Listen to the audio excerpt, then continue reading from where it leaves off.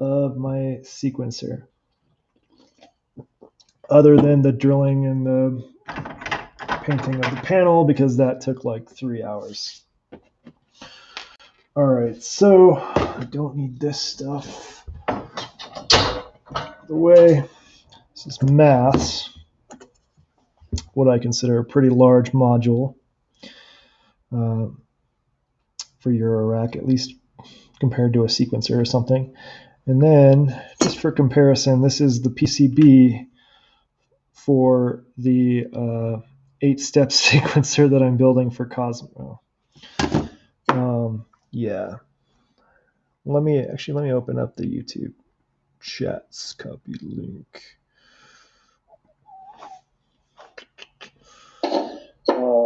Yeah. Don't want an endless loop there. Pop out chats. Wish there was a perma link for the popped out chat, so I don't have to think about it every time. But no worries. All right. Let's see. Maybe I'll even do some fun stuff in a bit. I definitely want to turn this on. I know I'll be soldering here in a minute. Anyway, put maths on top just for scale.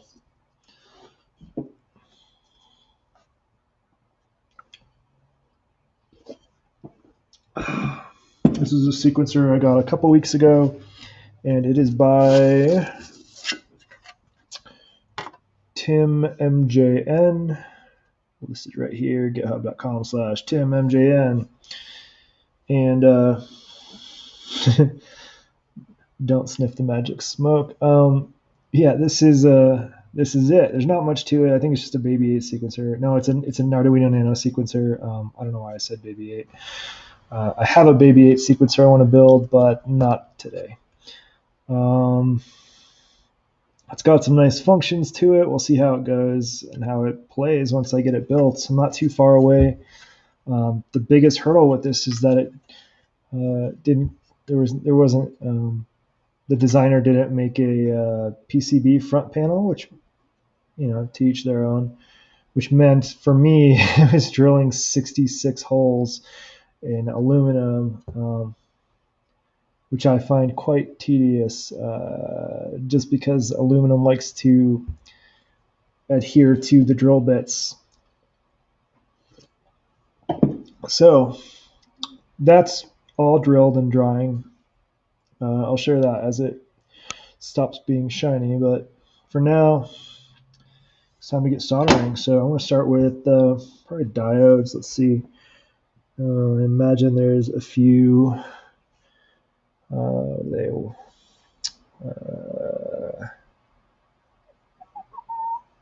usual diodes. Where are you, buddy? LEDs, no.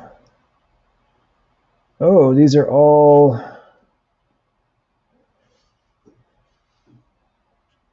Oh yeah, I have. Yeah.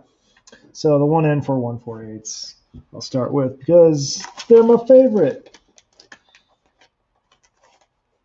I think I have a whole nother bag of these somewhere even. Let me go look. So I think I need like, I don't know, 20 of them? Yeah.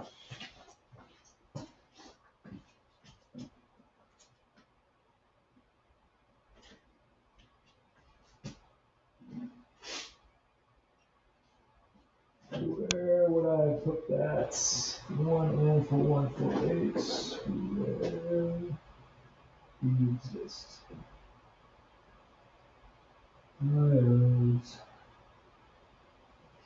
Maybe I do need to order some more. Anyway, I think I have at least 20, so should be good. I'm going to write that on the board, though, before I forget. 1N4148. Yeah, I got through these things pretty quick. So let's see. Let's use the loose ones first. And that's the C3. No, 2, 3, 6.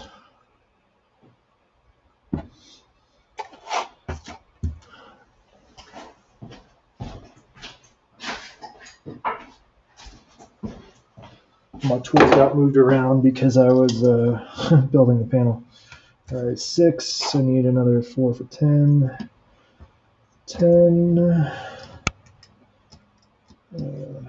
15. We'll just trust the diagram. 20. 10. 15. 20. Cool. Cool. Oh, yeah, I should definitely order more of those sooner than later because I have a feeling I'll need them. I don't have any crazy module projects planned. Let's move maths out of the way for a minute.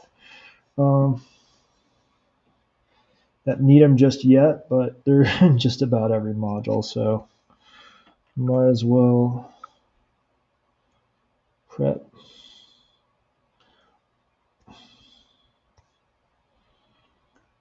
All right.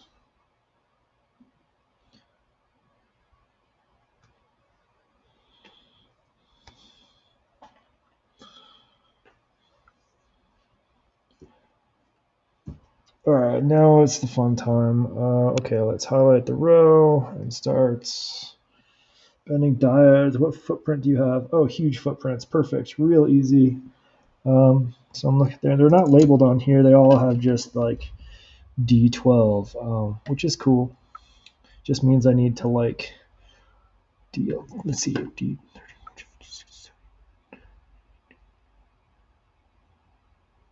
So D10 through D25. That's only 16, not 20. All right. Yeah, cool.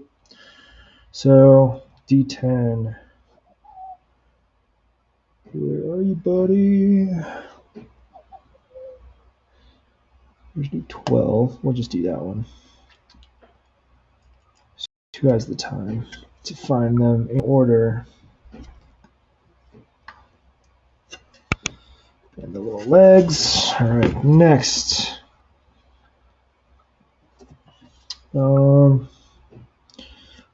D20, I'm pretty sure is one of them.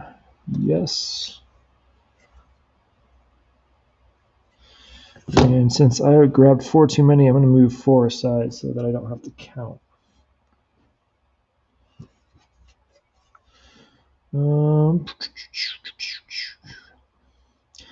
I love on these giant PCBs, the giant footprints. D13, yeah. Just makes everything that much easier and less precise. Yeah. D21.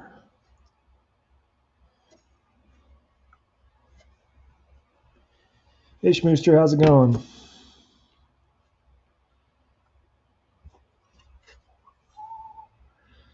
D14. I'm starting to see a pattern here.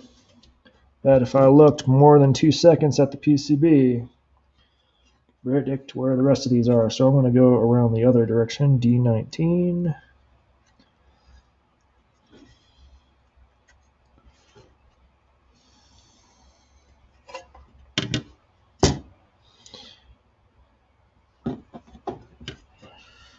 Okay.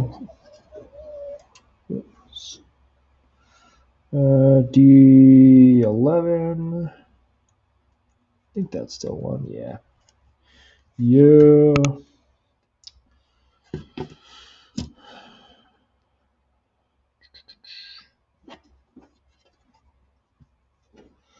D18.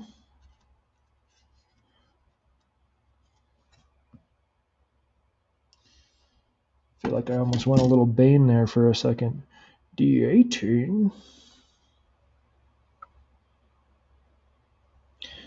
I don't know what skull space is, Adrian, but that's rad. Sounds cool. Sounds like a place I would hang out. D10. Boom. Is it like modern MySpace for the undead? Okay, D25. That is the upper range of what I'm looking for. Yeah. See, I'm making a nice circle out of stabbies.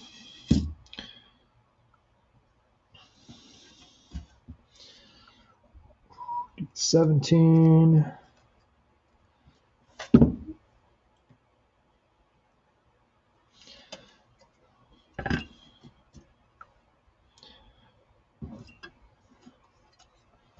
Uh, 24.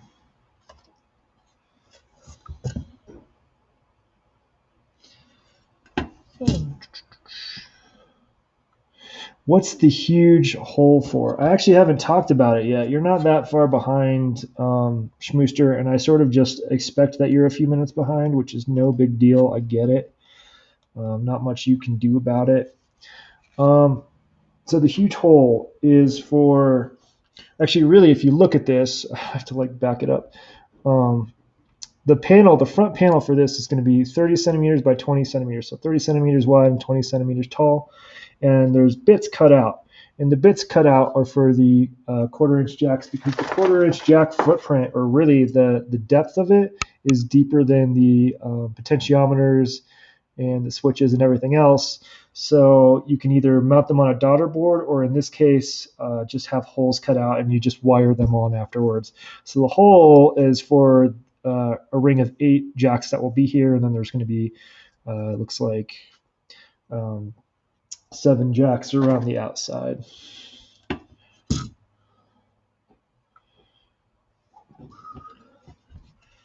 Yeah, 23. Yeah, I'm really stoked about this. I actually haven't seen it used at all. I've seen no demos other than, I know it's a sequencer. It's got, let me, before I put that there, no. It's got 2 rows of potentiometers around the ring, for essentially two control voltage outputs in sequence. So you got one that could be pitch and one that could be velocity or whatever. So that's most of what's going on here. Just being careful to make sure I get these all the right way around. So I think these are probably, I don't remember what these ones are for. I have no idea. So bad at electronics. Pretty good at following instructions though, so there's that. I think that's all of them, so let's count real quick. Just to double check. Let's count the stabbies because they're easier. 1, 2, 3, 4, 5, 6, 7, 8, 9, 10, 11, 12, 13, 14, 15, 16. That's what I need. Boom. I'm going to put the rest back because 4148s, 1N4148 diodes are used in most things. And yeah, it's a sequencer. It's got some cool stuff on it though. Let's see, why don't I share? Can I share? Can I close that?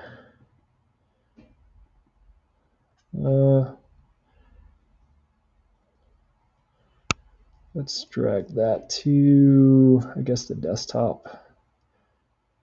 And then I will share that. Or maybe, I wonder what happens if I do that. Let's try that. Ooh, cool. Share screen, Chrome tab, and the one with the crazy name, share. Cool. That's what I'm building right there. That's Tim's version, but you can see all the controls are pretty straightforward. The 8 jacks in the middle are sort of trigger output. So if you took, like, I don't know, number 6 and wired it over to, or patched it over to the flip control, every time it hit 6, it would change directions, which is one way to sort of extend it to a longer sequence. There's also some glide controls, it looks like, some gain and offset. Yeah, so not much to it, and a reset button if you want to start it at the beginning. That's something I have questions about, but for now, I'm going to do some soldering. So let's flip the thingies. How do I do that? Boom. Cool.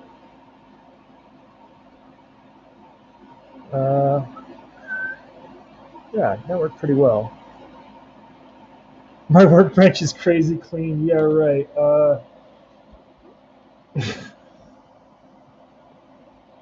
It's just a big one. Like I made a huge workbench, but yeah, there's my pile of bags from Tata and other stuff. There's a door I turned into wall art. Yeah, not as clean as it maybe looks from the camera. Sorry, trying to get a better camera angle here. It's hard because the PCB is enormous. All right, time to solder. This is unusual because they're all the same direction. That's cool.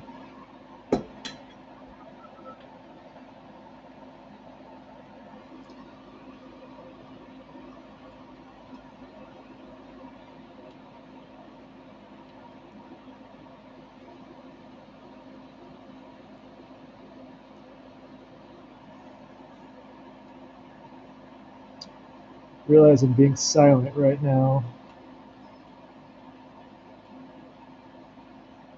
but I'm focusing. Hey, hello. Hey, voices from beyond. Hey, enthusiastic electrons. I wasn't exactly hiding the stuff off camera. I just try to keep at least this section pretty clear, and it's actually pretty messy compared to what I want. Like usually I'll keep all of these little things pretty empty except for the stuff I'm using on the specific project. That is not the case right now. And when they're empty between projects, I'll hit the mat with the vacuum just to pull up any little bits of stuff. But again, not happening today. I've got to basically clear off the rest of my workbench first, and then put these things away. Like a lot of those LEDs are going to my sort of a breadboarding pile, not a bread box. Uh, because I don't know what kind of red LEDs they are, and sometimes red LEDs aren't identical, and I want to make sure all the ones I'm putting in to my modules are the same. I mean, they're pretty close. No one would know but me, but all right, let's double check. That all looks good, I think. One N for 148 are in. Time to trim some stabbies with this. Let's see. CHP 170, made in Italy. Max cut 1.3 millimeter copper wire. Pretty sure I've broken that rule. Oh, 1.3 millimeter is pretty thick. Maybe I haven't broken that rule. I don't know. I've got a backup pair from Radio Shack. I think the Radio Shack pair is actually sharper, but you know, got to keep that one in pristine shape.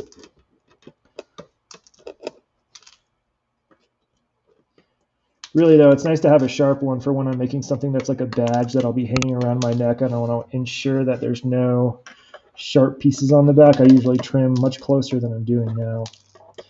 And yeah, maybe even cover things in tape. All right, next. Cool. Last box of random parts. Yeah, mine. I started with one of these, and it's just getting to be more and more of these like little drawers.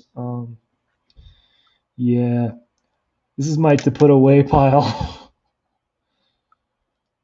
A giant IKEA wardrobe. You got it harder than me, my friend, and I just spent 3 hours drilling 66 holes in aluminum.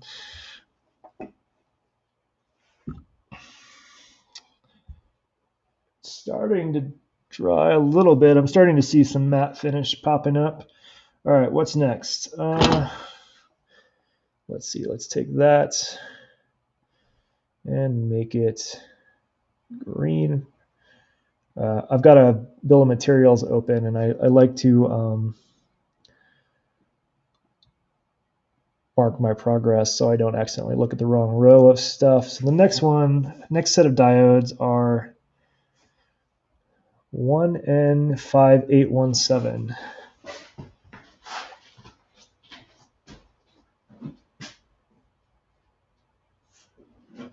Hey, would you look at that? I've got an absolute crap ton of these. Schottky diodes. All right, so how many of these do I need? Like 3? Yeah. Cool. These have some chonky legs. Good for them. Actually, these are the legs that I like when I'm using them as essentially as bare wire to bridge gaps and stuff. So all about it. All right, 3. Let's put these in wherever they go. D3, 7, and 9. Cool. I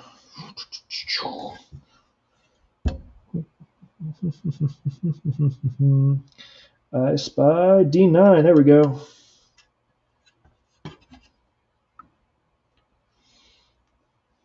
There we go. Oh no. Are you making an IKEA wardrobe into a synthesizer case? I would bet not, but you never know.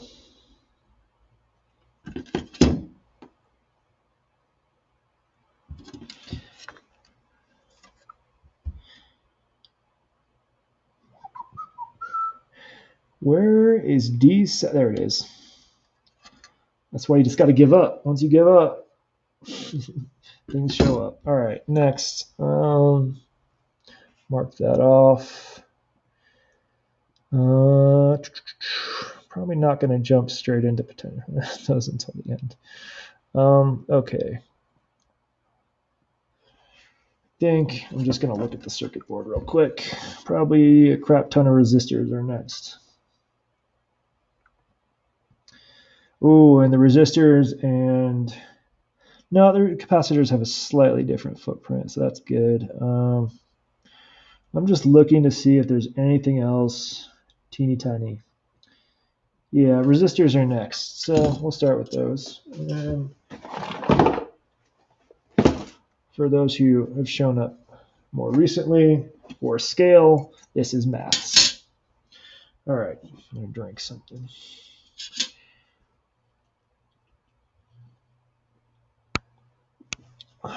You have a long list of closets. Oh, are you like redoing a room or furnishing your house?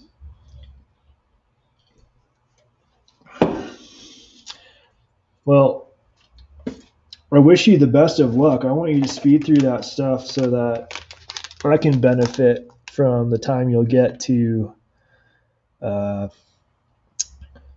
work on your sequencer. The enthusiastic sequencer. All right, let's see. These are 1Ks, quarter watt, and I need a gajillion of them. 19. All right, right on the money.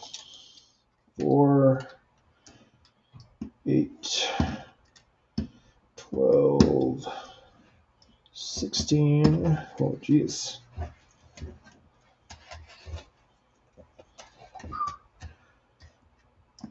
19. 4, 8, 12, 16, 19. Cool. Cool.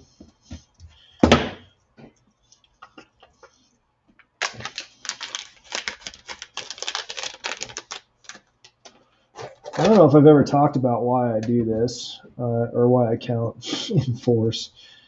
4 is a good number, but I have found when pulling components off of tape, it's pretty ideal in 4 groups of 4. Any larger and it starts to get a little sticky and things get bent. And,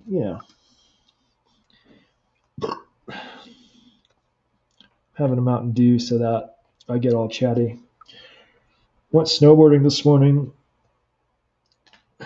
and because it's like the second to last day, dressed up real nice, like a Yeti. So there's that. All right, let's get to it. Okay, I wish they were labeled on the board, but that's okay.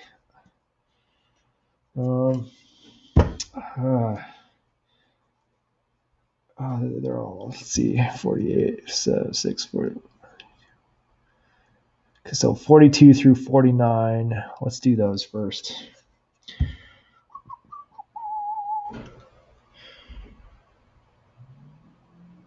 There's 41.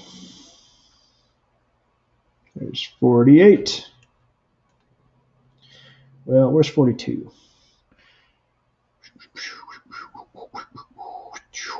Ooh, those are sort of printed over each other. That's going to be rough. I'm going to have to use process of elimination there. That's okay. We'll figure it out. There's our 42.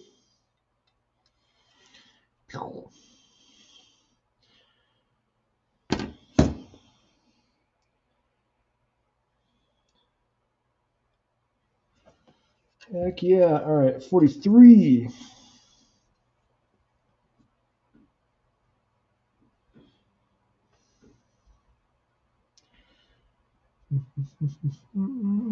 Our 43 right there. Cool.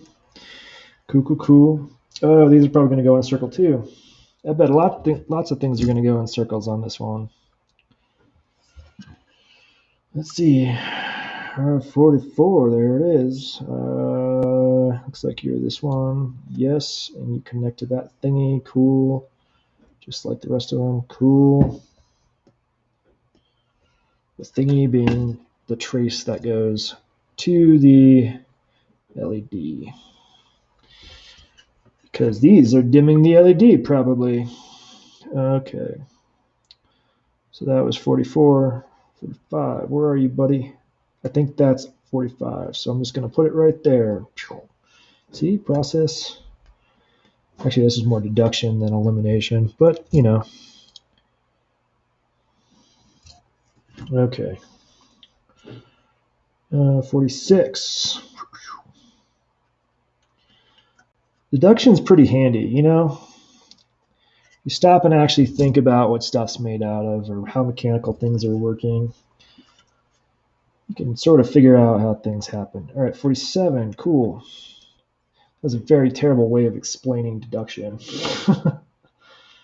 But a lot of the times I'm in a hurry and I don't think to analyze what I'm looking at, which is often much faster than like looking it up or reading about it or whatever. In this case, process I used was one of these is just like the other, 48.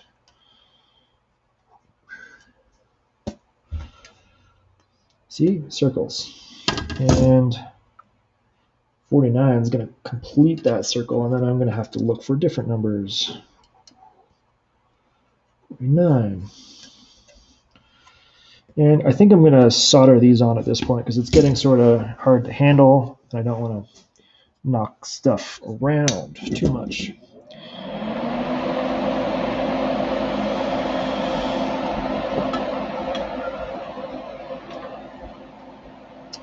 Jeez, I'm so far away from the fan. Let's move some things out of the way so I don't have to inhale too much fumes.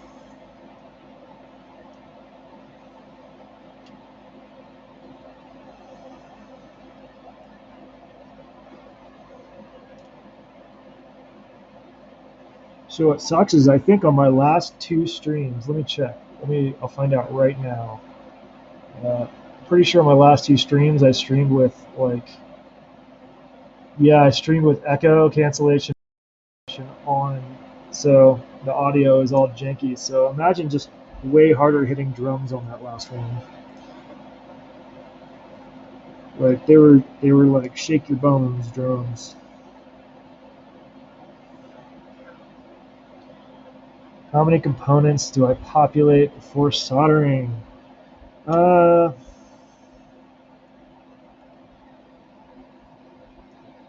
So it depends. I don't really care about the number as much as the way the legs are oriented. Like usually it's around, just because of the nature of modules, it's around 10 to 12. Uh, but I pay more attention to how the legs are oriented because it's harder when they're sort of woven together. Like if I put um, several together and the legs are sort of crossing each other a bunch of places, it's harder to get the soldering iron in easily. So that's really what I'm looking at more than the number of components. In this case, because this PCB is so big, that's not really a huge concern as much as like being able to handle the PCB. Like when I flip it over, like because they're so spread out. Let's see, can you see them a little better?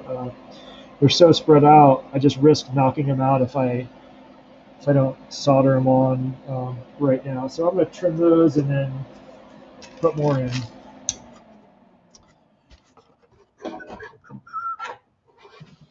Probably shouldn't whistle right next to the camera or at all. Do you know there's like a whistling convention every year? Probably several, but ooh, I missed one. Woo! Should have inspected closer.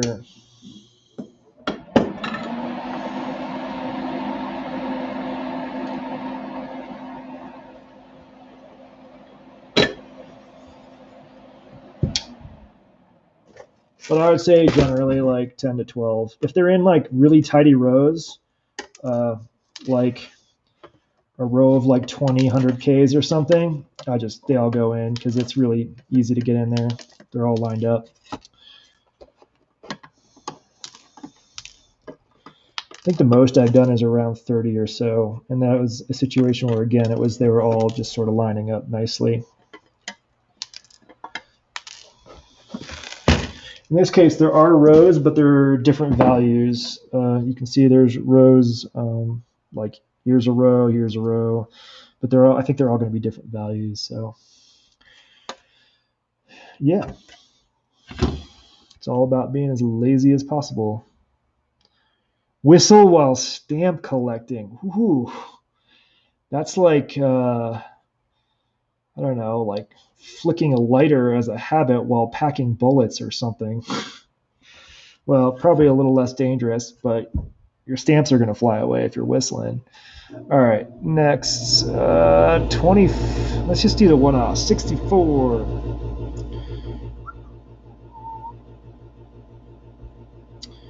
There's a 64. Hey, buddy.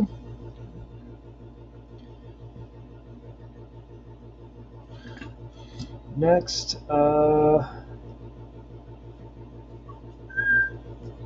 already did that. Yeah, so we're down to 24.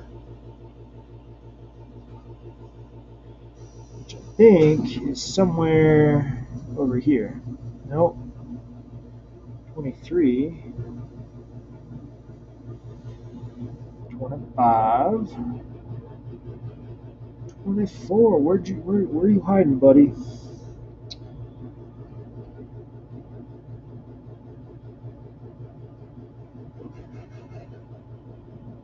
Right in front of me, right there, 24. Right next to 23. All right, next 16.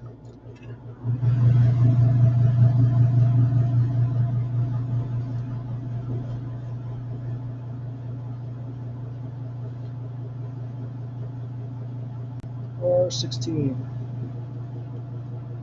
There we go.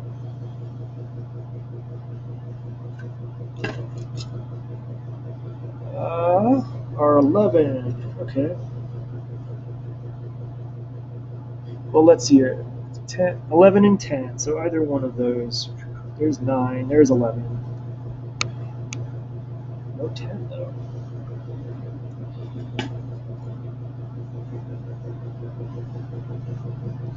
R10, where are you, bud?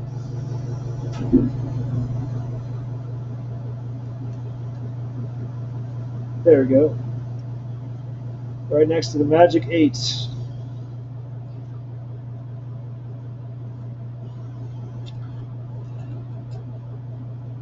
R8, 7. Okay. Another pairing. I think R8's somewhere around here. Maybe not.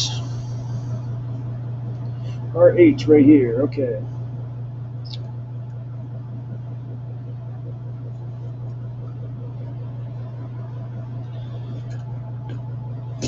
This board is so wide open. It's like the performance filter where you literally you don't have to worry about things being too tight at all. All right, what was I on? R8? No, R7. Boom, R7 right there.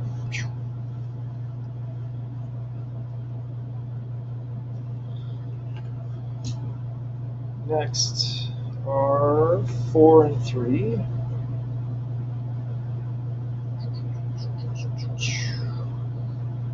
I think that's going to be somewhere. R4.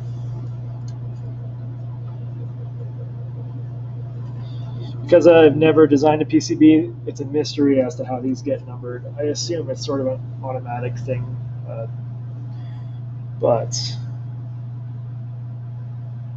R3, there we go. You look important. You're going to a switch. All right, next, R1 and R14. Those are the last two. So, R1, boom. And R14.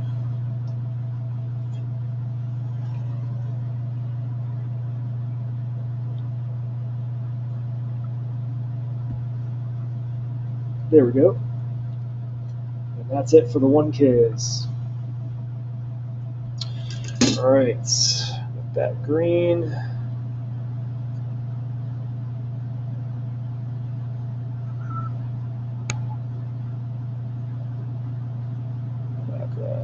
Green, there we go, cool. Next, I'm looking for 10K or 100K or whatever. Those 47? Ooh, yeah. Might as well use the one I found. So two 47Ks, and these are the quarter watt. That's what I like. How many? Two?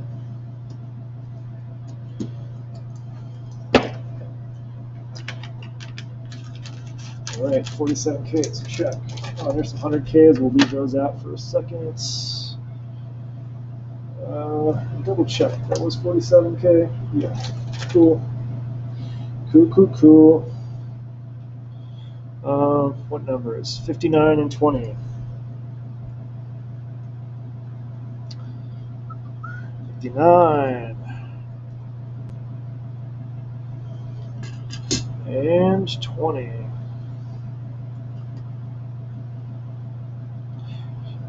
You know, I used to have a stamp collection very, very briefly. I think I still do. And the funny thing about it is it was never a thing that I was personally excited about or into. I think my mom or somebody got me like some Halloween themed stamps, and I thought they were kind of cool. I was much shorter at the time, and they still are cool stamps. But like from then on, like random family members started buying these stamps. I never acquired any on my own on purpose, so it was a weird thing to collect for me. All right, 100K. How many do I need of those? Like 5, right? Yeah. We'll just do 5, even though it's harder to tear. Okay. Cool. Cool beans. Cool. Oh, no. All right. now I get to fold this all up again. Also, whatever, close enough. It's perfect. It won't fit in the bag, will it? It's like a map. Once you unfold it, that's just how it is forever. Yeah, there we go.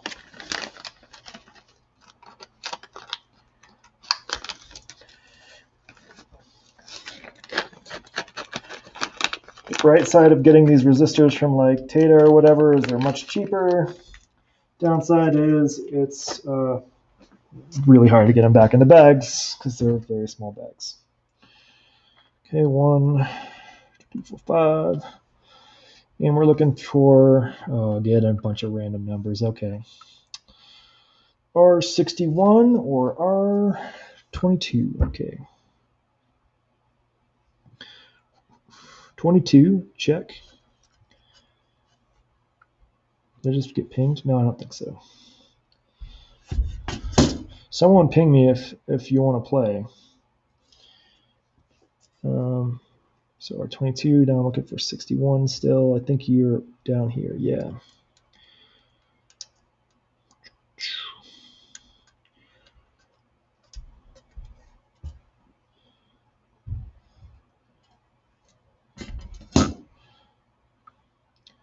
You know what I need to do one day is just like crack open an electronics book and just read.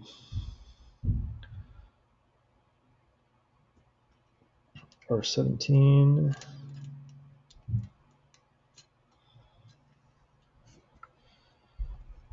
Not that it's necessary for like building from bills of material like I'm doing now, but it'd be fun to sort of know what's going on because these are fairly, most of the time they're fairly simple circuits, and if I get that down, then I can design my own.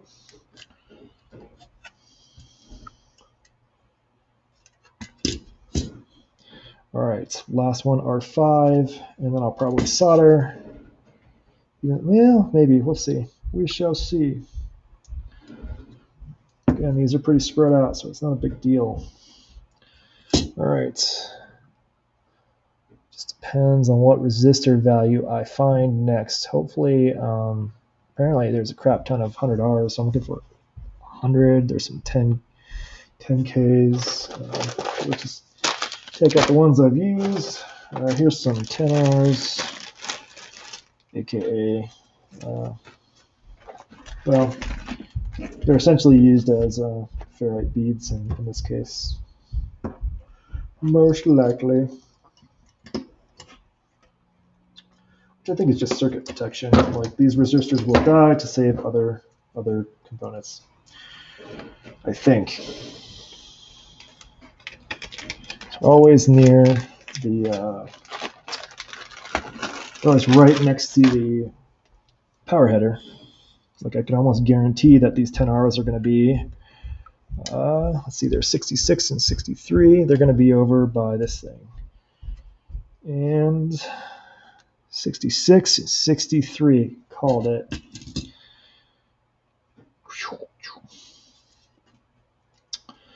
All right, there's 66.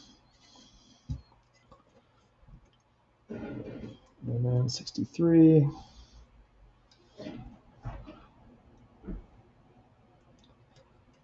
Oh, it's windy outside now.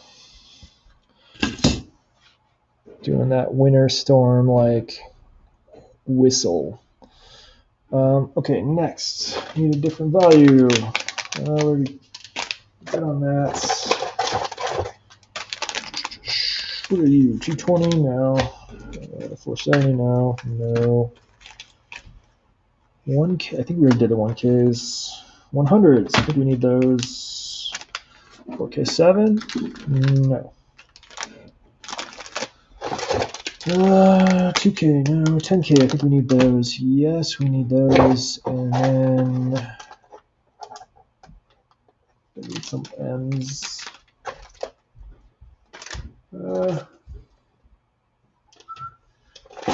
use up the rest of these 10Ks first. I don't know.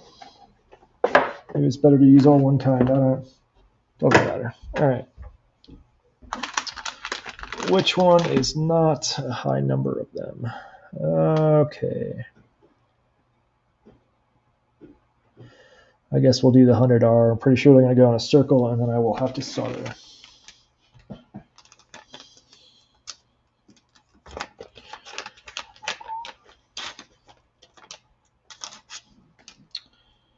Okay, 100R, and how many of these do I need? 12. Ooh, good number. 4, 8, 12.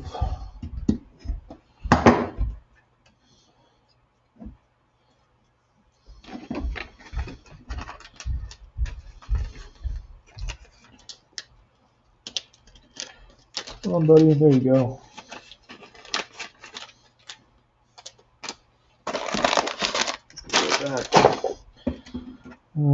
I'll slice these up.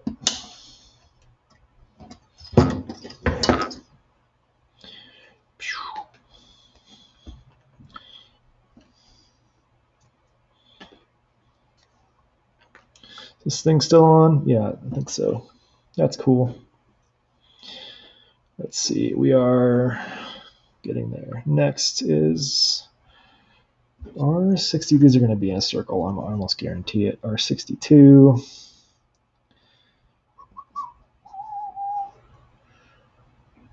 Except for one of them. One of them is not. That's probably this one.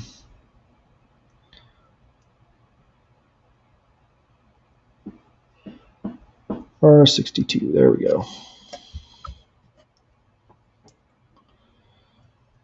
And the rest of these, well, I think 8 are going to be in a circle, so that leaves 4 to not be, which are going to be R,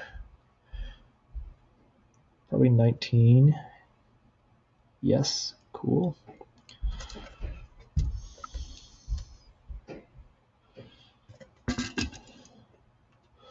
And R23 and R50, I think.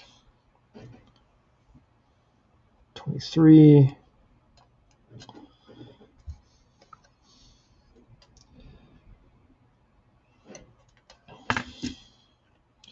Well, 50 or 58, because it looks like 50. 1, 2, 3, 4, 5, 6, 7, 8. Those are all in sequence. So 58. Or 50 through 58. Let's start. I think 50 is going to be around. There's 51, 52, 50. All right. Good a place as any to start. We might as well just put the rest of the resistors in. I don't know. 52. No, this is 51.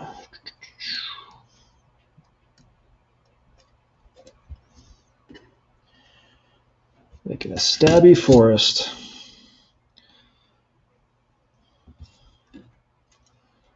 $52.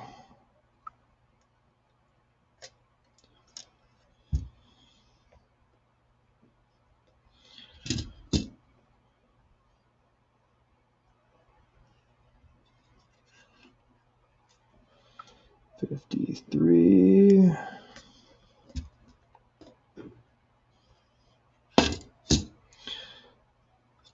$54, and this is the end of it being easy for me to grab in the middle, at least until I solder.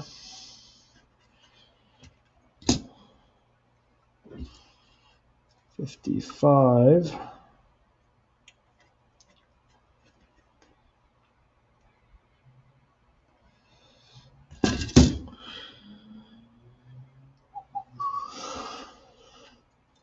$56. Watching someone slowly count. Tumblr.com.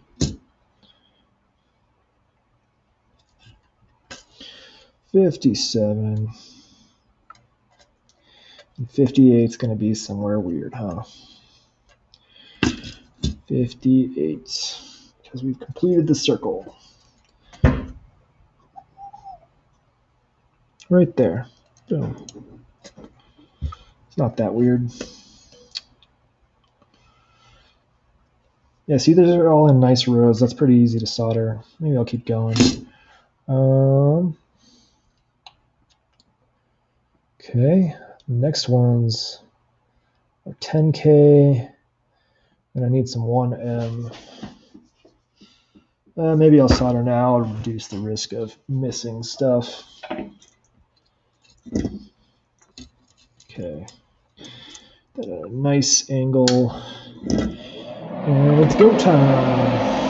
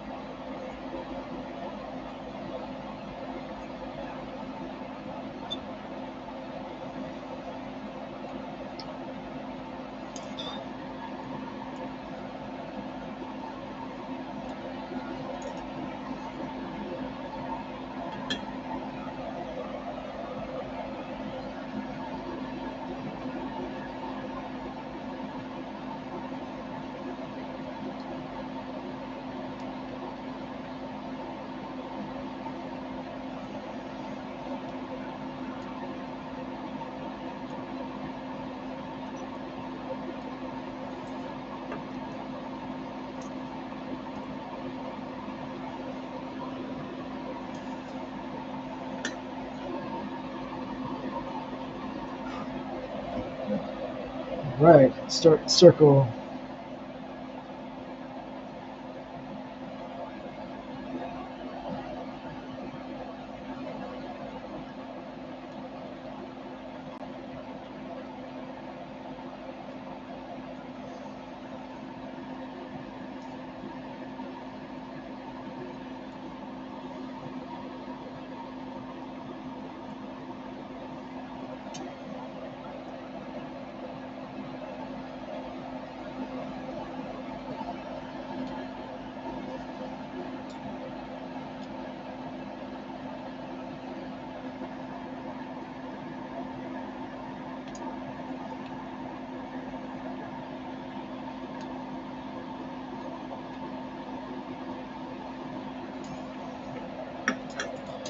Let's rotate.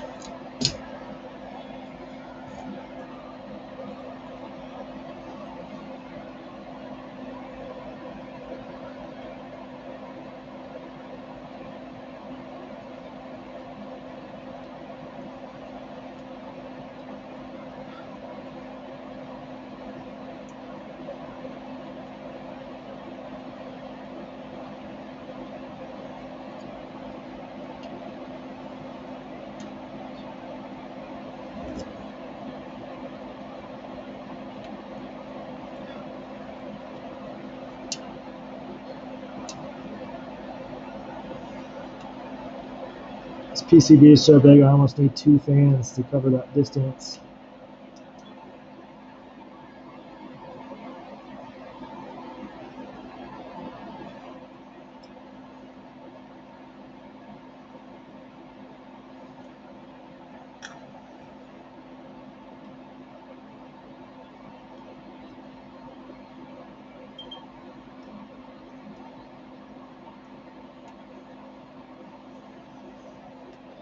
I think that's all of them, but I'm going to double check.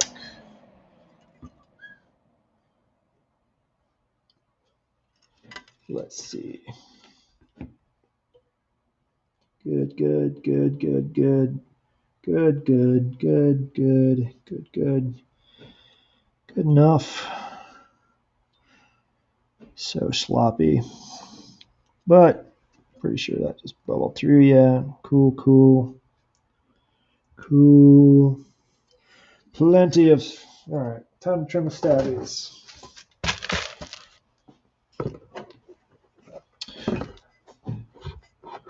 It is going to be an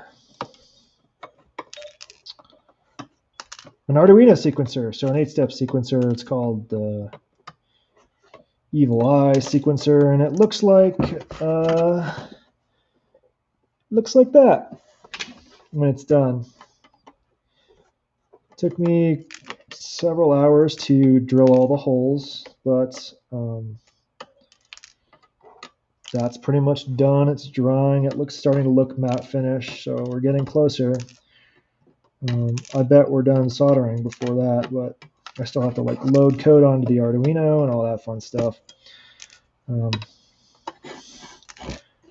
never disliked a build flow more than Arduino, but it is what it is.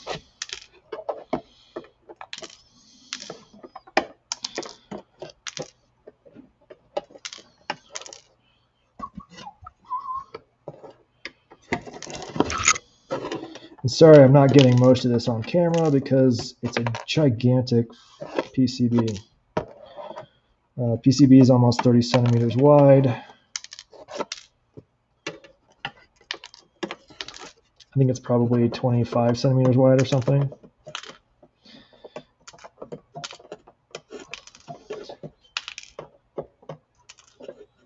Which is like a small Eurorack case.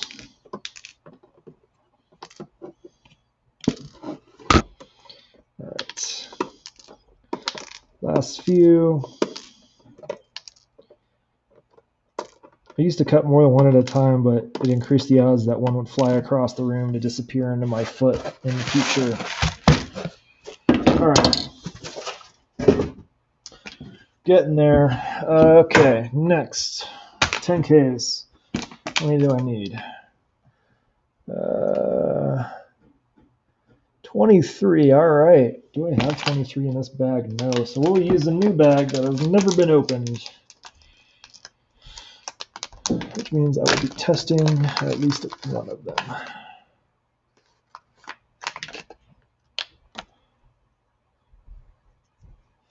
All right. How many do I need? 23. Whew. I should drink some water. All right. 4, 8, 12. Jeez. 4, 8, 12, 16, 23.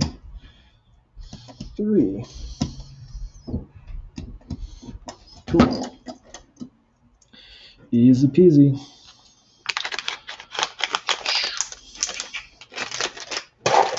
Almost done with resistors. I'm stoked. And these are all pretty common resistors, so good job, Tim, for designing this to be easy.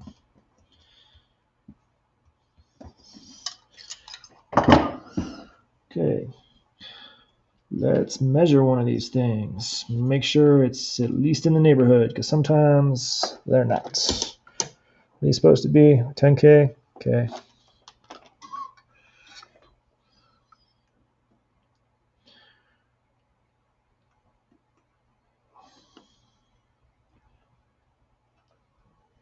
What? All right, 10K ohm, right? Please be good.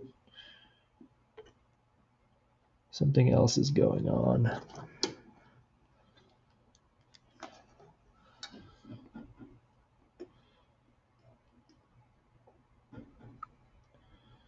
It should be 10K. I don't know what's going on with my multimeter. It doesn't like... oh, there it's going. Yeah, 10K. We're good to go. Getting worried for a second. This could have been the end of this project for today, but it's not. No, I probably have several other 10K batches. Some are old. Some are in those multi-packs, etc. All right. Probably all fine. Cool. So, gonna go ahead and start with the weird values because they're more out of the way. So 65 is probably around here. Yes. And 60 is right next to it. Perfect. Making life easy. Ish.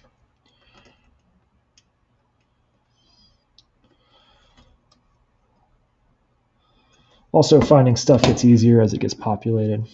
Love that. Let's see all of those. 41, 39, 8, 3, 2, 1, 0. So let's start from the other side. R2, so that's going to be over here. Boom. I think I'm the most excited for the artwork on this, but also I think this could be a really good sequencer to give me an idea of whether I would like a drummer from another mother, which I'd been considering. I think I would, but this would let me build one with my system, essentially. R15.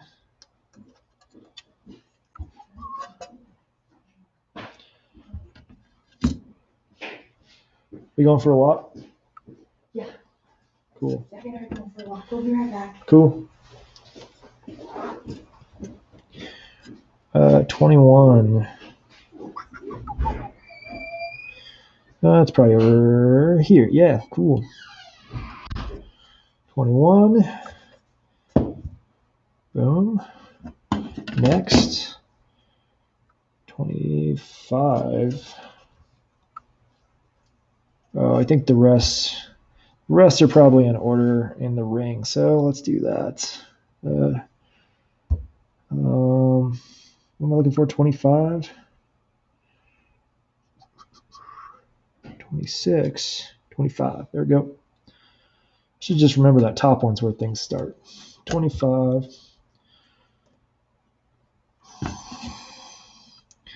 I wonder if, let's see, 34. Yeah, let's do it in order though. Okay. 26. Yeah, all but 3 of the resistors left are these 10Ks. 27 right there.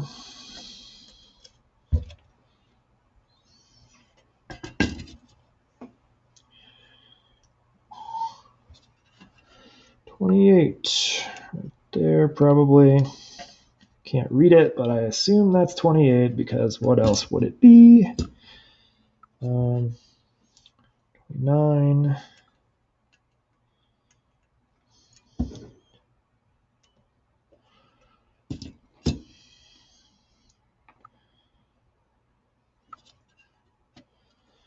$30.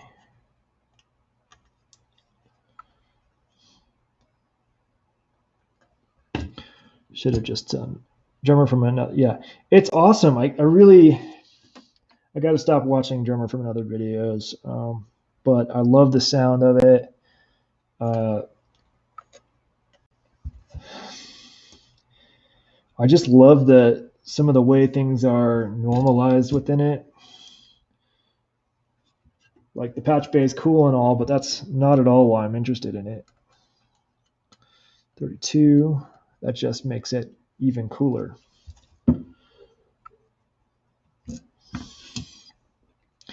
So 33, I believe, is up here. Oh, that's why I did this in order, because I wanted to see if there was another one. 33 over here. Yes. So I just had a feeling. Then the rest, I think, should be 8 left. Let's see. Yeah. One more loop around the circle. So 34.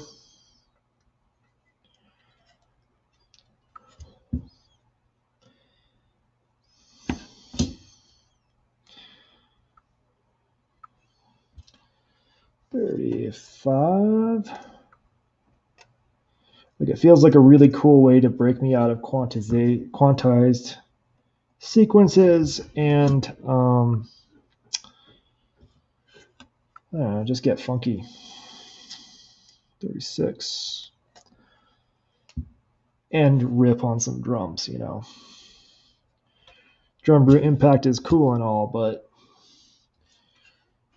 it could use a little help from the drummer from another mother. 37.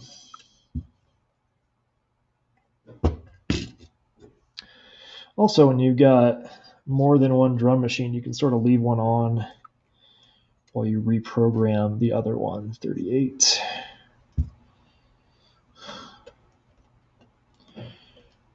or repatch it or whatever.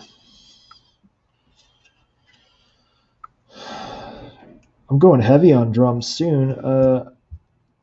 I heard a rumor there's a drum Cosmo module being released in the next short bit of time, maybe a month or two, I'm not sure, or 40. And you can guarantee I will get it. It could be any kind of drums too. Like it could be like the CR38 or something. Like super dinky little drums. 39? Oh, no, 41. Lost count. But they're all there. Got that one too wide.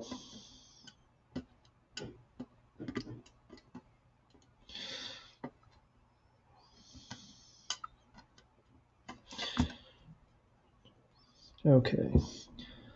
It's probably solder time. You know what?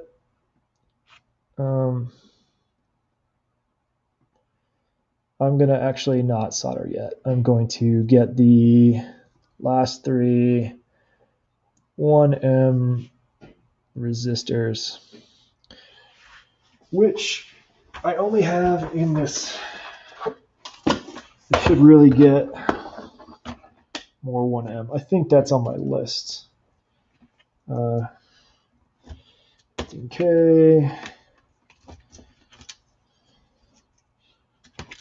Because I only have that many left, but I only ever use like a handful at a time, like 2 or 3. So before I forget, I'm going to write that on my resistors to order list. But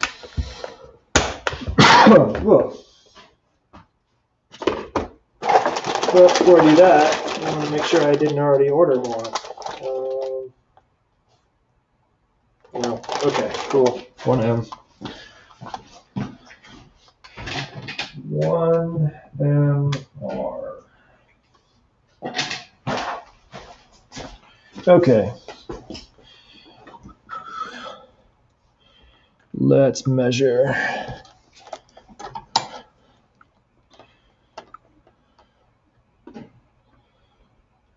Yup. Oh, this is like right on the money. 1M. Cool. And your numbers 18, 13, and 6. Okay. Try not to bend any more of these. R13.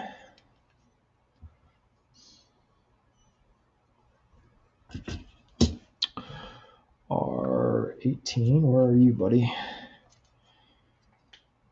Well, R6 is there.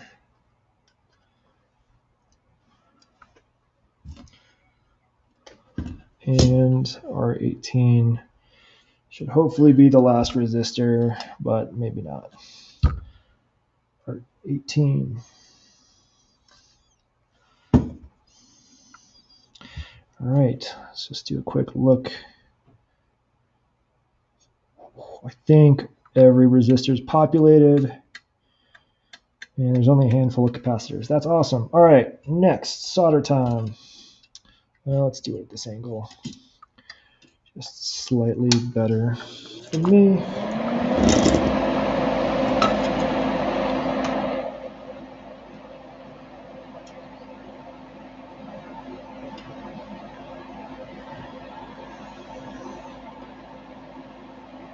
Y'all got any good movie recommendations? I'm feeling like watching a movie tonight.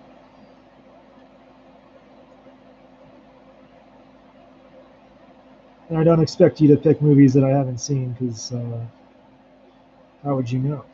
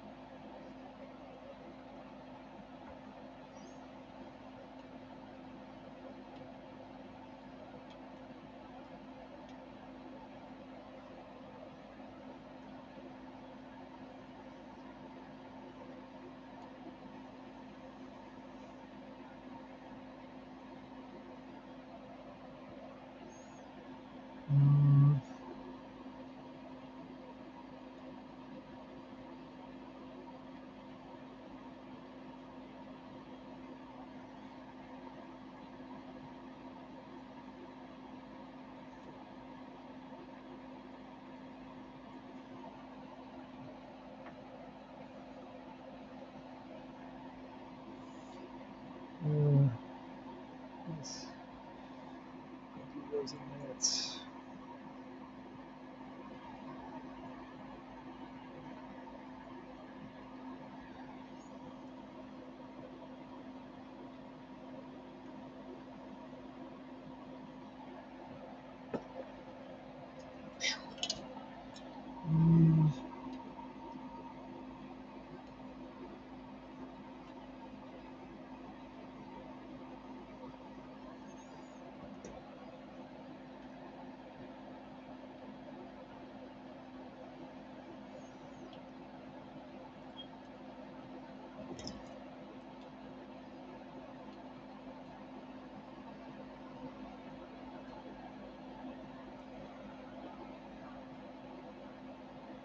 Yeah, should be everything. Let's see. Check. Yes, yes, yeah, that's fine. Good, good, good, good, good, good, good, good. Yep. Good, good. Sometimes gravity and heat pulls the solder through, so it looks like there's less than there is on this side. Except for in this case when there is not enough. There we go. Should do it. What else? Just double checking, making sure these are all good.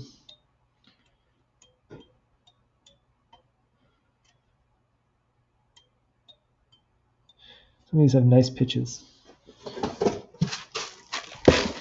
All right, let's cut the stabbies.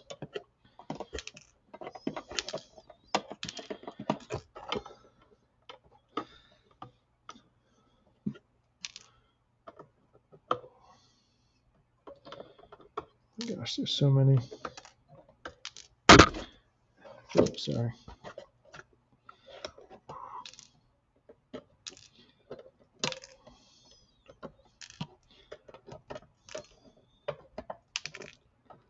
I just apologize to a camera. There you go. You know that saying, like, oh, what's the saying? It's something like, how you act when nobody's around is like how you really are, or something like that, or that's what defines your character, or whatever.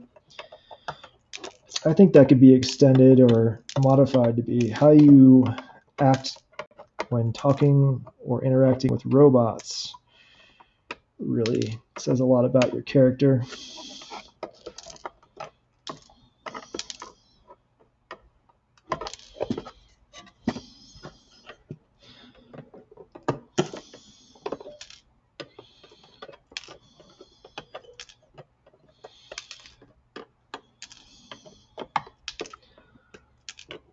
Well, all of us are sort of building music robots, whether you're doing it yourself or acquiring it, put together.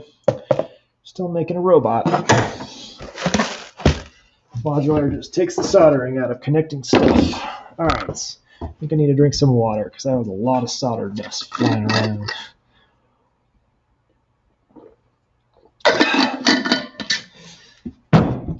Excellent, A+ water. Would drink again. All right, next thing. I think it's probably headers of some sort. Maybe the Arduino headers. Do not know yet. And the IC headers look like the next biggest component. So we've got 16, 14, and 14, and the Arduino. All right, I'm just going to grab them.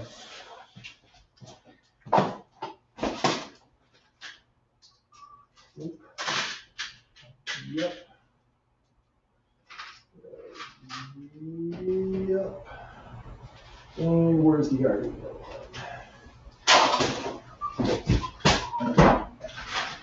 Oh, you're around here somewhere, buddy. There you are. It's not really for Arduinos, but if you pop a few legs out, they work. All right, where's the pliers? I think they're over here.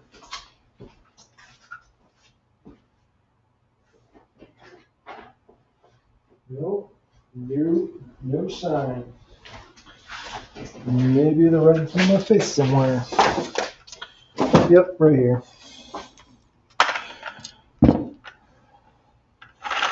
All right. Arduino.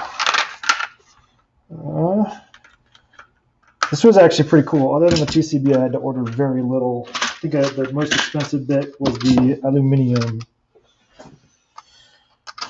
Okay, how many of these ones do I need? Let's see, which one are you? You look like you are that one. So I think I only need one of you. Whoops. How do I do that? Right, and these. It'll be kind of an amazing day if I run out of these. I think I'll run out of like space for modules before I run out of these because of how many I ordered.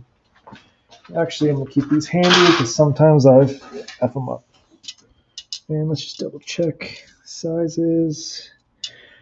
Yes. Yes, and all the legs look good there. Look good. Look good. Sometimes they get messed up in shipping. These all look good. I'm going to pop out 2 legs. What I usually do is just like clamp on 2 and just push them through. And then that's it. 1, 2. Can you tell I've done this a few times? Yeah, you just pop out 2 legs from that. And there you go. Now it'll fit. Oh, wow. I don't understand what's going on here. Why are there 2 of those? Are those all connected? Oh, no.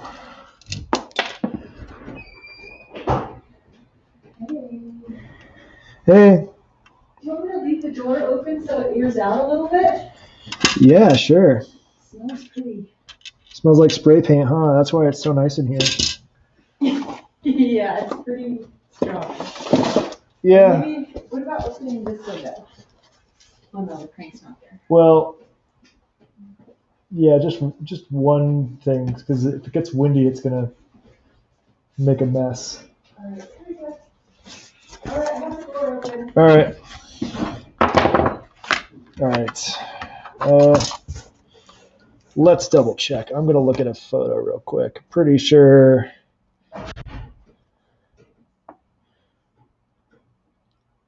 Yeah, I think that outer row is just for a different footprint of maybe nano. I'm not sure. These are all right. I'm missing one. Okay, where'd you go, bud? Oh, there it is. I think you got flung when I wasn't paying attention. And we'll go there. Okay. Data latch clock. Don't know what that means. Okay. That is my method for lots of ICs at once. Doesn't always work too good. Like in this case, it looks like that one fell out, but that's okay. At least one of them is there.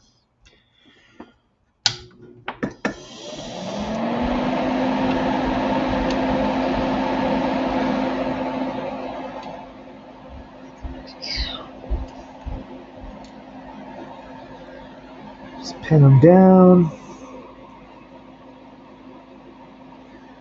And we'll fix that one.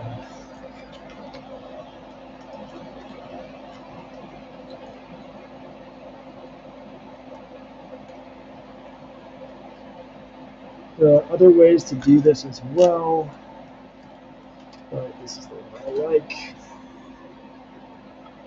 because it usually works pretty good.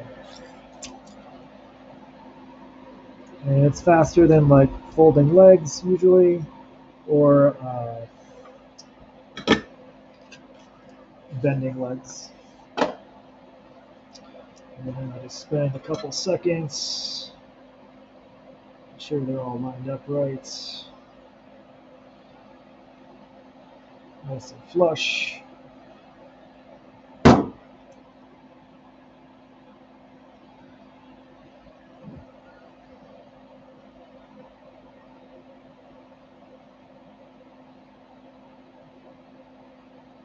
Okay. And I will, oh man, I just realized I did not flip this back over so you can see Jack. All right, sorry about that.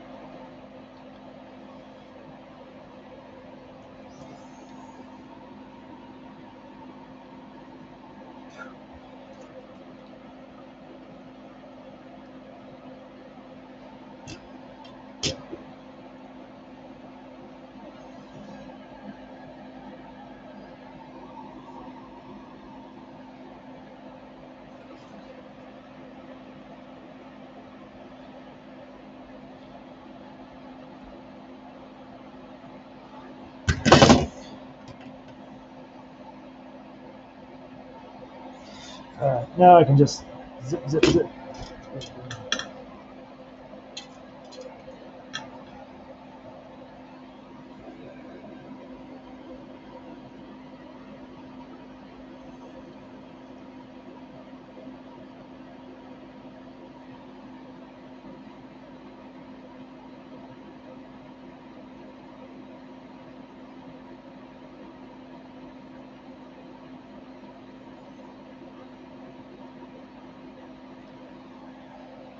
This type of soldering is like super mellow, like relaxing stuff. Just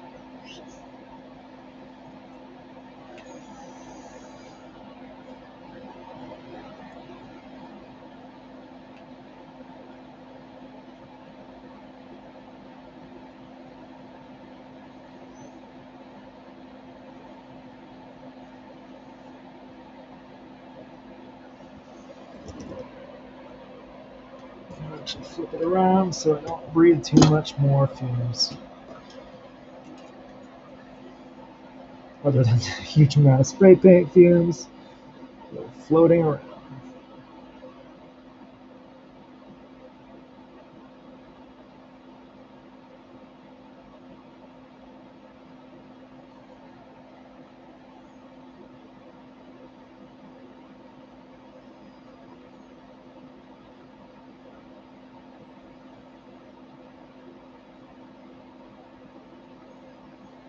I think what's going to be a bummer about this is I'm going to be too tired to use it probably.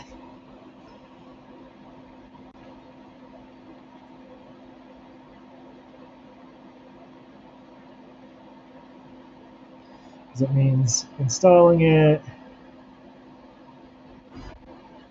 patching it up.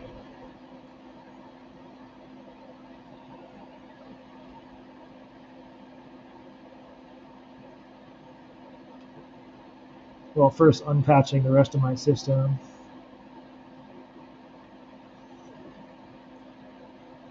I'll probably start with a drum patch.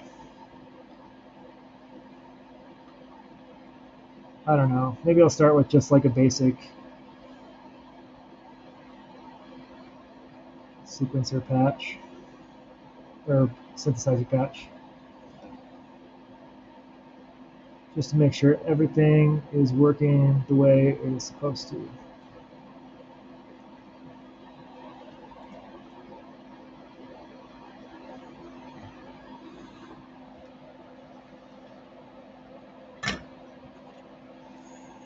All right, checking to make sure there's no bridge connections or missed solder, both of which I'm guilty of at some point. All right, next thing. Cool, getting there. I think probably the capacitors. I don't have these fancy big capacitors, so I'll just have to like use what I got and hopefully it'll work. All right, so what am I doing next? Thinking probably the capacitors. I don't have these, so those probably won't. I won't put Molex on any of those jack sockets. What's the data clock bit? Where's an image? Data clock. Data latch clock. Oh, looks like that one's not soldered on theirs either, so I'm gonna ignore that. Guessing that's an optional feature. TO92s. I think those stick up more than the capacitors will. Those might be nice. Q3. Well, let's try those. Q7. These are all TO92s. All right, I'm 11. I think I had to buy those for this little. Let's see. Did I? No.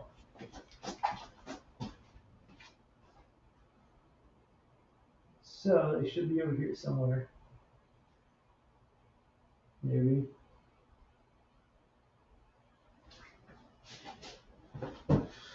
Oh. Where do I put stuff? Oh, I can't believe I ordered more of those. Okay. 2092. Where?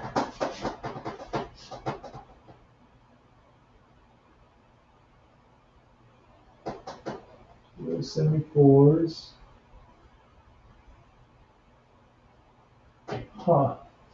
I hope that's not the end of this project. So let's see. Let's dig through my desk pile. Maybe it's over here somewhere. No, because I'm dumb. Nope. No. Negative. Not there. No. Oh, I need those. Geez. I sure hope I have these things. Let's check over here. Yeah, I'm organized. Wait. Okay. Wouldn't even look for the right part. I do have these. 2N3904. I have a bunch of those.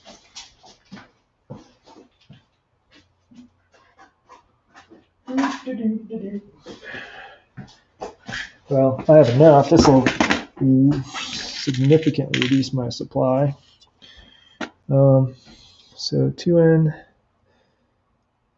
Actually, let's just resize this column real quick.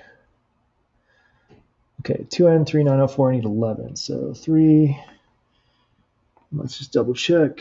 2N3904. Check the chat. Yeah. 4, 5.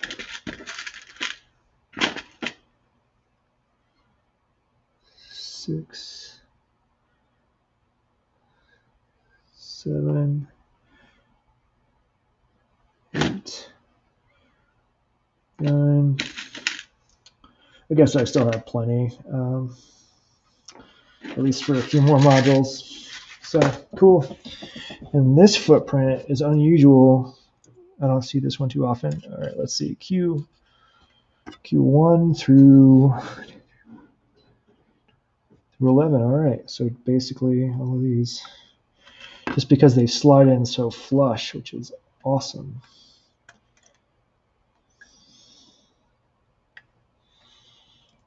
Cool. That was 3. I'm going to start with 1 probably, but I don't know where that is. There's 2. There's 1. Just got to be careful. Orientation.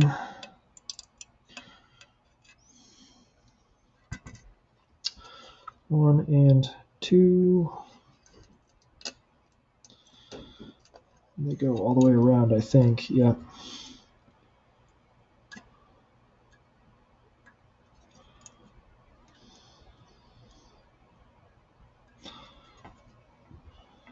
Let's see.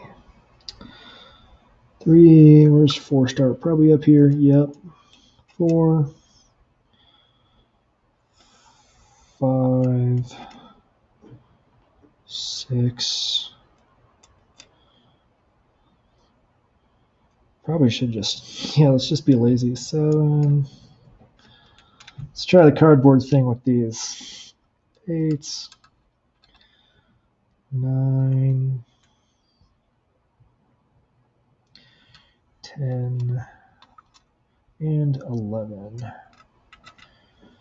It works. It will save me a lot of time. Yes, it worked fine.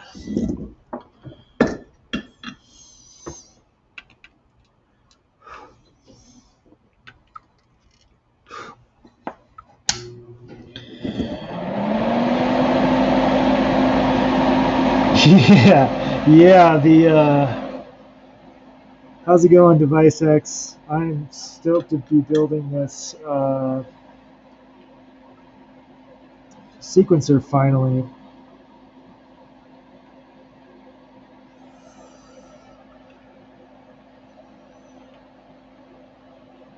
Oh, I remember why I don't like this footprint. It's because the pads are pretty small.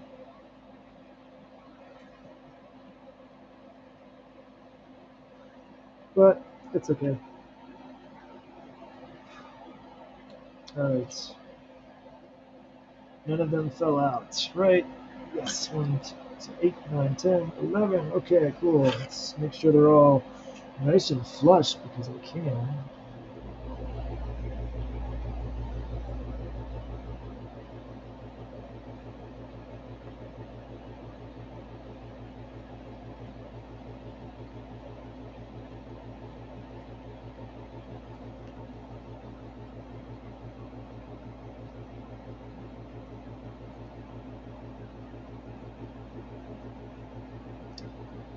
And while this looks really tidy, it probably means it would be a pain to remove them later on. So hopefully I don't have to.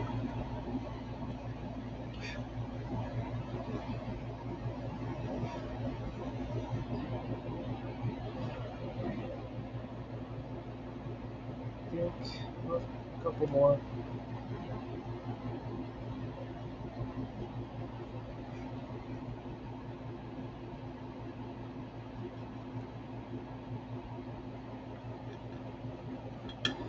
Alright. Solder it up.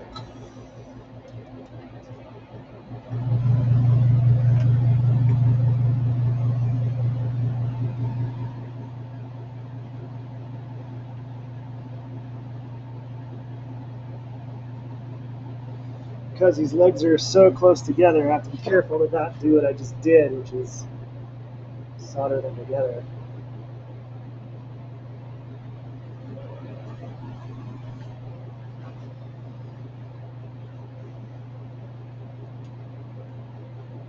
Poor form.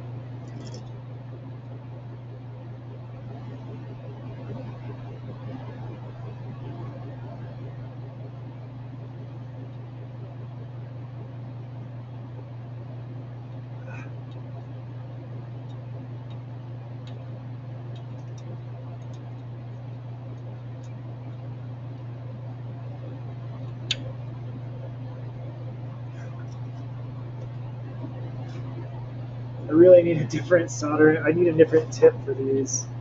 This is no fun. Maybe I'll just do it real carefully.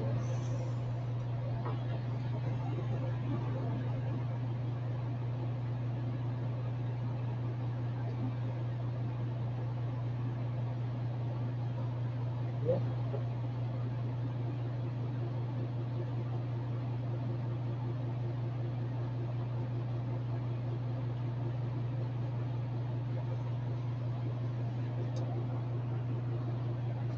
Okay.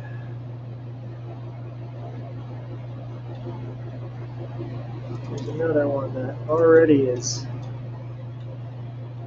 shorted.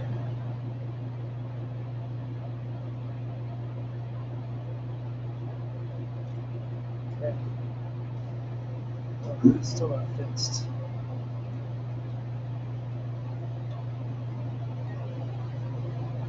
Okay. What a pain.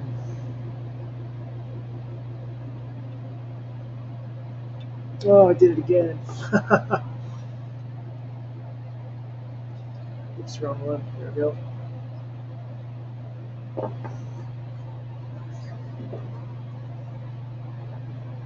That's still together.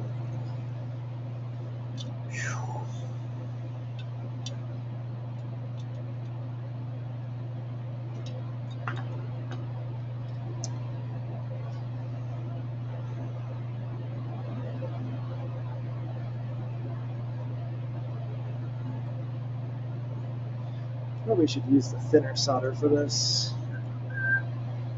Just finished up some music from outer space, analog keyboard control. Oh, those are so cool.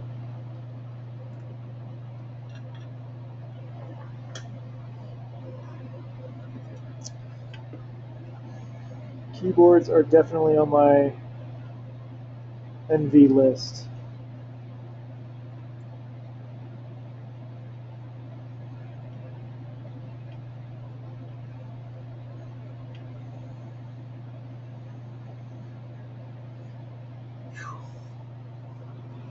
Getting there.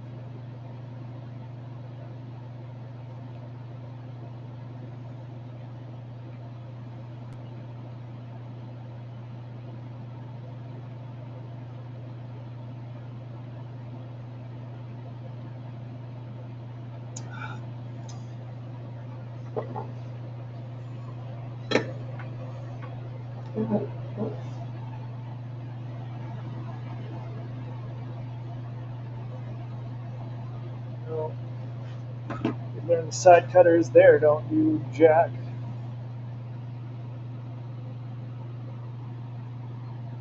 That's okay. I've got good ones. Alright, let's fix that one. I just shorted again. Wherever it went. Right there.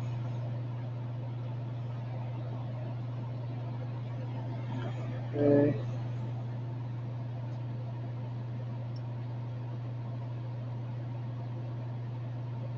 Ah.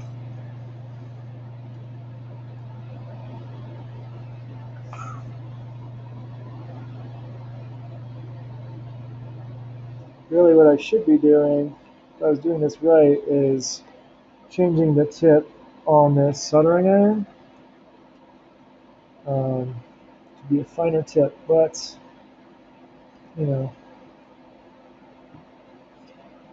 I didn't.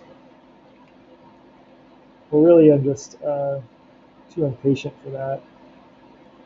Gotta wait for it to cool down. Alright, there's those. Those look good. Those look questionable, but probably fine. Yeah, it's good. It looks good.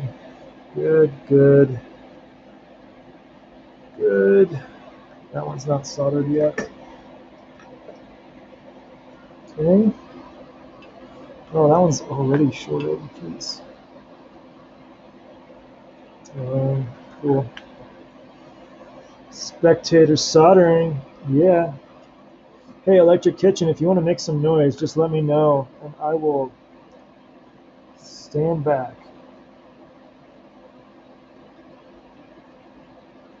I promise I don't normally solder like this, but gigantic soldering iron tip and tiny little pads, and I'm trying not to short them. All right, no shorts, no shorts. I think they're all good. Whew. Those were not fun. And if you're just jumping in, I am putting together a sequencer. It is, wow. It's an 8-step Arduino-based sequencer. The whole point of this box was to catch all these little stabbies flying through the air, but this PCB is just so big.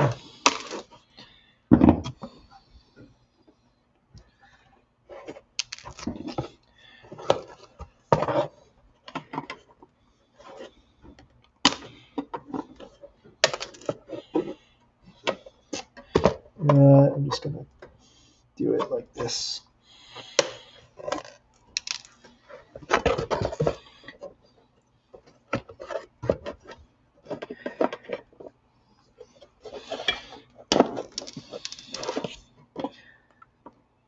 Cut below the short.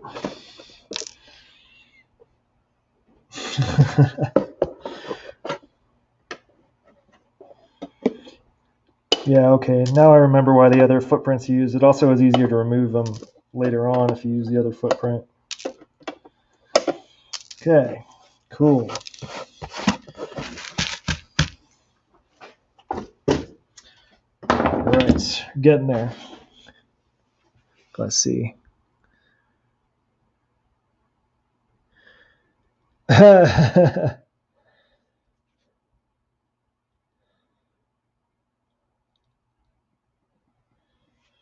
Yeah, I just don't. It takes so long for my soldering iron to cool down. I just don't have the patience for it. And this tip I currently have is great for most of the stuff I build, especially when I get to like the jacks and the potentiometers and stuff. All right, next. Those are all done. I'm gonna mark that off before I forget. Done. Cool. Getting there. There's really not a lot of capacitors. There's a couple of electrolytics and C3. Where's C3? C3 is also an electrolytic. 330 NF. I wonder if I have one of those. Find out.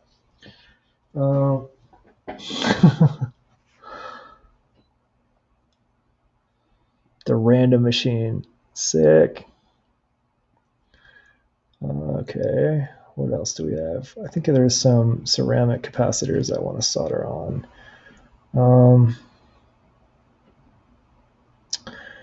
Yeah, tell me what value you are, please.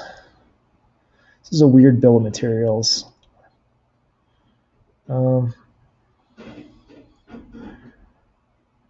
100 NF. Okay, so C7, 10, 12. Let's pull out. Yes. 100 NF, my favorite. Don't even have to look. Yeah, I'm sorry. I'm just going to call it 100 NF. So I can never remember. It's nanofarads, isn't it? I never remember what the U is.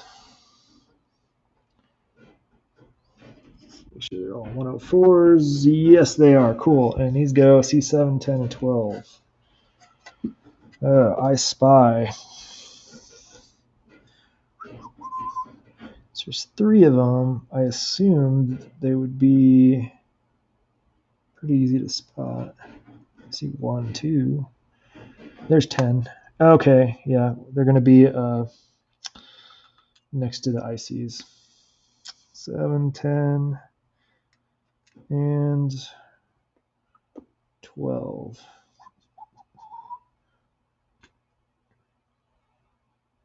Ultrafarads. Yeah, that would be great. I know it's not a U either. It's a strange character. Oh my gosh. Spectator soldering. You need to get like the soccer announcers or football if you're saying it properly. C12, where are you, buddy? I know you exist. You're on the bill of materials.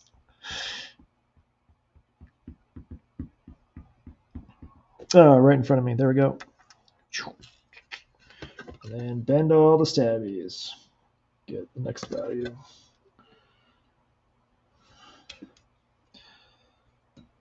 All right, stabbies bent. Cool. Next. It's also kind of funny, the capacitors are sort of split up, even though they're all ceramic disc. 470 nanofarads. You in here? 470. I feel like I need to look at a chart. Nanofarads, 470, so 0.47 ultrafarads. 0.47 ultrafarads, there we go. So 474. How many do I need? 3? No, 2. 474. Now I'm going to double check.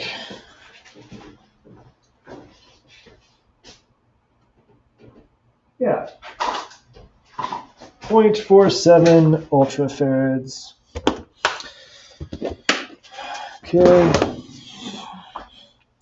I always button it up just because less risk of flying all over the place if I bump it. Okay. C6 and 8.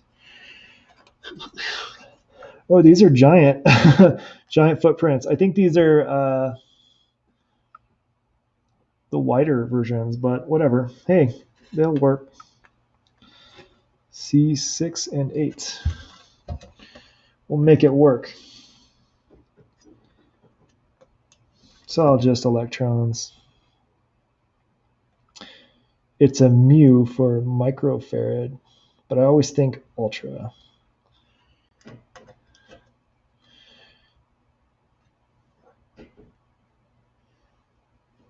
I should really write that in really big on the wall so I don't forget. But like, how often do I have to say it out loud? Pretty much just when I'm streaming is the only time. So 220 nifty farads.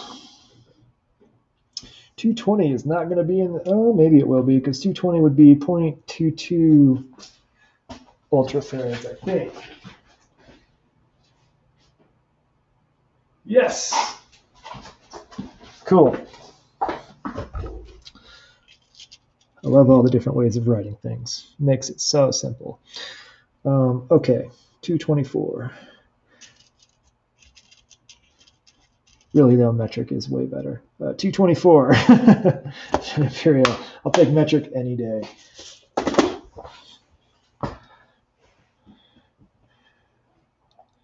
For the rectangular box versions, what about them?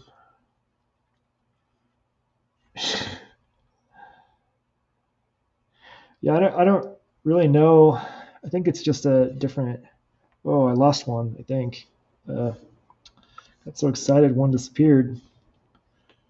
Oh, that's okay. We'll put these in, and then we'll find the missing capacitor. Need a replay cam for that. All right, these are going to be 1, 2, and 5. So.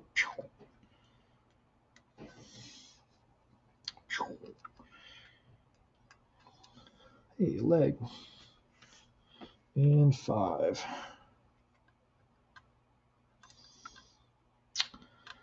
These are all 224s. Yes, cool. Cool. This is probably the first time in like, I don't know, 20 modules that I've lost a component randomly. Feeling pretty good about that statement though. All right, let's get one of those nifties. Which one was it? It was the 0.47, so 474.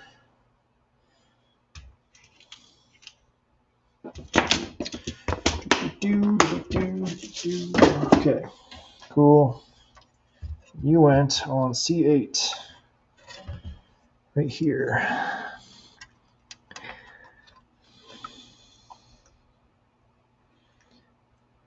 Guess I didn't bend it wide enough. All right, I'm just going to solder these on before any more catastrophes happen.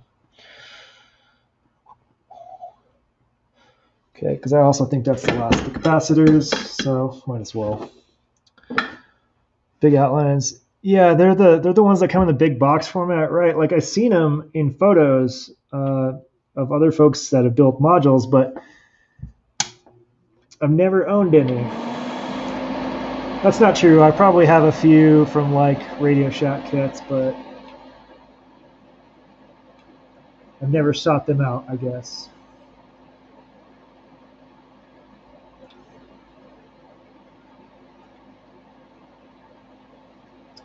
I don't really understand the reason for them other than they're bigger.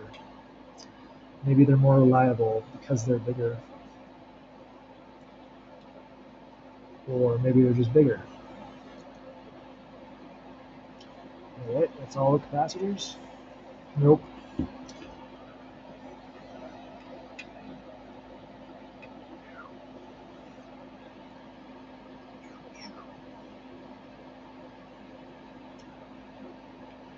I'm not using this. I'm trying to use up this big honking solder. Once it's gone, I will be using lead-free solder from here on out and complaining about it on forums.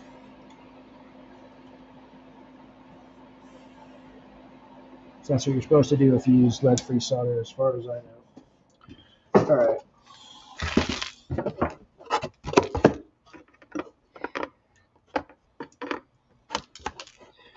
I just figure the less horrible stuff I breathe, the better. And the less horrible stuff that I handle, the better. And even though I'm not like selling these modules, if I was, it would just be better to give people lead-free solder stuff for when they're handling it and not realizing that solder is pretty awful. Well, lead is pretty awful. Solder's great. All right.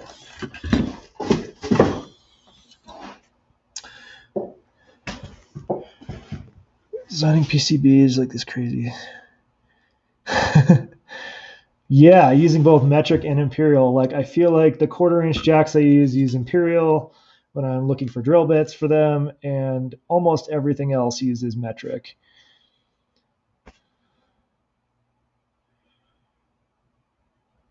Get SN100E solder. It rocks. You won't complain about using it.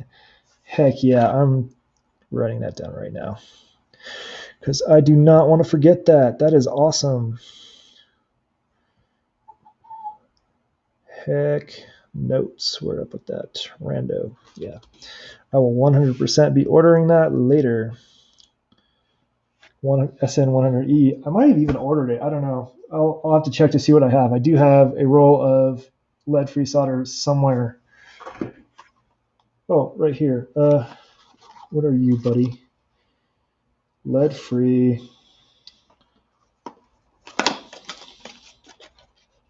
It's got a green case made out of plastic, so you know it's good for the environment. This is SN. SN0 3AG 0.7 CU. All right. Oh, with no clean flux. Nice. The pin grid is all imperial. Oh man, that's a bummer. That can go away. All right, what was I doing? Looking for the next smallest component to attach. I think. I think that might be C3. Well, depends on how big C3 is. Either C3 or the box header. Yeah, I think we're getting there. Cool. Electrolytics and container I never put away somewhere around here with box headers. Maybe I put it away. I don't know. Well, no, it's just over here. I almost put it away. All right, what's bigger? Okay, let's scroll up to the electrolytics. C3, 330. nifty farads.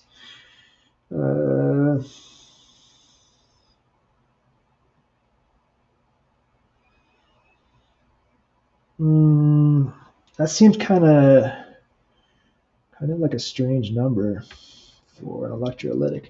Well, I'll at least grab the 10 UF ones. For this, I will use, or 10 UF, not 10 UF, 10 ultrafarads. Let's use the 50 volt ones because why not? 25 volts probably fine, but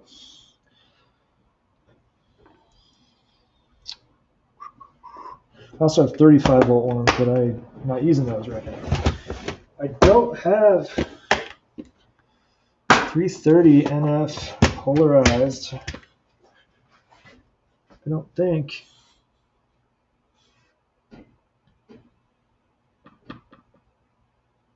Nope. So either I just use a ceramic one or I don't know.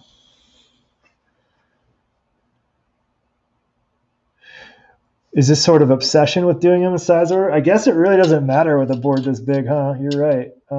It's just habit. It's exactly just habit.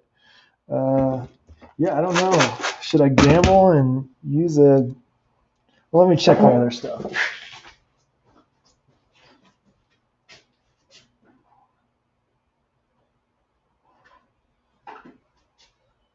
Come on, random parts. Hook me up. Think I'm sort of shit out of luck on this one.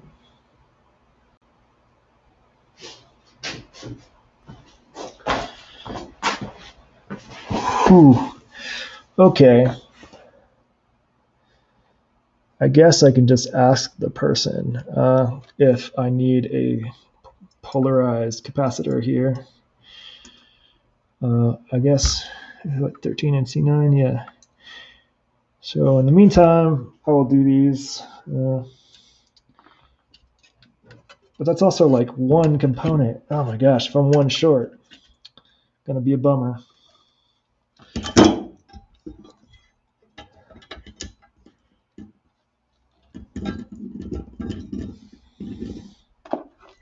All right.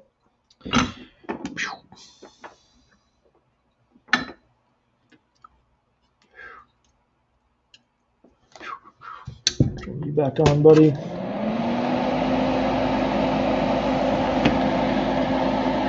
Oops, it's not solder.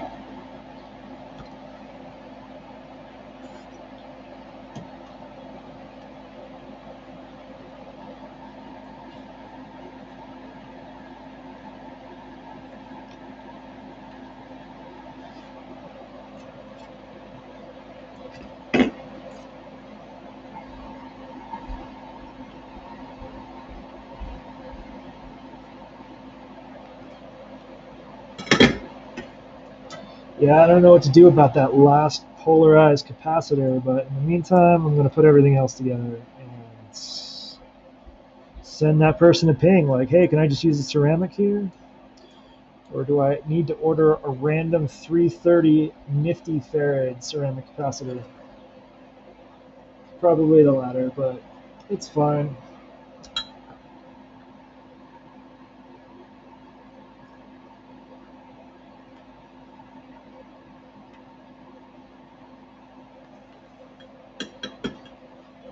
All right.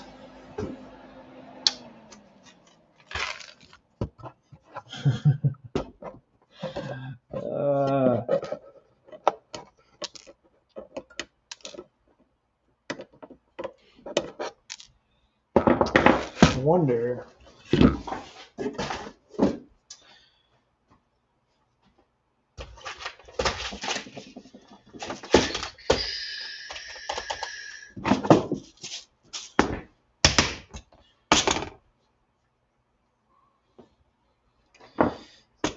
If I could just use one of these.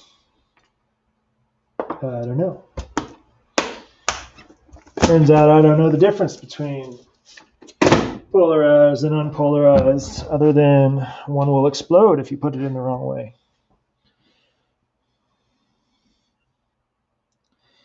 So that might work as C3, I don't know. In the meantime, I think I'm gonna move to the side. That's everything. Actually, I'm gonna check on the paint. Oh, it's not perfect, but it's pretty good, I think. Look at all those holes I had to drill. That was not fun. But it will be fun when it's done, right? So pretty much done.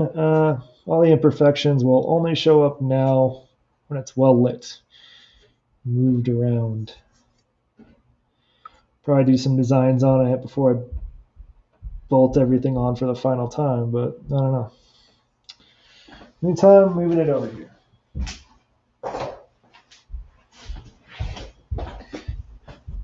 Okay. I'm going to ping that person right now.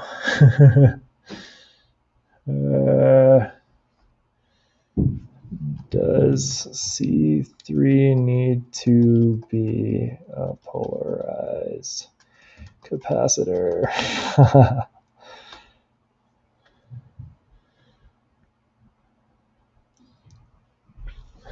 All right, moving on to the gajillion potentiometers and switches and LEDs. I think I'll do the jacks last. So how many LEDs? I think there's like 10 or something. There's 18 LEDs. All right, party.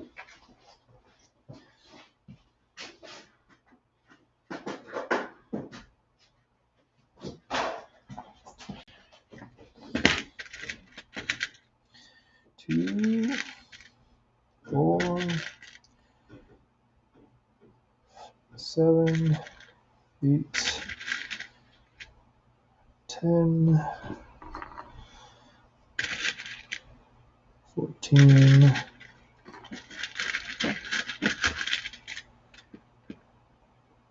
16, 18. Cool. 18 LEDs. Then, what else? I need, well, let me cross some things off the list real quick. So I stop looking at them. Make that purple in case I need to order it. Okay, did that already. Green. Buttons. I need 3 of these buttons. I've got different colors. I like black's okay. I don't think I'll be hitting these buttons very often. So I went with black. It's the white one. I don't know. All right, buttons. Check. Next. Already did those. Check. Jack. I'll get those in a minute. Did the LED? We've got the LEDs. All right, 20 B100Ks. Good thing I got this whole box of gold. All right, B100Ks. How many are in here? 3, 4, 5, 6, 7, 8, 9, 10. So I haven't pilfered from that one yet. And hopefully 3, 4, 5, 6, 10. So that should be 20. Then I need some 100M, which I think is also still in here. They or not 100M, 1M. I need 2 A1M audio rate. Unusual. A1M 2. Perfect. Look at that. First try. And I think that's it for potentiometer. Where's... Yes. Okay, single pole, single throw. 2. Wait, are they really single pole, single throw? Switches.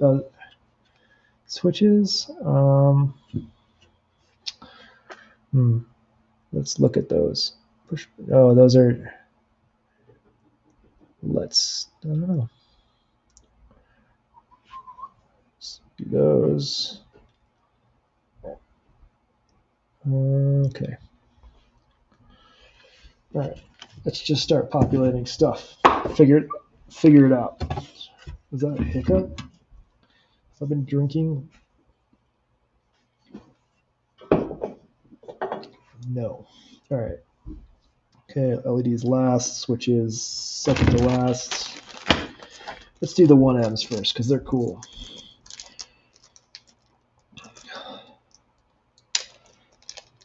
I really hope this isn't held up with one capacitor, but it is entirely likely.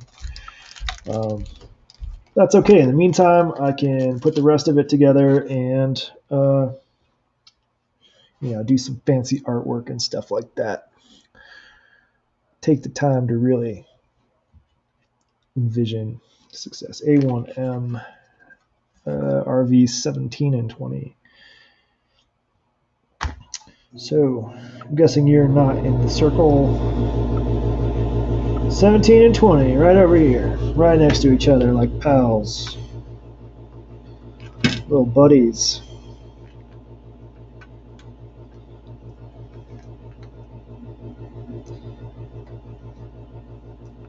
Sometimes these take a little convincing to get in.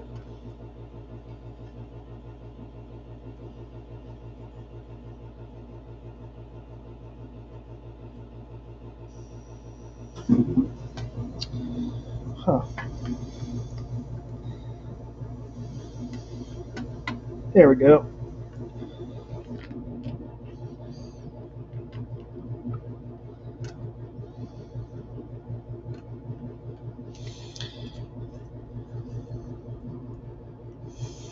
I don't usually have this much trouble. It's a footprint thing. There we go. No, that's okay. Good enough. Next. Whoa, what was that sound?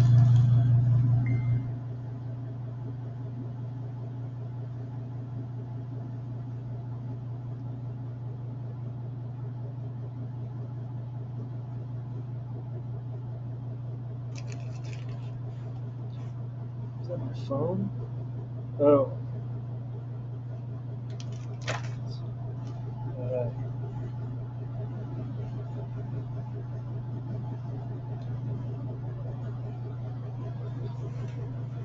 Oh, take a quick picture. Got back to me fast. All right. Just a sec. Chatting on Facebook. Listen. Oh, no, I don't want that. Where's Messenger?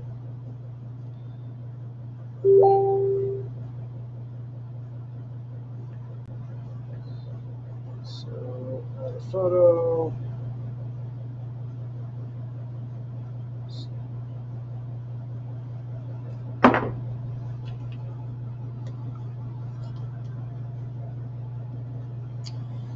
That one doesn't want to stay in. That's okay.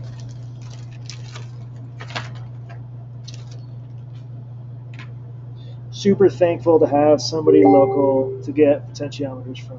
And I'm sorry about the beeps. That's just going to be happening. Oh, come on.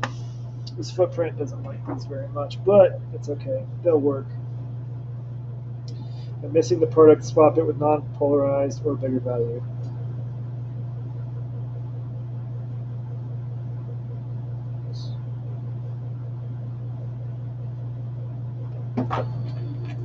Cool. So, good news is I'm not held up by that part. So I could try a non-polarized or I could try a bigger value.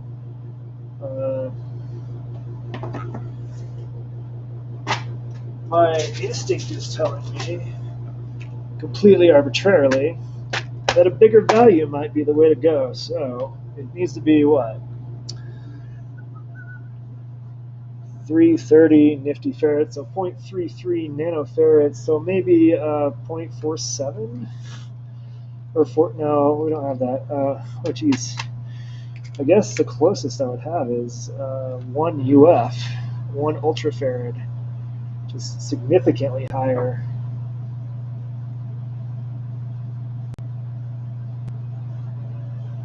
I'm going to try I'm just going to try the larger value, and it's probably fine.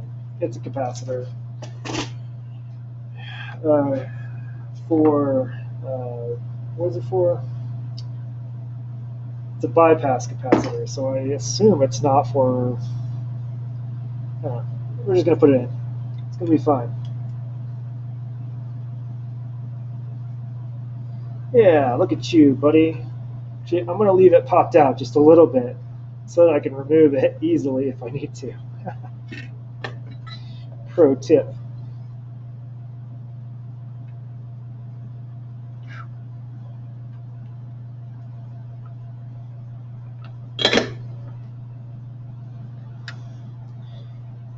All right, back to what I was doing. Making a fool of myself. All right, I didn't even check which one, that RV21, because I assume every single other variable resistor or potentiometer is, yeah, every single other one is a B100K, so I'm just going to go for it. Don't even have to pay attention. I'm going to start over here.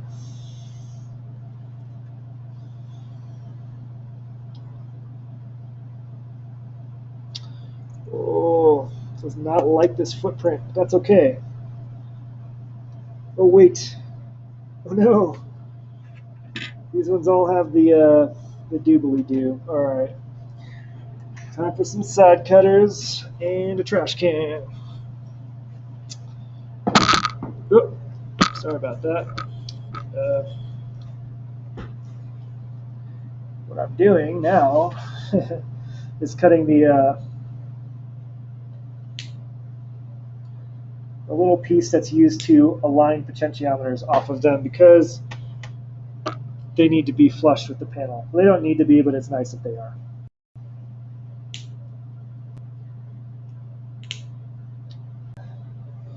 Like I can show you.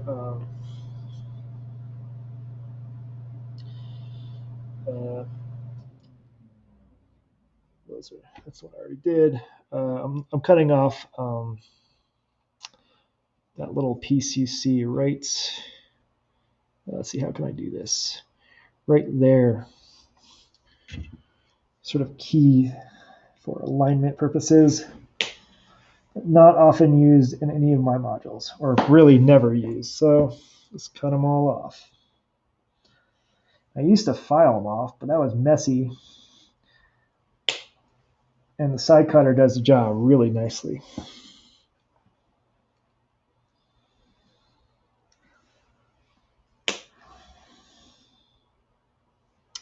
Super clean.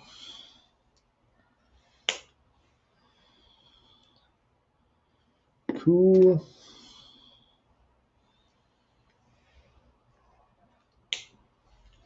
Cool. And these are like Radio Shack side cutters as well. For Radio Shack. All right. Let's cut these ones off too.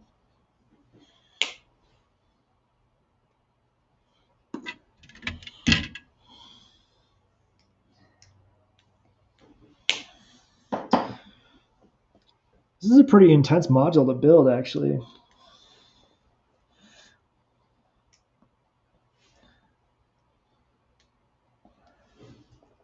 Mostly just because of the panel. 66 holes. I wonder if that was on purpose. I feel like with something called the Evil Eye Sequencer, it might have been on purpose, but I don't know. All right, now these can go in. And I'll start over here.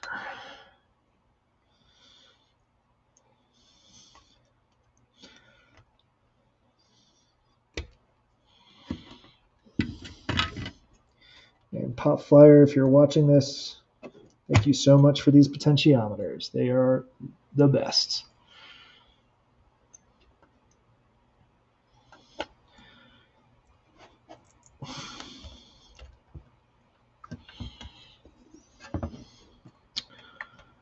Okay, sorry you can't see any of this, but these actually require a bit of force to get them in there. They're not the happiest with going in.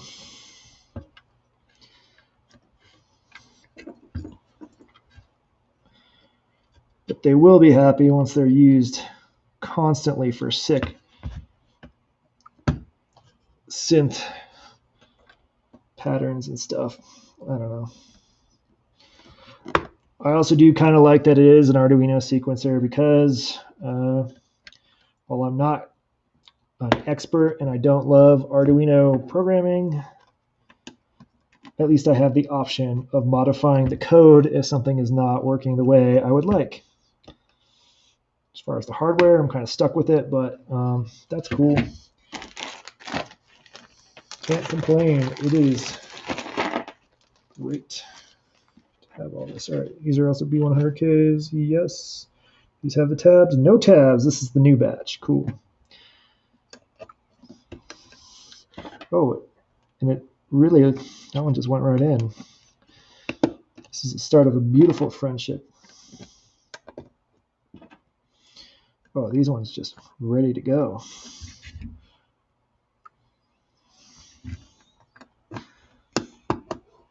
Easy peasy. Wow.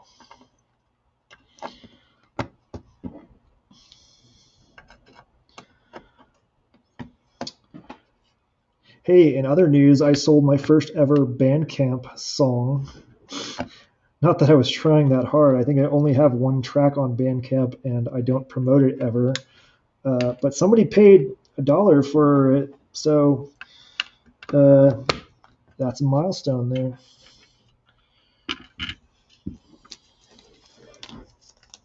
I am now a paid artist. And I would say I'm getting paid an artist's salary. I think I made 89 cents, which is like a potentiometer, well, half a potentiometer. Either way, I was stoked. It's more about the appreciation thing. I very much appreciate it. All right, I don't think I need this anymore, hopefully. I need switches. These look like double pole switches. So switch 4, 5, or 1, 5, and 6. The other threes are these buttons that'll just be like bloop. Well, probably should take these off.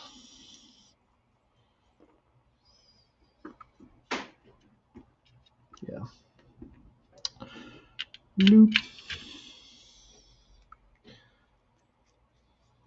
I don't think I've actually used these buttons on a synthesizer yet, or in a module yet. I've got similar, very colorful ones that I got, I think, from Japan when I didn't know what I was doing, or when I knew less about what I was doing. It would be an overstatement to say I knew what I was doing. All right, let's make that green. Let's make that, not yet. I wanted to take a look at switches. 1, 5, and 6. Single pole, single throw. But those are double pole, or single pole, double throw footprints. So I'm just going to get on switches.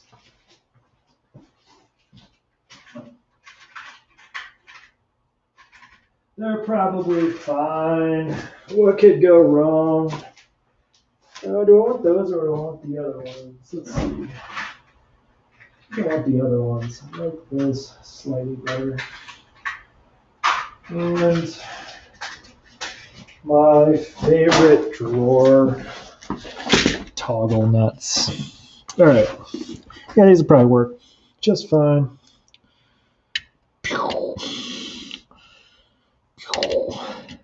Alternatively, what are these switches for? I could, I don't remember. Let's look at the picture. Let's see. Switches for glide on, clock. Wait, no, not clock. Glide on for both rows, and the third switch is for random.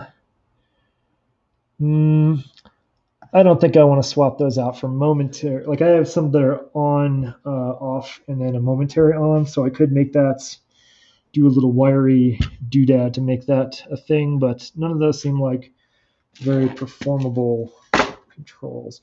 And actually, let me test to make sure this is the right size for these. Pretty sure they are. Yes. All right. Okay, we've got that one. They're all the same. Okay, now it's LED population time. And then the panel, if it's dry, I bolt everything to the panel. And we put the ICs in and test it out. The thing I'm the most proud of learning is which direction LEDs go. Yeah, so many pots means so many damn holes I had to drill. That thing was crazy. I think I need to learn PCB design pronto. So, and I imagine it's not that different from software I'm already familiar with using, and it would just save me time in situations like this where I need a panel and don't want to spend 3 hours drilling holes precisely.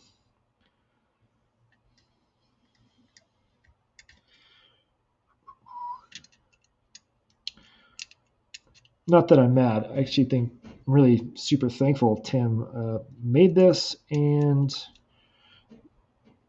put them up for sale.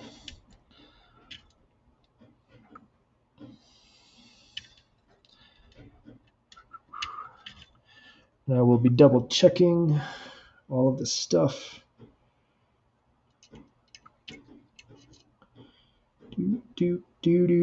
Oh, almost screwed that one up. Little leg towards the flat bit.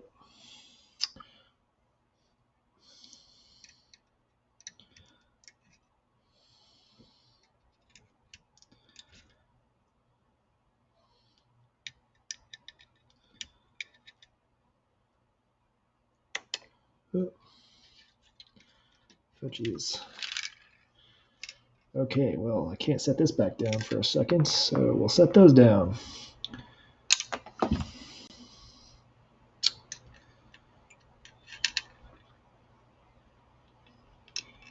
Getting a little dicey. Probably should solder wires on to all those other things, but we'll do it the hard way. Yes, look at that. Cool.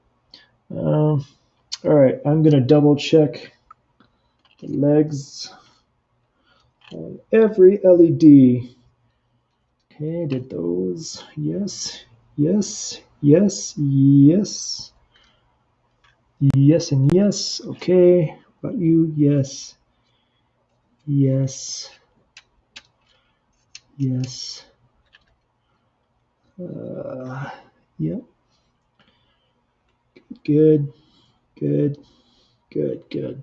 Oh, good. They're all facing the same direction. That would have been a cool thing to notice earlier. Now I have to carefully hold this and go get the panel. It's probably dry enough, right? Terrible job spray painting this. That's okay. Okay, I think it goes this way, but I'm just eyeballing it before I commit. No, I don't think so. It doesn't go that way. It goes this way. I believe. Something like that. But hopefully things will actually line up. Hopefully. Fingers crossed. I did drill from a drill guide, so maybe it'll work. What are we hung up on here? Okay. So sketchy. Hitting something. Oh, I know what's going on. I think the buttons aren't quite lined up. Being stubborn. Ugh. Putting the butt in button.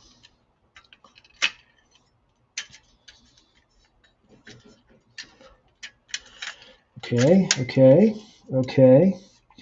Getting better, warmer. Now what's stuck? Okay, switch isn't quite lined up. There we go.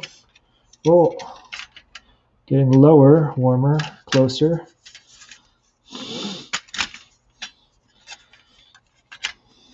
Okay, the button's misaligned again.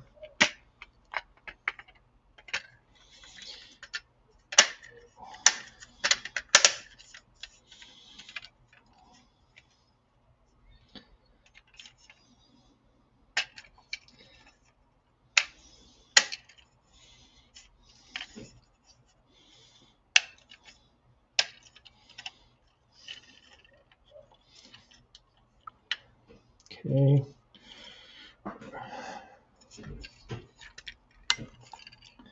Apologize. This is always fun. Oh, getting closer. Things are starting to slide downward. Even closer. Cool.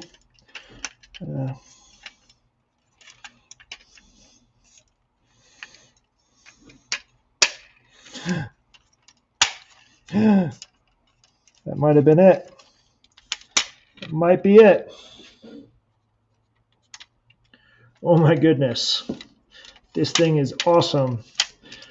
Should I draw before I bolt everything on? No, I can always unbolt stuff once it's soldered on. Let's just get it going. I don't want to do that again. So, fun time. Boop. Boop.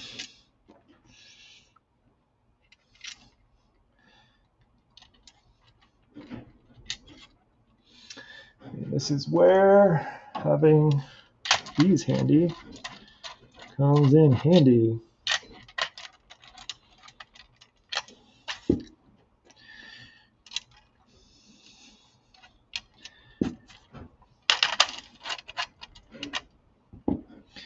Okay, let's put some over here for now,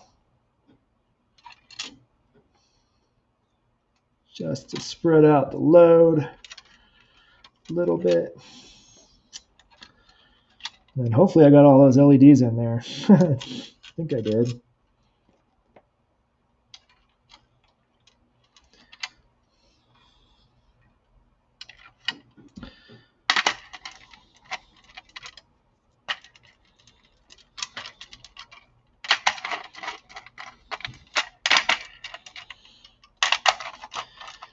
And I think all y'all are familiar with this, but do this all before you solder it. Oh,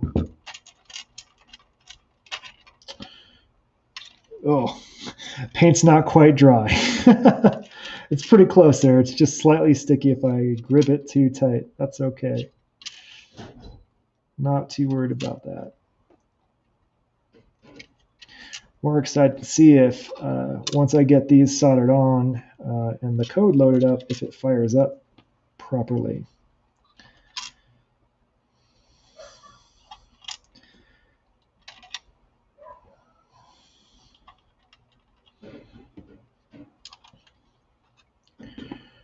This thing's heavy too. This is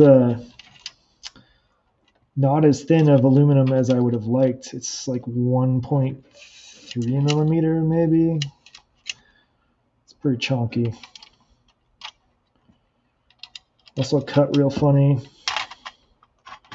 compared to usual. Probably just need to run my saw blade through some wood or something.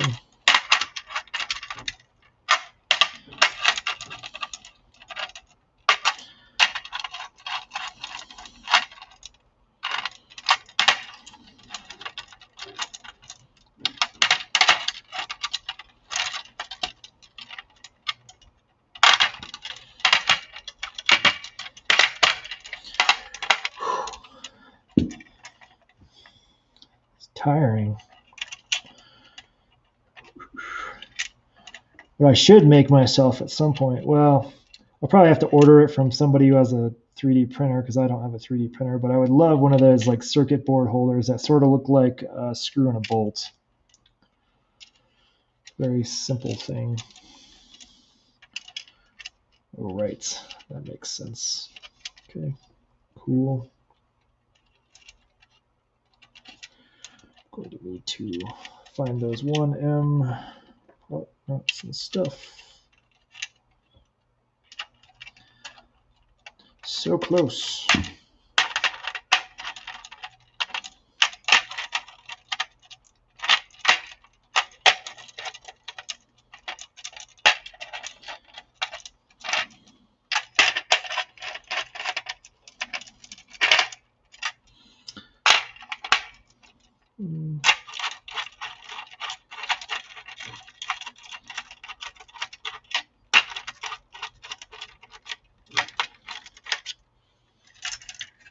I feel like it's not getting any tighter.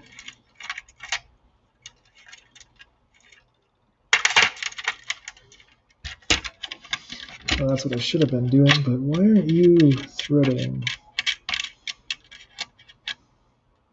You're the wrong size, maybe. I don't know. I'll be right back.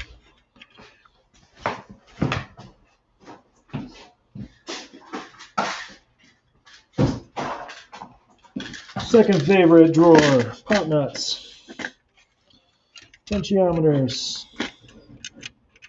These are the shiny ones.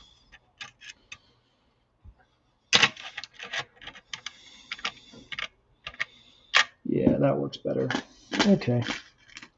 Cool beans.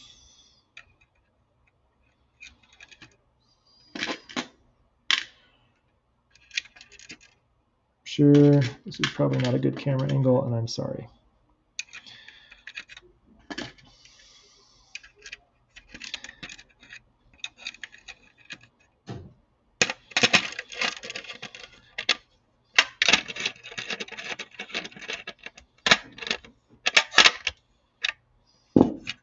But it's starting to look good. Just needs jacks and some other stuff. All right, these went on these. Okay, cool. I wonder if I should use washers. Like, are these the right size for these? Yeah, that'll look better. Sorry, potentiometers, you're sacrificing a few of these. That's fine. Oops, just for these.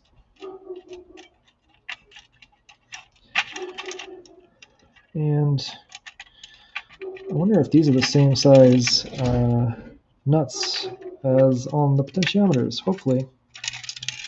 Oh, escapee.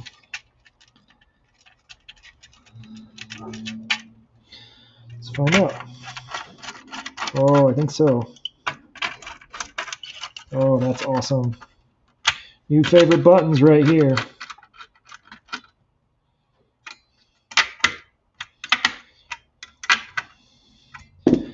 All right, buttons. All right, let's get the toggles all nice and on there. Maybe I should steal some for those too. Yeah, why not? You get one and you get one.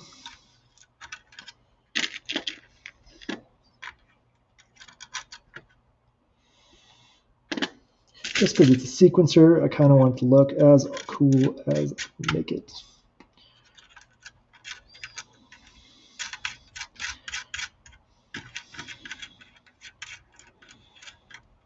Which isn't saying much. So far, my aesthetic for drawing on there is labeling things and leaving everything else black, which is sort of lame.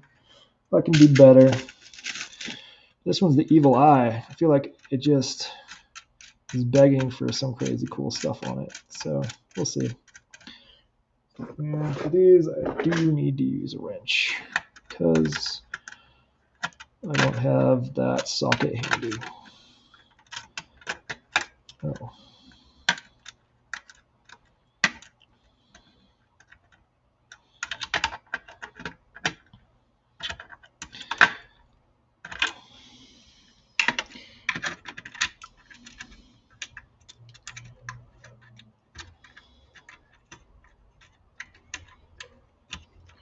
Almost there. This is the last, second to last one. Right, solder time. Well, I might double check that everything's nice and attached first, but then it's solder time.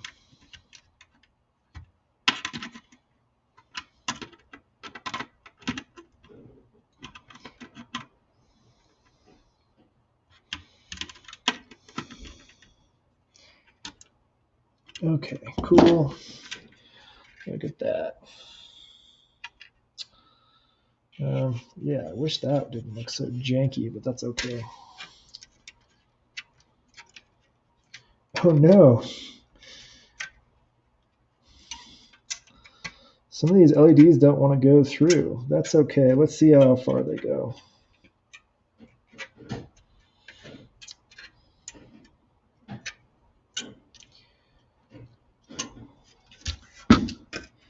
Because they're not quite, the hole's not quite big enough or what? Yeah, they can be convinced.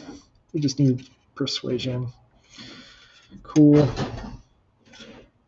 That's fine. Just means I cut the holes perfect to size.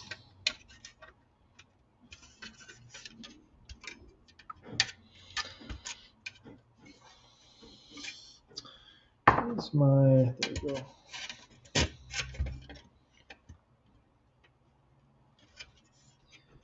Yeah, it's going nowhere.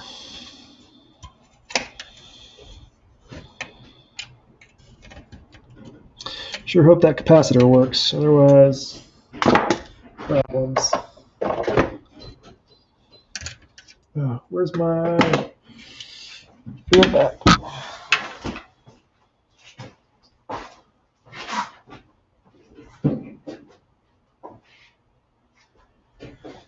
Flathead screwdriver, where did I put you?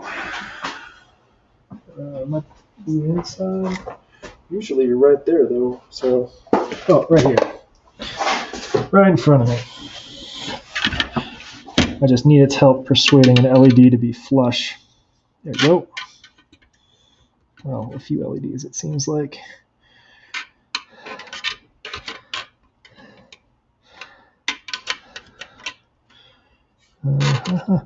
Cool. You're good. You're good. You could use a little help. Good. Okay. Good. Good.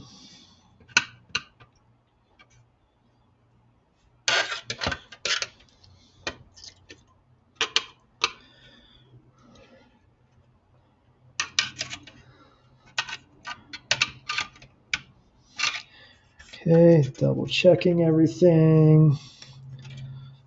But I think it's gonna be good. All right, I'm gonna check the bolts. So let's do this methodically. Good.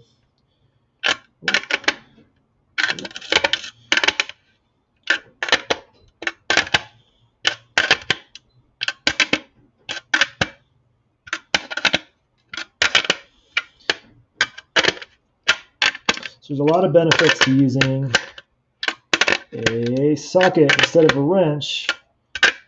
One, it's faster. Two, you can only torque a socket so hard without the wrench attached to it, like the bar attached to it. So you can't. It's not the easiest to over tighten.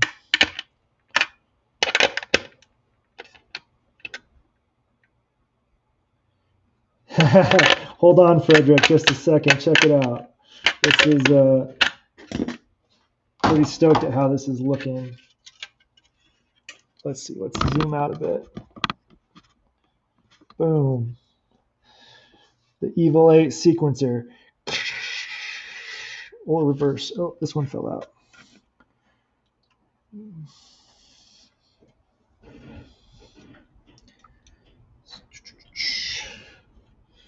Yeah, it's looking good.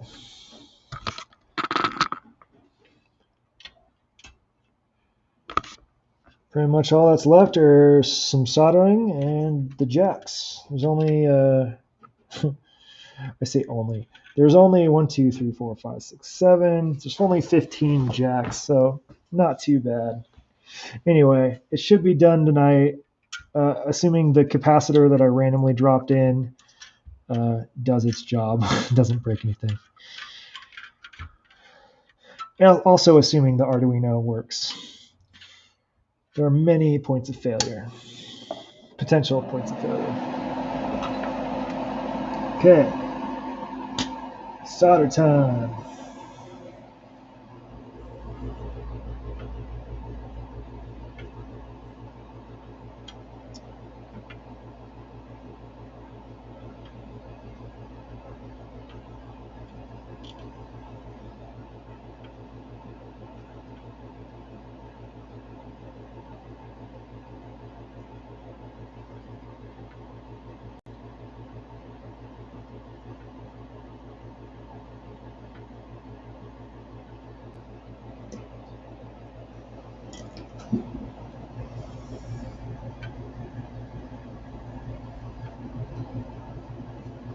I don't know when you'll see it in action. I don't have room for it in my current case. I could take the big honking button out, but I don't have a lot of motivation to do that. It'll probably be in the second case that's over behind me.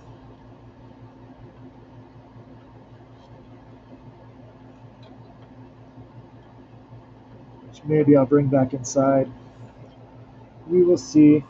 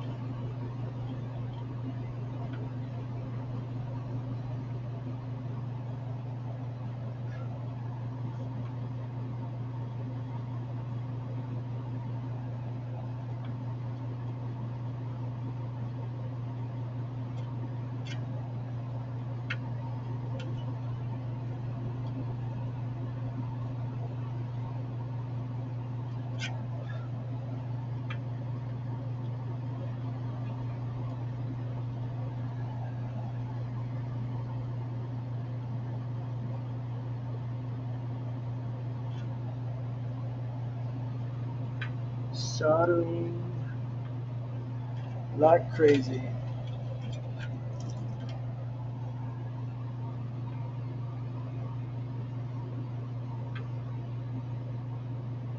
You know I'm going to do the thing, right?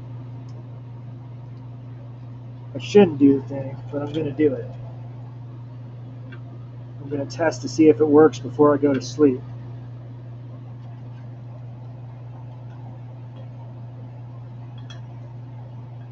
Just to ruin my chances of going to sleep.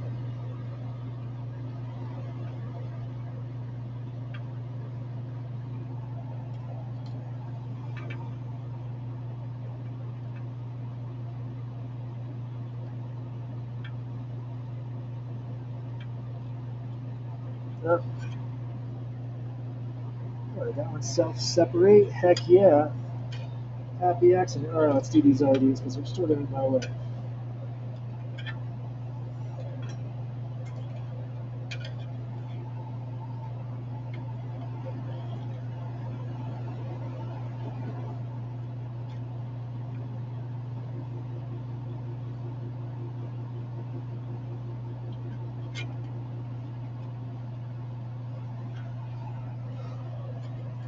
Got you two. You look good.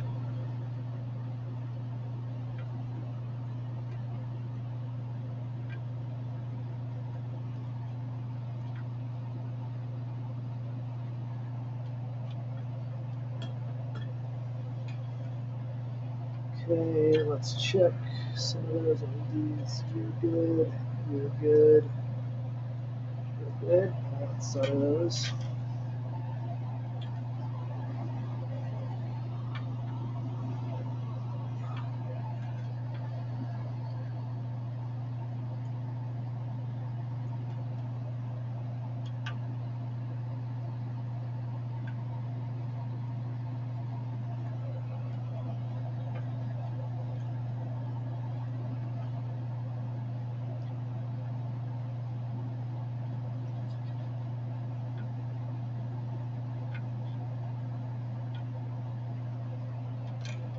Oof, making progress.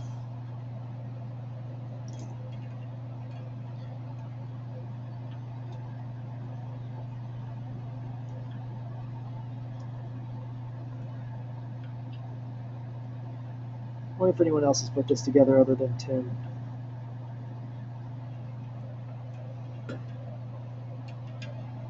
Because if not, it could be a rough night.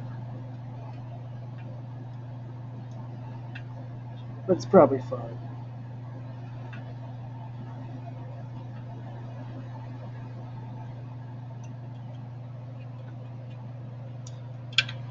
Okay. These three look good. Let's get you soldered. 1, 2.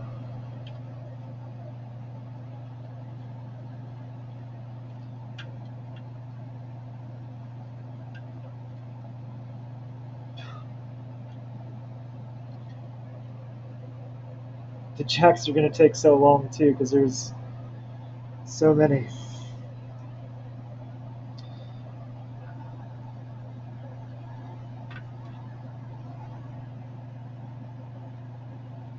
It'd be slightly faster if I had some bare wire, but just to save me time on the ground wire. Okay. Oh, can't forget the switches.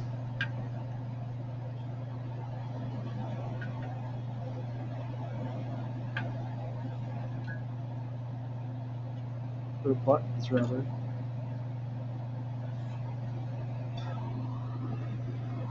Good.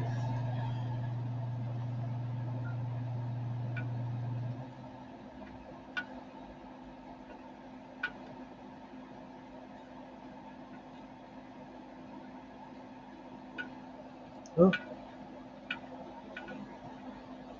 There we go.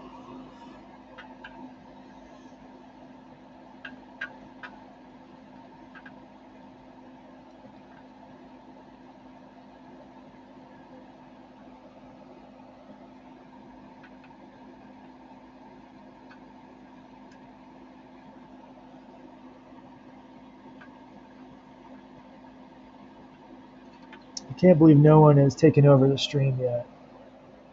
Someone make some music. It's a good day for music.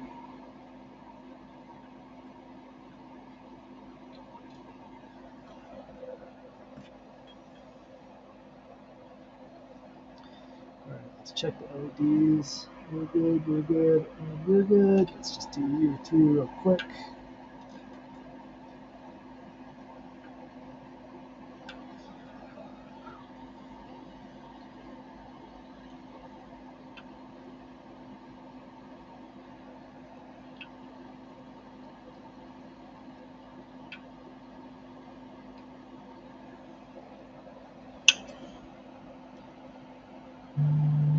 Yep, all those look well seated.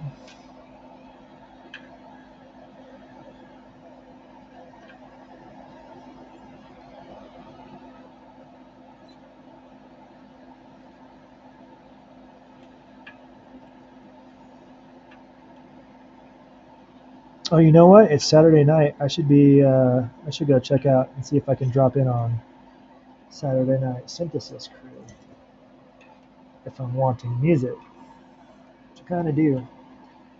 I think I should rotate this. All right.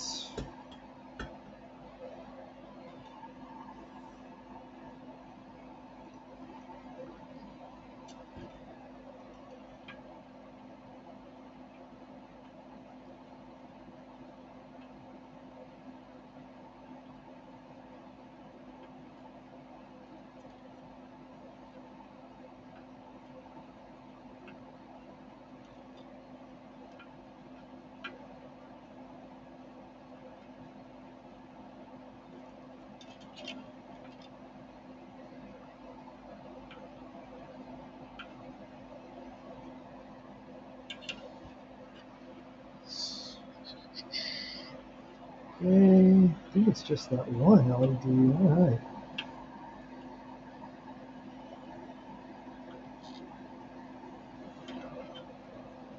that it? Can't be it. Let's see. Oh, missed one here.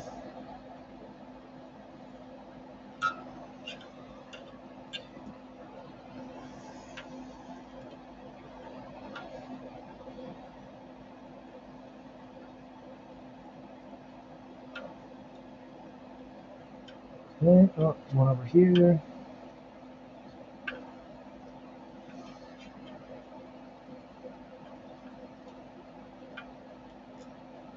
Okay, where else? What am I missing? There's one.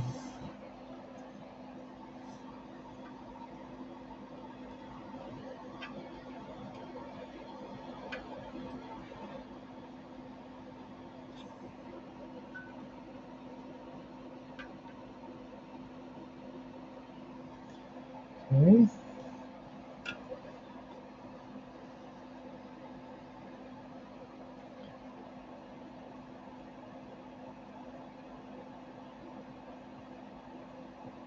Oh my gosh, yeah, SMDs are,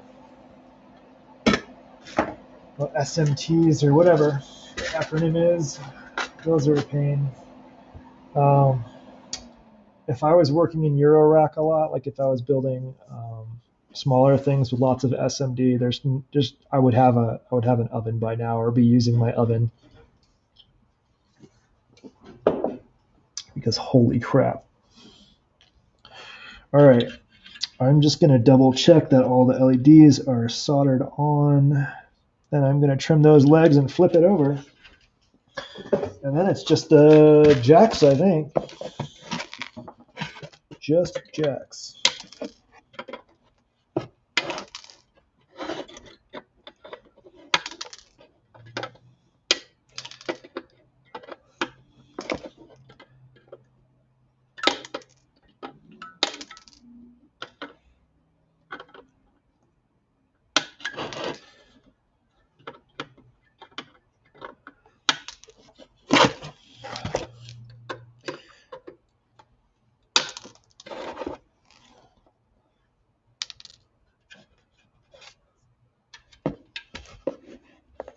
Yeah, this is probably one of the easier in terms of like soldering components on projects you can do. But drilling the panel was absolutely awful. 66 holes. Not that I counted.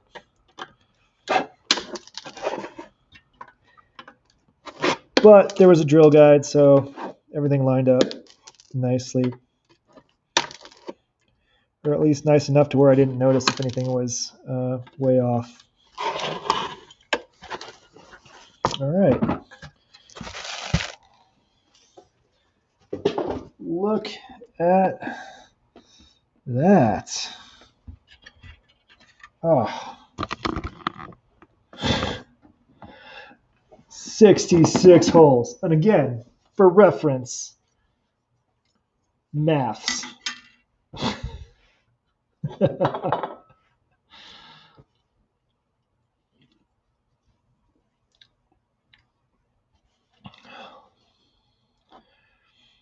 3mm Baltic birch ply.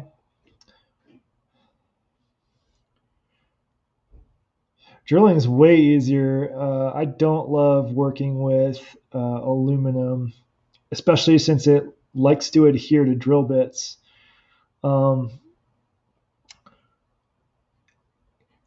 Is that so? With the 3mm Baltic birch ply, do the potentiometers like? Do they stick far enough through where you can get where the threads stick through, like, and you can get purchased with the nut? Like, I feel like this is pretty thick. This is like 1.3mm, and that one's not even attached properly. Oh no, that one looks cross-threaded. That's okay. Just back it off and put it back on. There we go. No longer cross-threaded. All right. Everything else look good. You look a little funny. Why do you look a little funny? I think just because you're at a slight angle. Yeah, this will work. It's definitely got like a handmade vibe to it.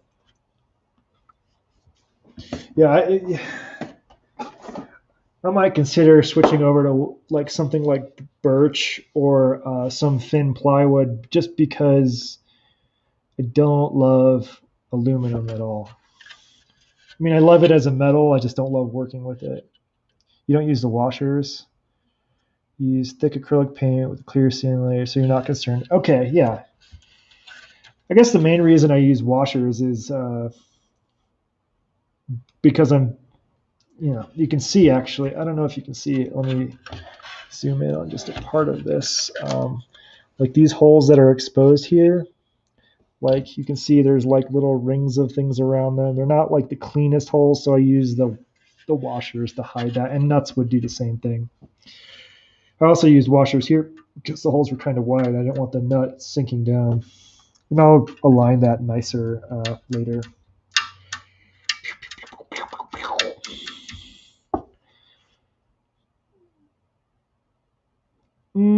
I think the wood would be fine on Cosmo, and I could always like reinforce it if I need to.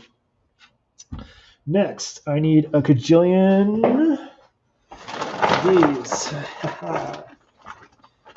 Thank you, Tata. I counted how many jacks I've been through since starting making modules. I think I used like 260 plus. So how many do I need? 8 plus 4, so 15. So 8. And 9, 4, 5, 6, 7. Yeah, cool. That's not going to be painful. You tell yourself you were through building for now.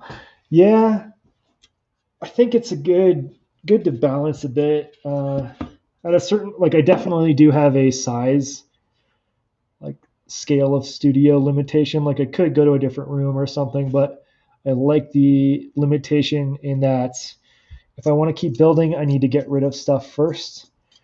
But I'm not quite to that. I'm not there yet.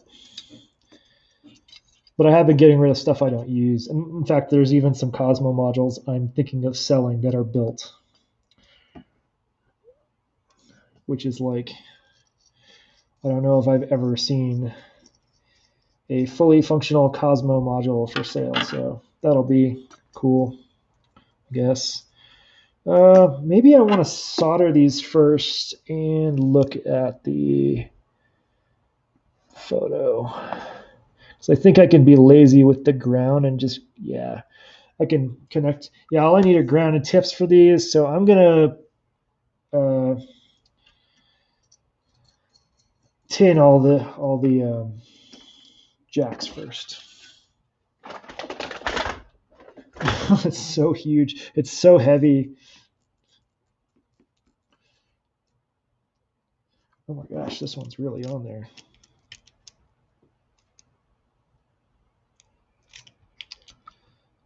What's your deal, buddy? Oh, that was weird. We got threaded too far down or something. I don't know. Okay, that one does 3. Good.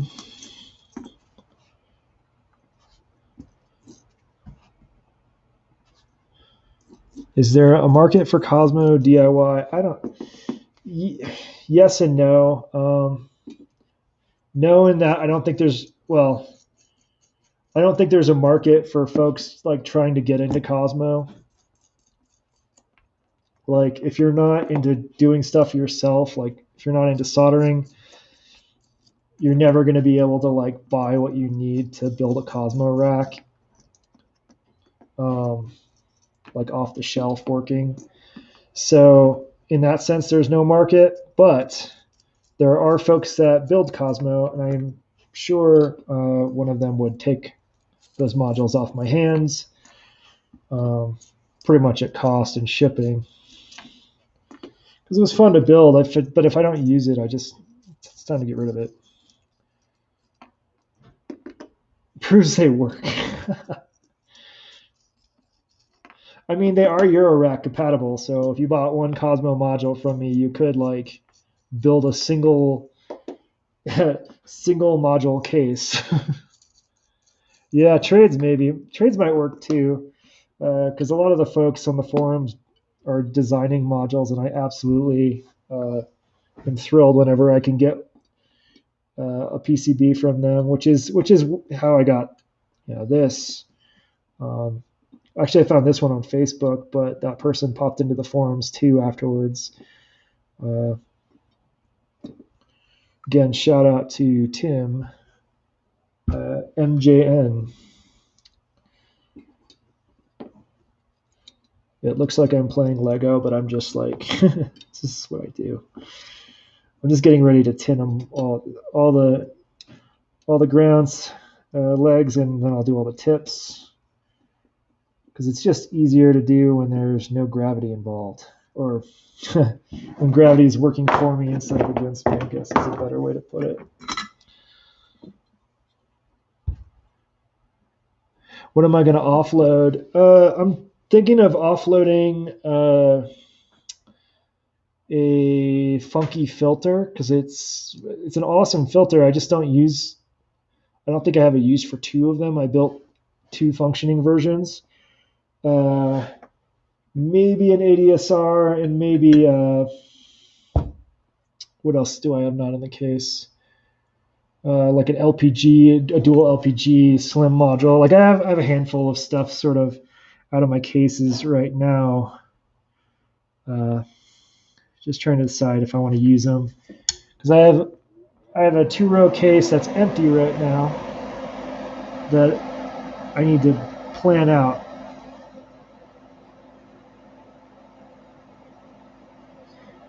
And I think I'm going to go the route of weird stuff for this case. Like my current cases are very, it's easy to make standard synth sounds with them, like oscillators, filters, VCAs, stuff like that, LFOs.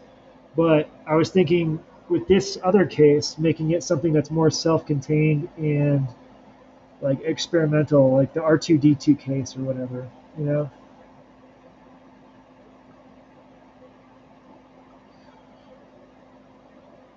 Yeah, East Coast. Yeah, that's the word I'm looking for. Got it. Flip, yeah. I don't know why I censored myself. All right. Now I need to rotate them. All right. Which side is, if I remember right, is this? No, this. Yes. Tip. Yeah, this one. So I need to go 1, 2. Right. 2, 1, 2. Double check. Yes. Yeah. 2, 1, 2, 1, 2, 1, 2. And if I screw it up, it's not that big of a deal. 2.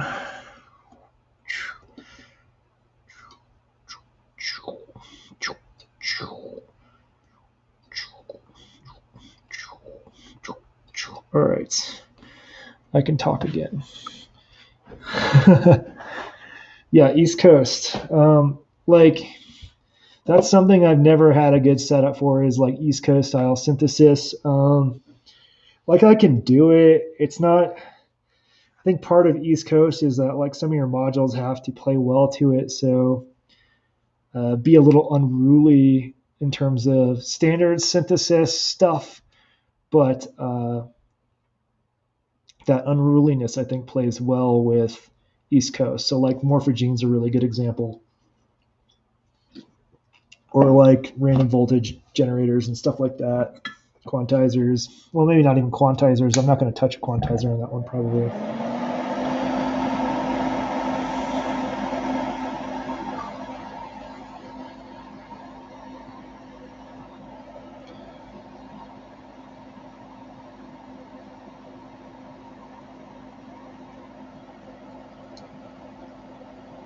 Function generators for sure. There's a project going on right now on the forums that they're making a complete voice, so that includes it's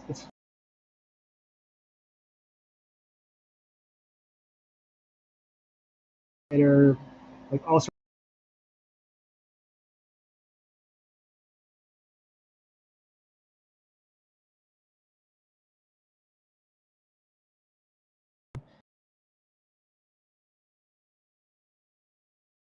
that.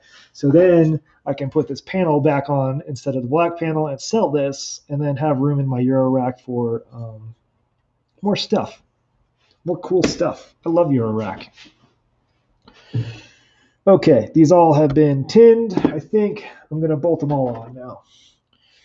And again, I don't have a great camera angle for this, so sorry. It is what it is. I'm right-handed and the camera's on my left.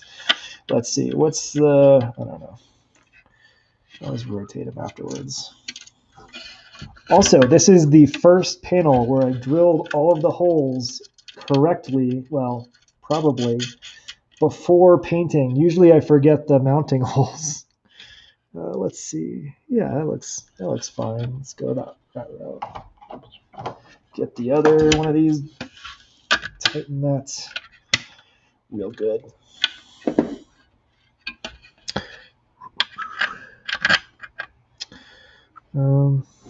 Yeah. Such a huge panel. Yeah, it'll be a while before we hear East Coast synthesis from me. I've got to build all the stuff, and it took me this long to make like a basic synth, so it'll be a minute. But as Cosmo gets more superfluous, as there's more modules out there, folks are getting more and more creative with what they're designing and building, so that will open up new doors for all of us. Or I can just build a 40 centimeter tall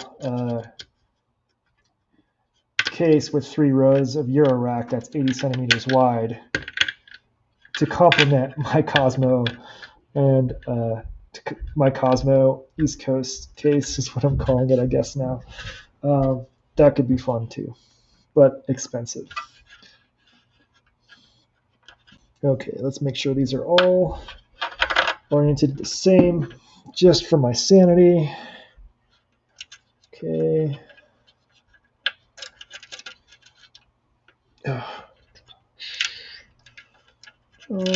Oh no. Well, hopefully I don't need that one. What's going on there? Oh, I see what's happening.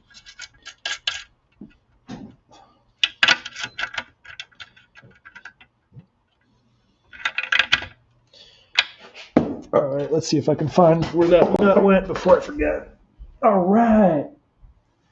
These standing mats are the best. It means things don't fall too far most of the time. And when I stand up, it feels good.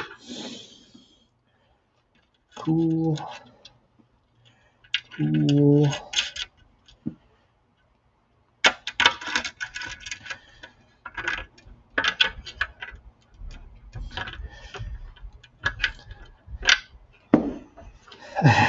I really hope this works on the first try. I suspect it will, and if it doesn't, there's really only one thing that I deviated from the bill of materials on. I will know where to look. And I've pretty much double-checked everything. I will be looking very closely at Tim's photo as well here in just a bit before I turn it on, just to make sure everything looks the same.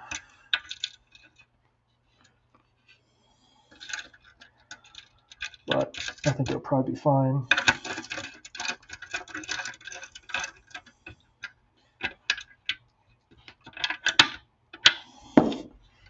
This is going to look so boss.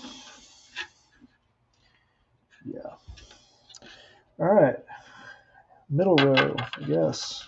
The middle circle area.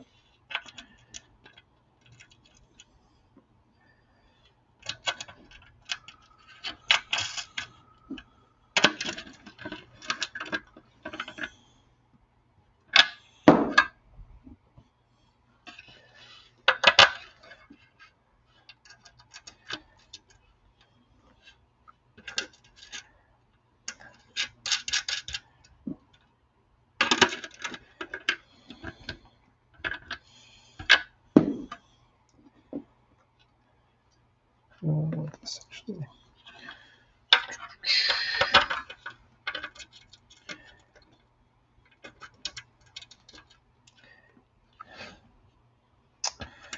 Come on, buddy. Yo.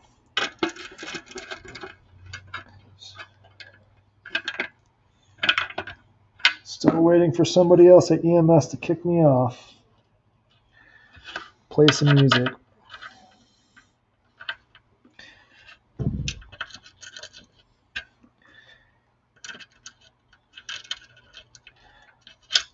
But hey, I'd rather be streaming this than...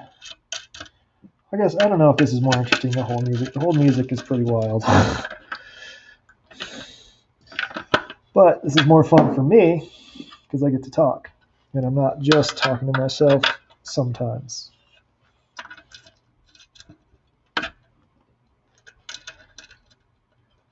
Right. Yeah, I am. This is not a low effort module, but feel free if you want to play some music, I will hang it up. I'm pretty much at the end here, getting close to it. I just have to solder all 15 of these jacks on, and wire 15 of these jacks on, and then double check everything and fire it up.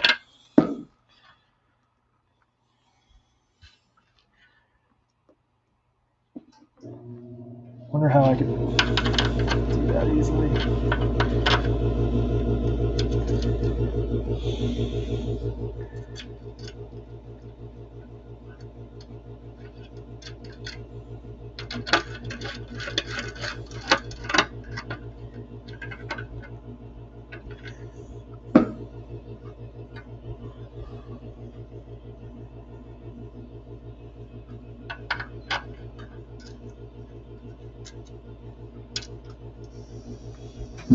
So close. And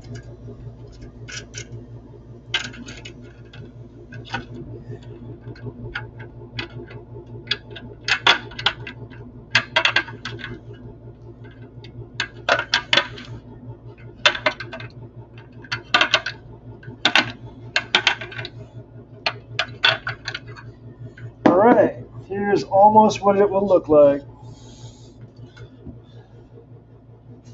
Let's see. Almost. I do have some knobs I'll be using with it somewhere. I think these for the inner row. And then I'll probably use, if they fit,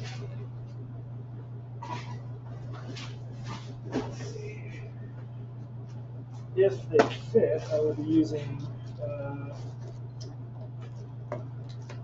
geez, if I have any. Oh yeah, I just got some bags of cool. These for the outer row.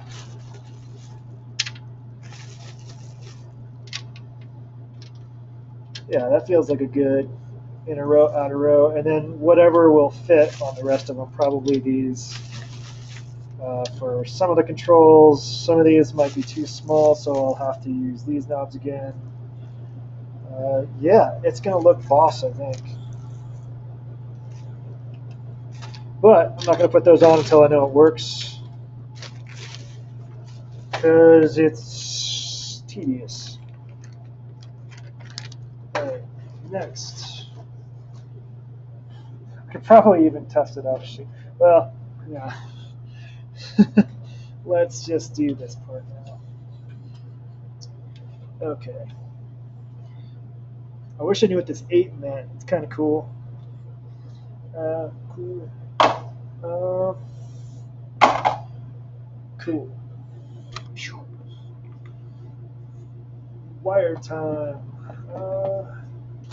Well, we can use some of this stuff.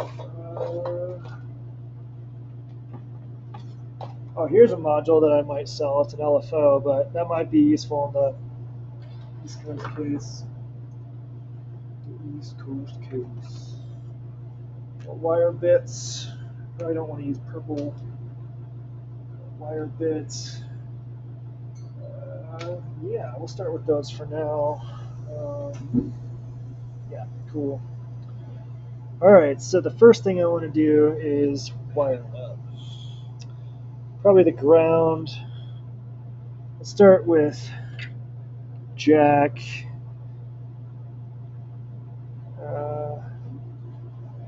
Well, what's going on in this photo?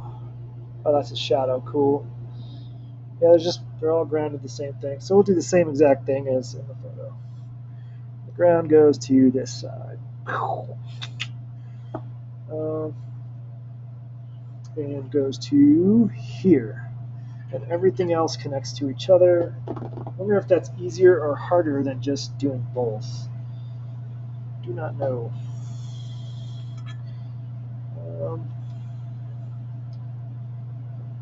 I'm gonna need some wire strippers and a crap ton of patience. I may not finish this, I'm not sure.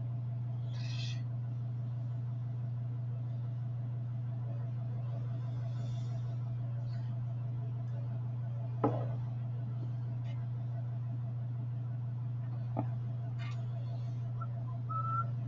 think it might just be easier for me to just, like the same amount of work just to wire it to the board.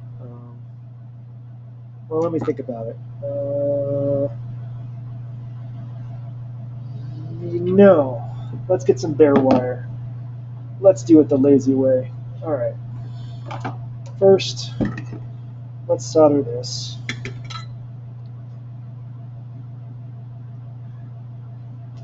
Second, let's get some bare wire out of this box.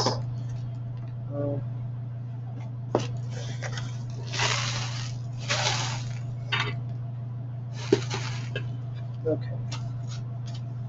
Okay, that's a good one. Is that long enough?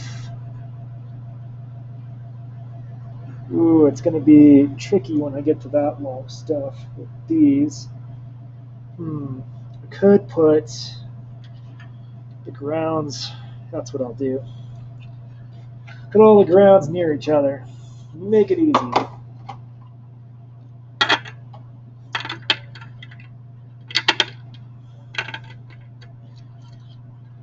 Okay.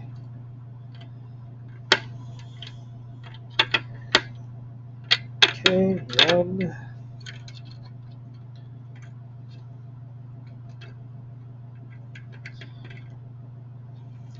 2.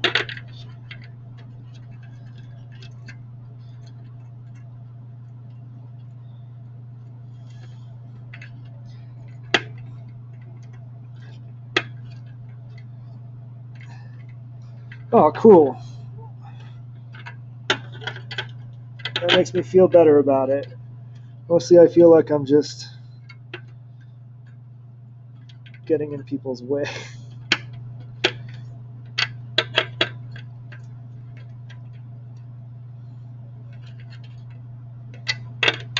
Okay, this one. So now, oh, one more.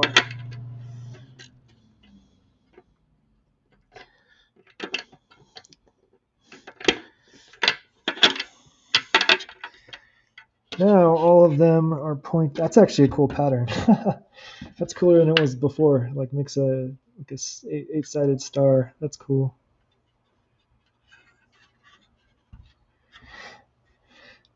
Yeah, that's what I'm thinking. Like the stuff I'm gonna get rid of once I've made up my mind. I made more progress on this than the IKEA wardrobe. That is not surprising. I told you you had the harder job. I was not joking about that. Yeah, I'm sure. Like, there's folks on the forums with cool PCBs, cool designs, perhaps a module here and there. Like, I'd even be willing to trade them for like some random thing. So it's sort of, we're all cosmonauts kind of a thing. That long enough? I don't know.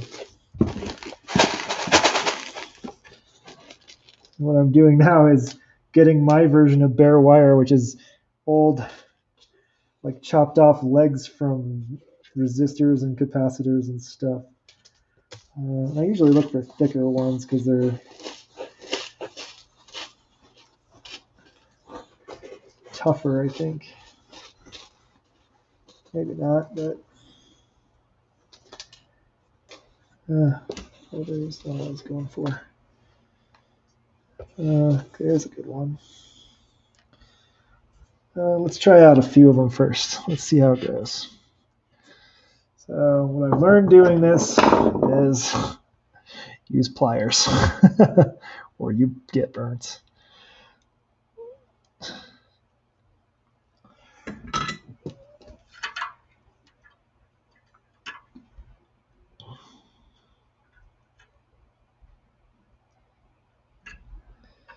Once it's there, oh yeah, gonna be good.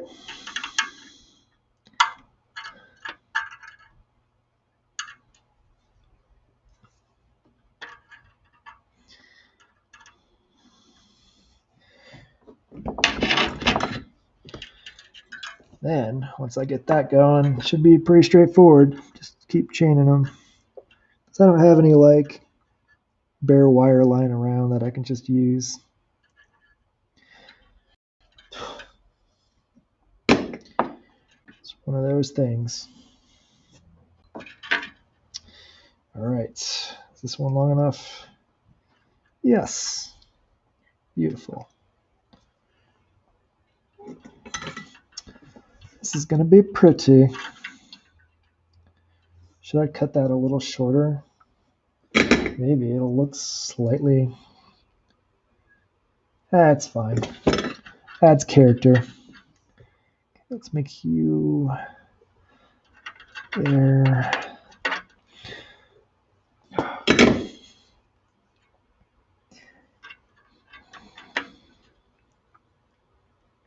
It was better off before, just closer. Okay.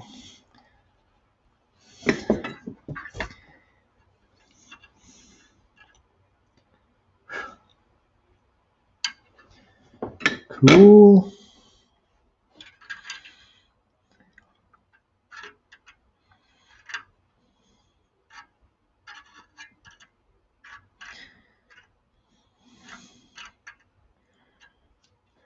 Cool. I'll chew on there.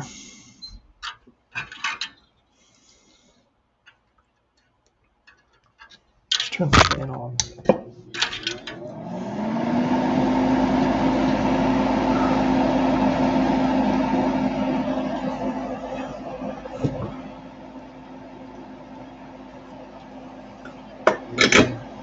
Yeah. Cool. Next.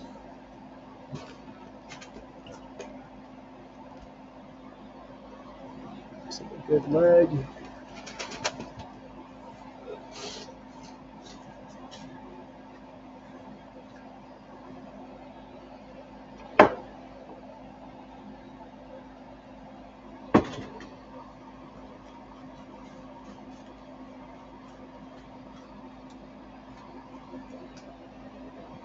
Okay.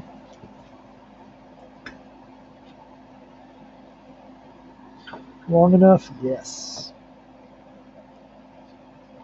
The middle is the best part. Okay, let's rotate this a little bit.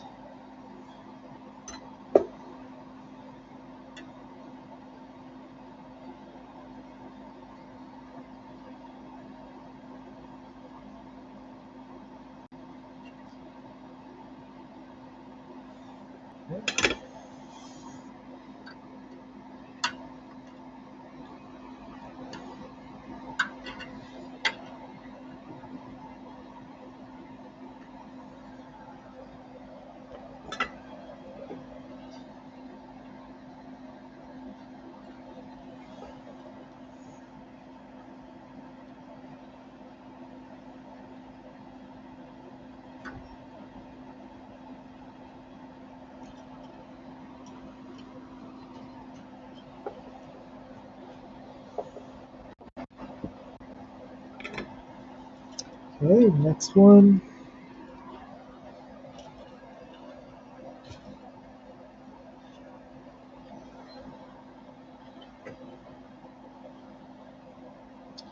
This is working pretty good.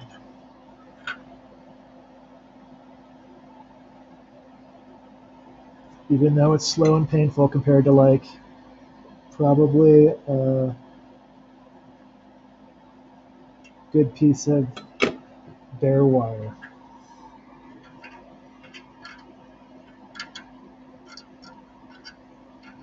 But, you know, use what you got.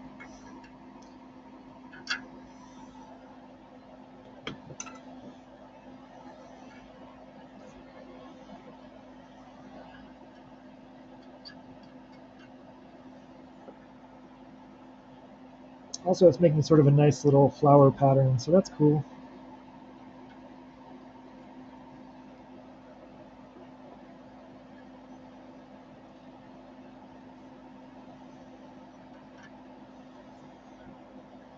Okay, next. Long enough. I think so.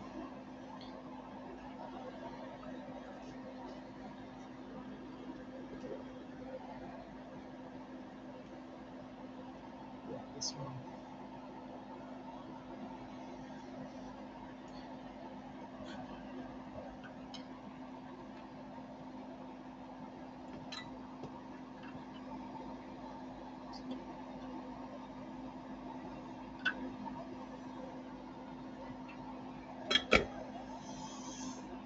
It's a chunky leg here.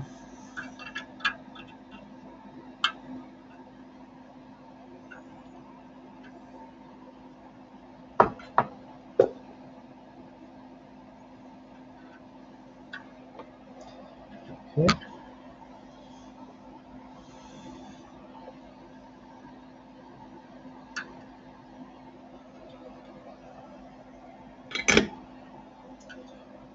Smaller leg.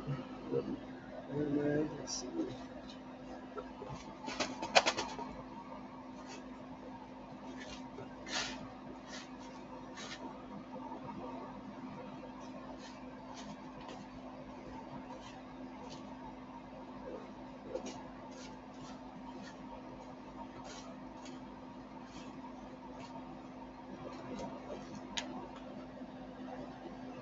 One of the things I'd love to try out is taking this box and putting it on a paint shaker just to watch all of the legs self-sort.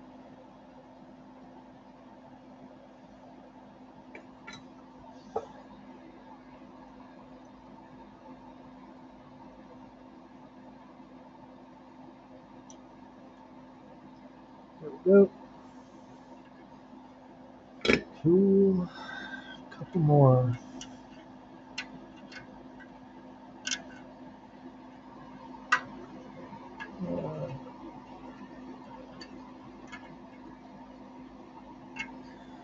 Okay.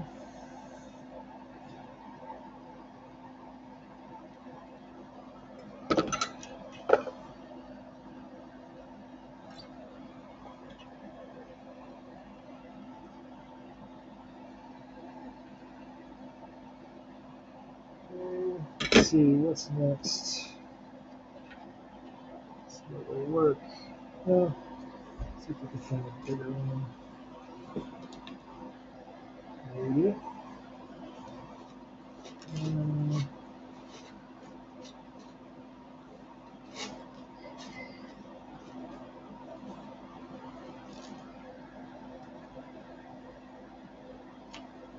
let's-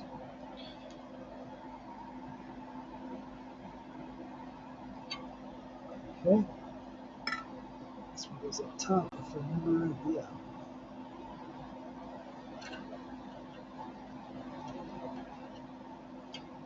Okay.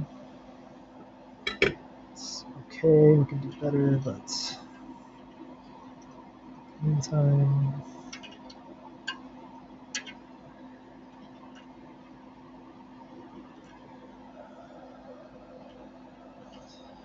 That goes up high.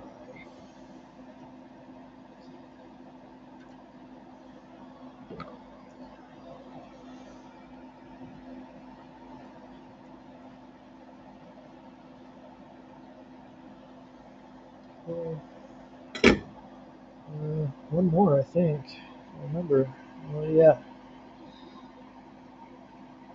I mean, probably not needed, but might as well complete the circle, right?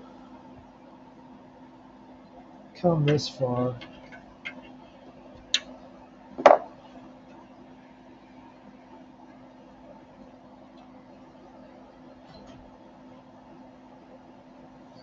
Every once in a while, the wind shakes the door to the point where it sounds like a bear is trying to get in.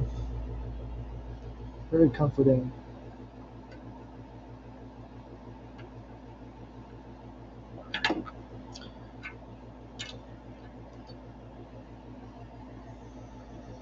I think I want this to be more like.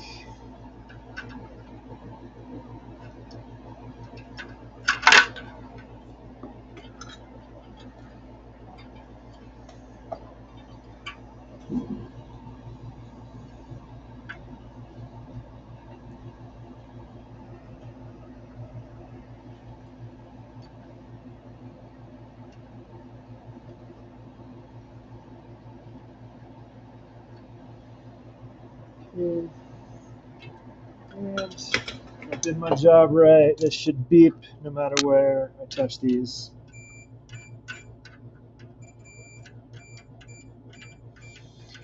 Cool. Round. Cool. Now I can just solder on one wire, which is what I did over here. I got this ready. Which way is up? This way. Get rid of these bare legs.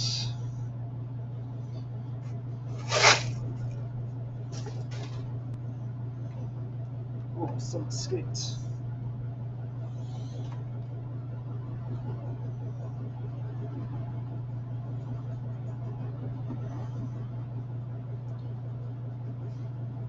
Alright.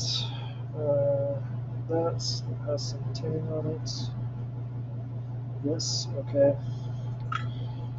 And I will go to, I think, this. Yes.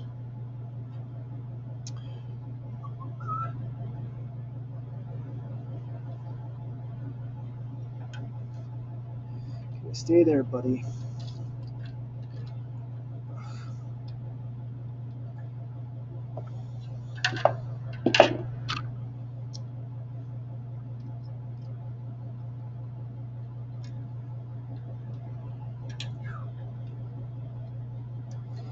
Go.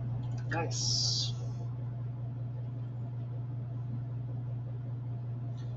Alright, and then we're just going to go over to, I don't know, that leg, sure. Don't need very much. That.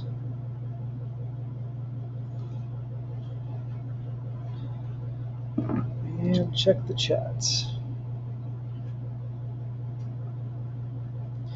Device X, your wall is so cool. Replacement pickups for the Telecaster. Shit is on.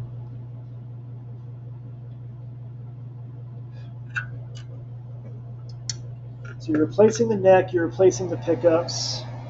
Is it even a Telecaster by the time you're done? It's like some Boss Mutant Telecaster that's 100 times better than what it was before.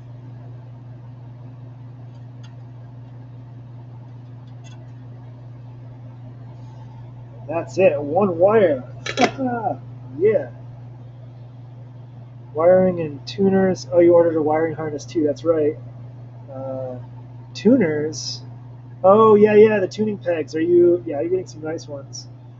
I think what I'd like to do to my Gretsch is actually replace the bridge so that the Bigsby has less friction.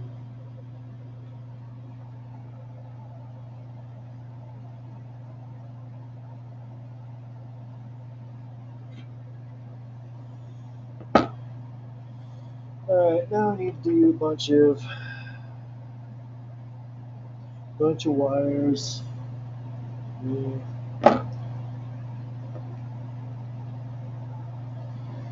Everything's being replaced except for the body and the bridge. That's rad. The reason I want to replace the bridge isn't that my bridge is bad. It's because I really like to use the Bigsby, the thingy that lets me dive bomb and do some vibrato and stuff like that. The whammy bar, basically. Um, it's because of how much action it has. It even just a bit of friction on the bridge can make things go out of tune if I use it once. So uh, that's why I'm thinking of replacing the bridge with something that's a little more frictionless. But that's not near future. Okay. Let's see if that technique works for other things. So let's just, yeah, set you in there.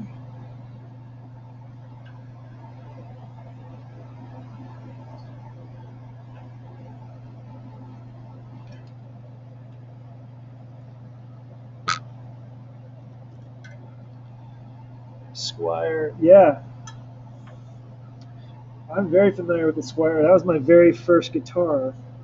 In fact, you'll see my amp that came with the Squire at some point. I still have the amp.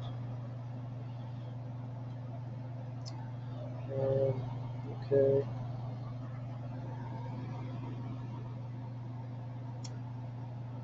Just want to do all of these, I guess.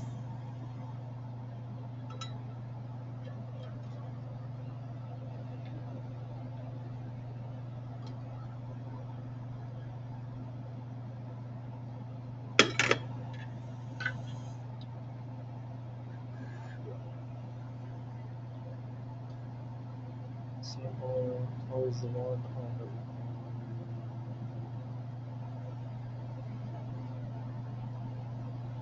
the. Yeah. Cool. Alternates, I believe. Yes. Yes. Yes. Yes. Yes. Yes. Yes. Okay. Cool. So I don't have to think about this too much. So solder in there.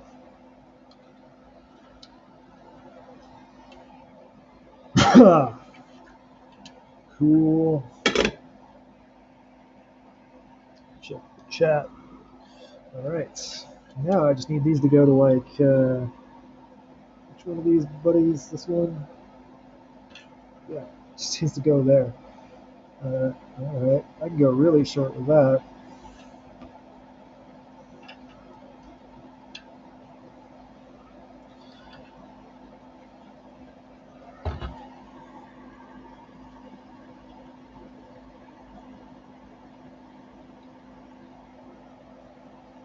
Okay.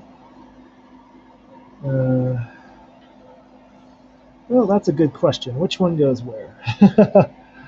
Did I measure to the wrong one, I guess is what I'm wondering. I think maybe did. I think maybe you go over to here, or even shorter. So this there, yeah. Let's see. Um, this one goes to you. You go to you. Oh, this could be even shorter, but that's fine. Let's solder it on so I don't screw it up.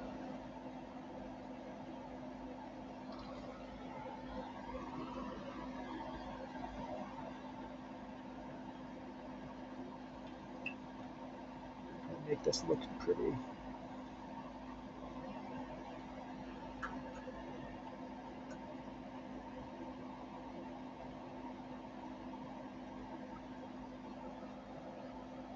That looks pretty good. I think that's right. Let's see. Okay, that's the middle. This one goes over to here. This one goes to there. And then this one goes to where. Okay, cool. Everything else just follows suit. Rad beans. This can be really short, like there short.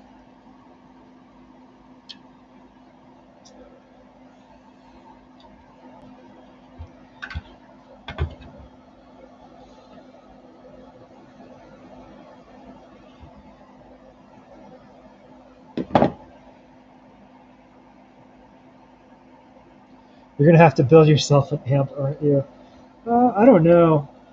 I've never built an amp. I met now a good friend of mine, this guy in Rhode Island, who makes his own amps, and they're phenomenal. Like people you've heard of on the radio use his amps, and they just look super nice. He's made his own little circuit for it. I say little, but it's not like it's small. I don't know. I don't think amp circuits are particularly complex. But also, I know nothing. So,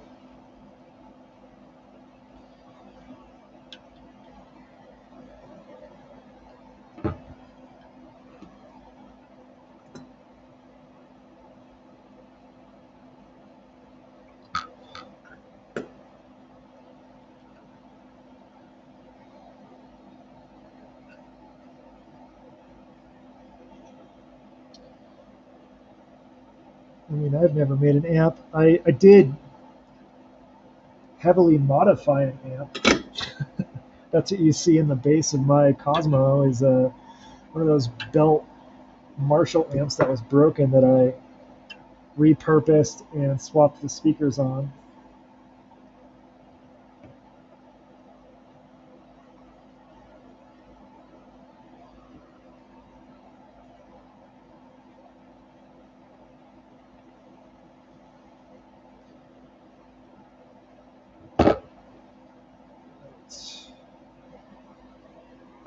I like how I moved this out of the way just to bring it back 2 seconds later. Right.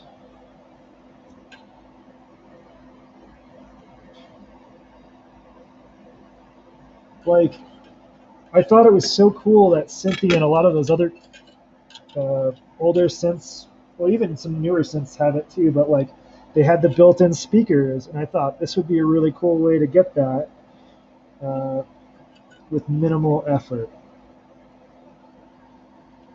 Oh, they're labeled sleeve and tip. I don't even have to think about it. I should have just looked. Okay, that's easy. Cool.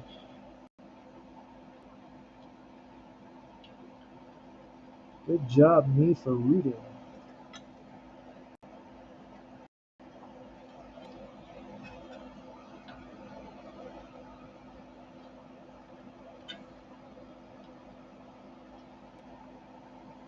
Okay, let's do the other one.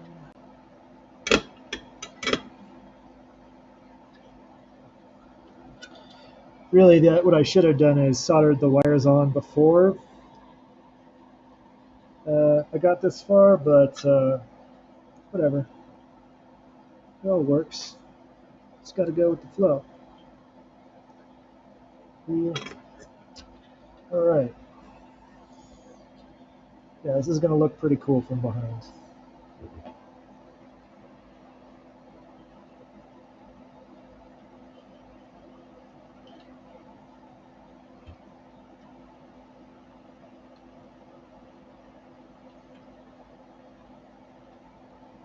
Junky PV keyboard amp. I bet it added sound though to your set. Like, it had a sound, I'm sure. I don't know if it's the sound you wanted or not, but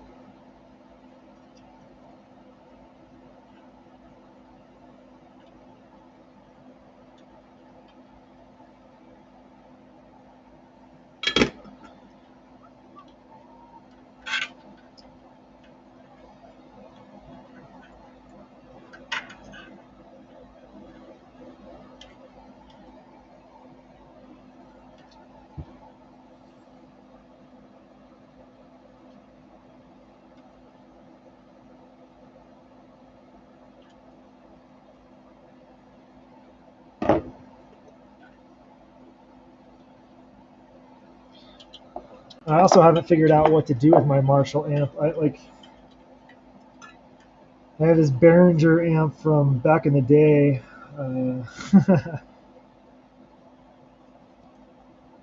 That I use for most things just because it's a little more flexible in its sound.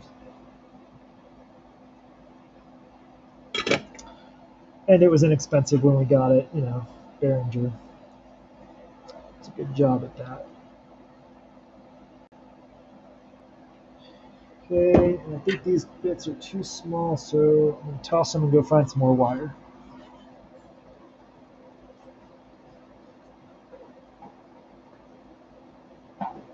Luckily, I have a whole drawer full of small bits of wire called bits and wire. I think I'm going to go through on the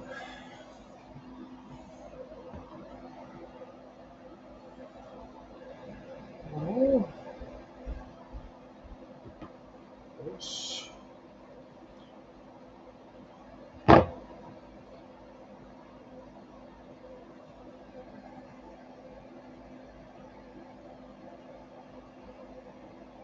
Another thing about working with aluminum that I hate is I know there's going to be like weird little splinters of aluminum in all my arms and hands that I won't notice until I like touch anything soft. And then it'll hook.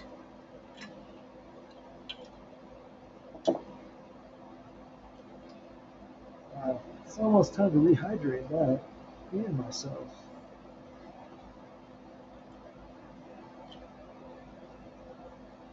Okay, cool. Blue beans. Okay. PB did the job, but it wasn't pretty. It had no effects. Oh my gosh, the tweed fender reverb, yeah.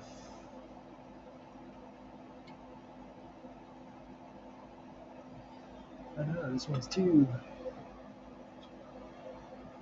thick. There we go.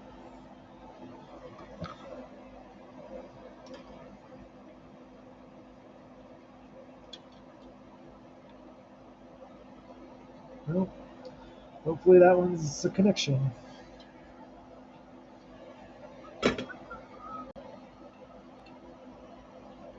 Just fell right in. That's cool.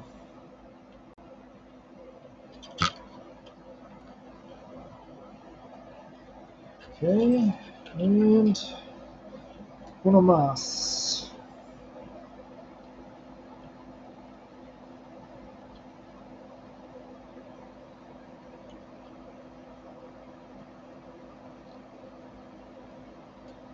That's good.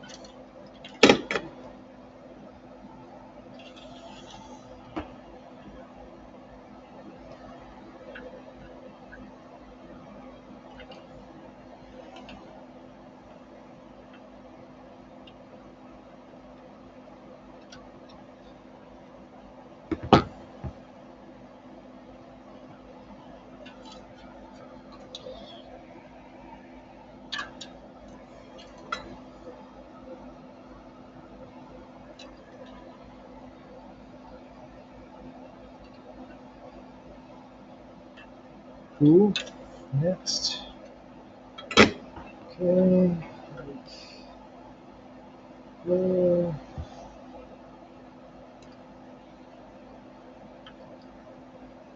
Oh, jeez. My fingers are too fat.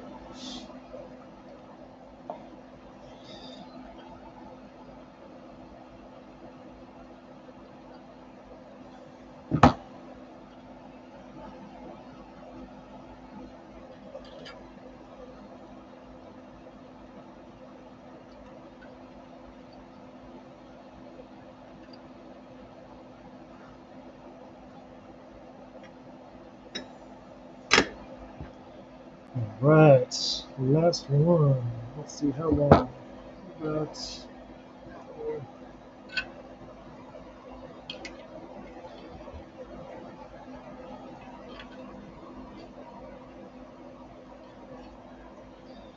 I don't think I've ever had anything PV. Also, there's that like those orange amps. I always like the sound of those at Guitar Center.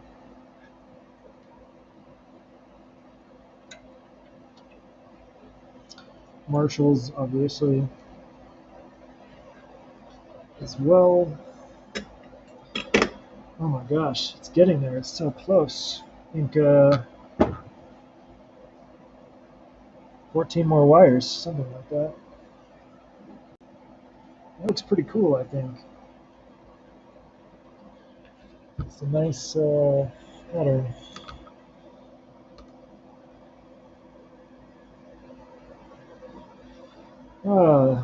We should change the name of this from the Evil Eye to like the Evil Florist or something.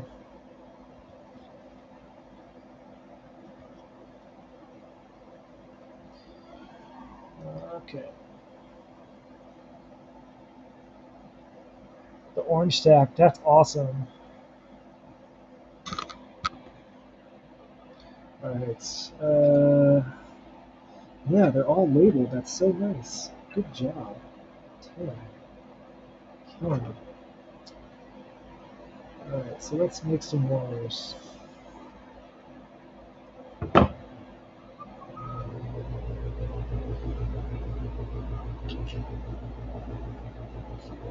Somebody over here.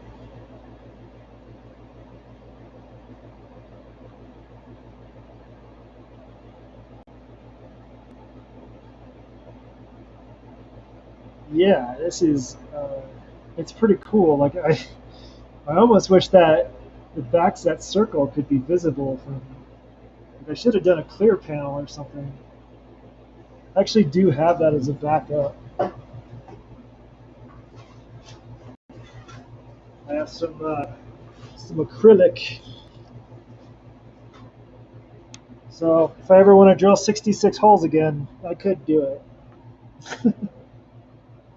Alright, we'll just do these two. Since I'm enjoying emptying out my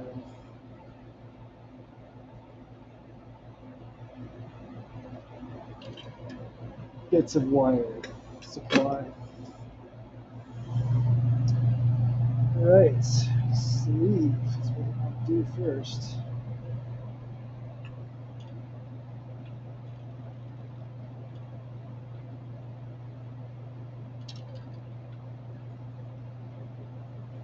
Okay. Now this goes to right there. Jeez, it's pretty short.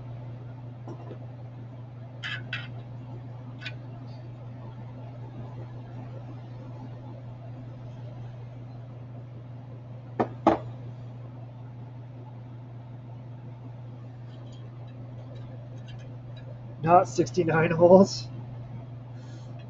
Sadly, no. I think it was 66. Which makes me question if it was on purpose, it being called the Evil Eye and all.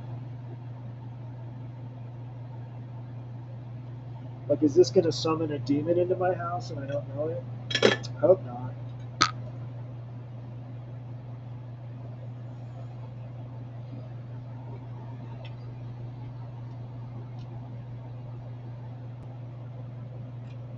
Unless the demon's rad.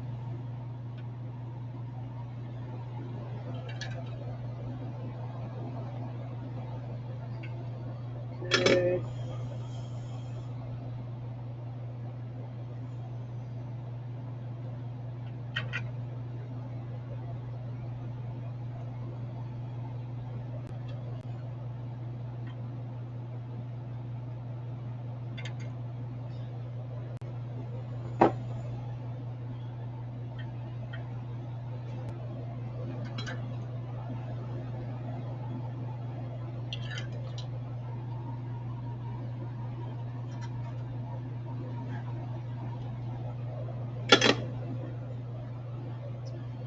Alright.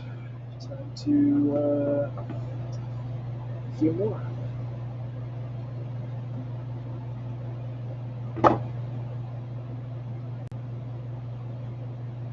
Is there 666 parts? I don't know. I didn't count. Good question.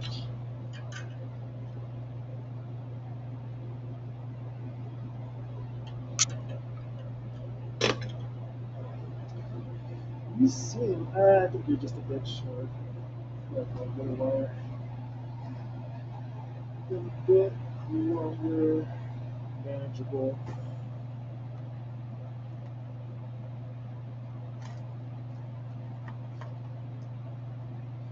I've been really efficient with my reusing of wires, so We will just put a big old chunk of this. Maybe not a big old chunk,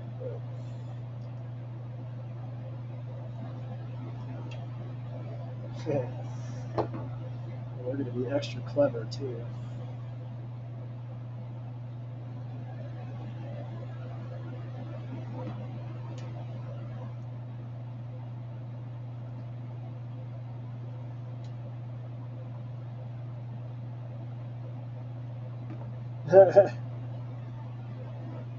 For sure.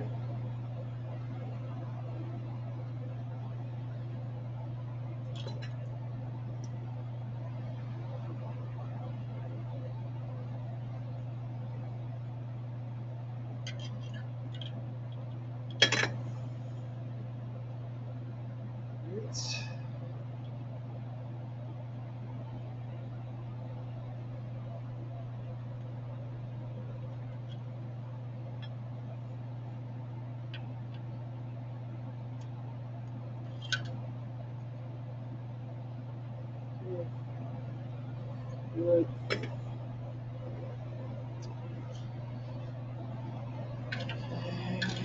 Let's go ahead and figure out what that one. Okay.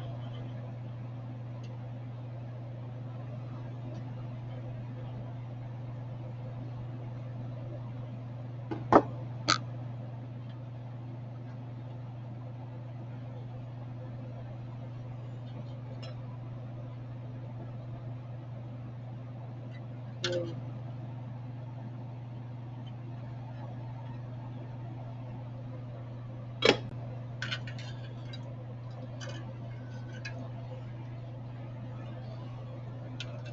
This thing is so heavy.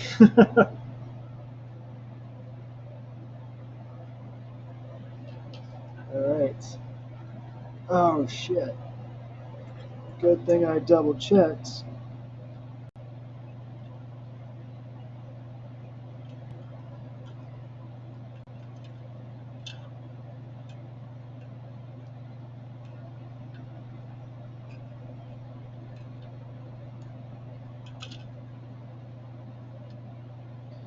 Alright. We'll have to clear that hole in a minute. That's okay. Just glad I checked.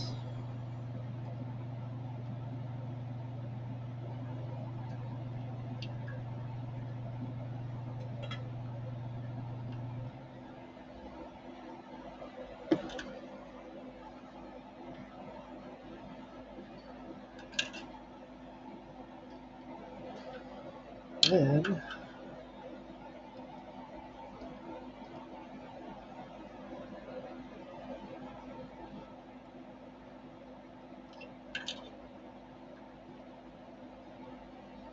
cool. Cool. Let's see, this one needs to go all the way around over here.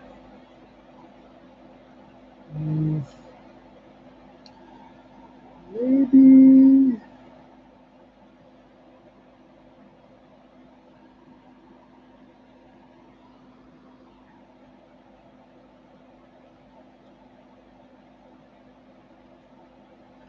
Yeah, that's fine. Yeah, let's go this way. That's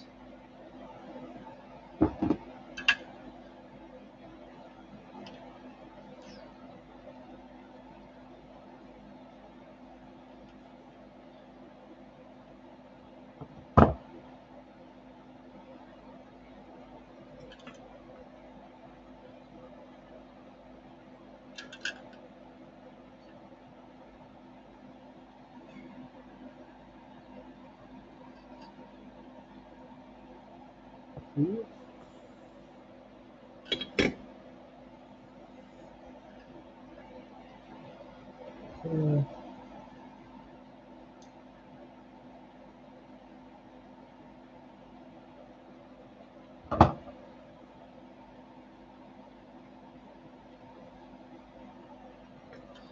So close.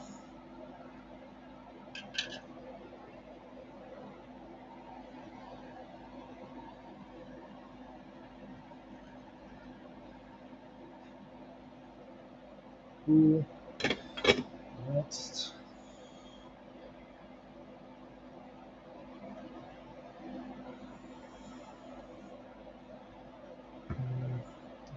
That one long enough. It's okay.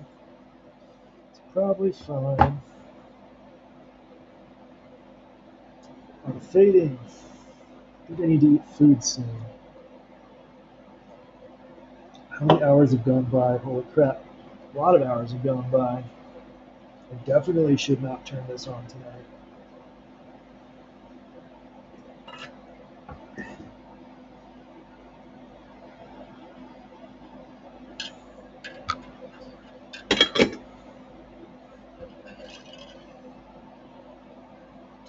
Did I do those both right? Yes.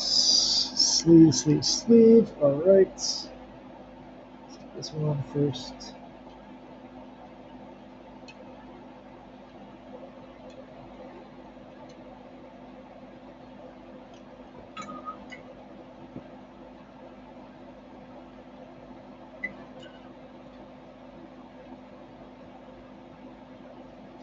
Cool. Next.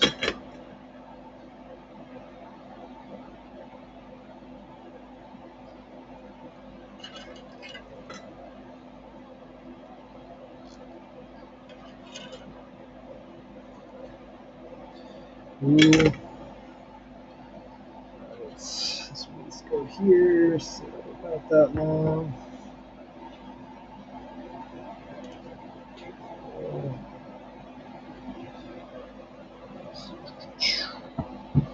This one's pretty short, actually. Oh, I could do that with this one, too. Yeah, let's do that. Let's make it shorter. About there.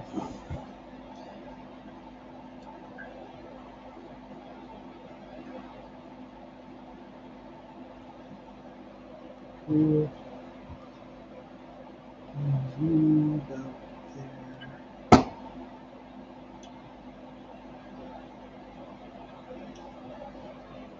Okay.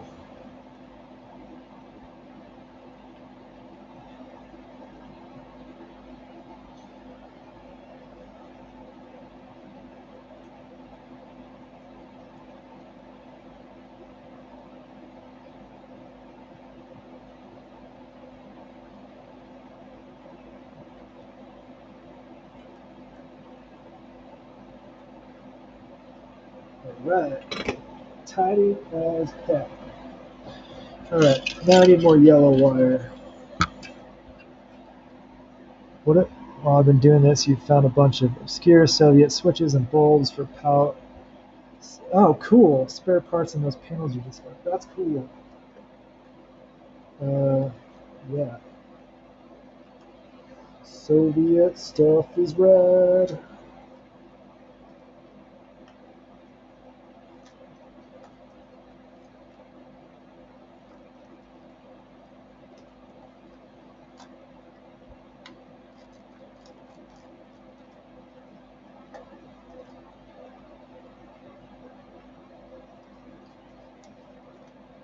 Well, I guess except for the whole communist thing, if you're against communism back in the whole Soviet era. Personally, no issues with communism. I think that was a tactic so that we would get all nationalistic and hate on Russia.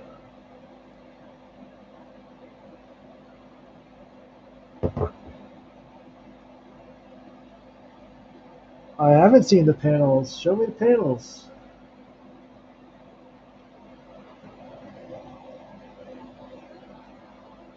I've been like pretty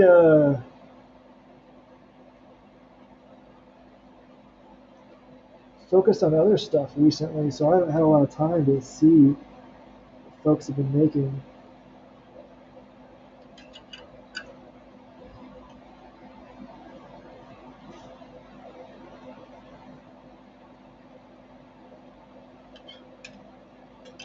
Whew. Smoky. Okay, where are you going, buddy? How long do you need to be? I think you're going there, yeah. Tip.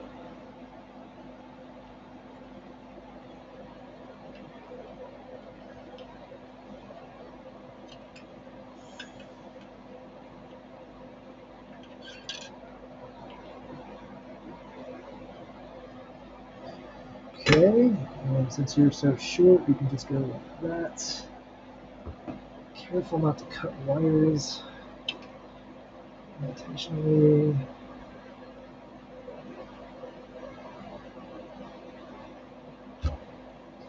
Hmm.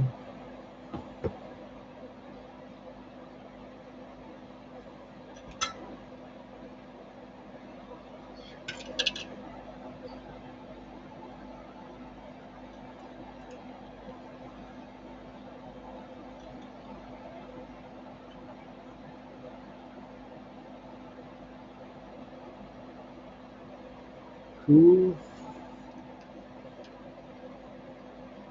Next. 6 more, and then I freedom. Well, 6 more, and then I fight Arduino. Probably.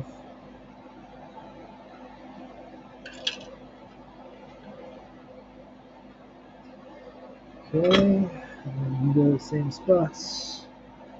I want to make this one even shorter, so like that long.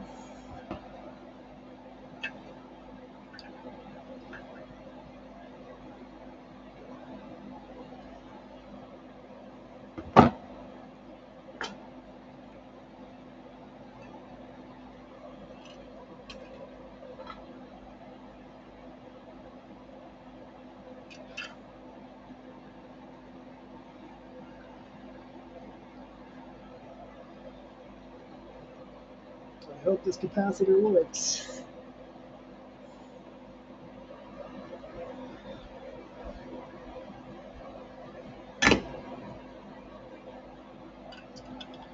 Alright, what's next? This one I think works. So let's see. Fits. Might need some convincing. Nope. I have to pull the solder out of that one. It's okay. No problem. Just need the side cutters.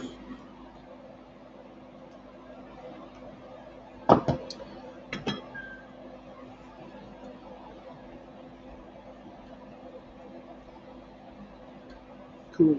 Easy peasy. You look like you're ready to go. Mhm.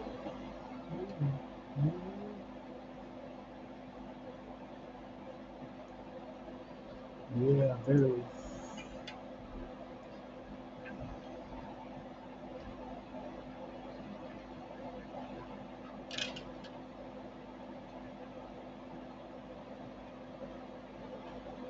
Okay.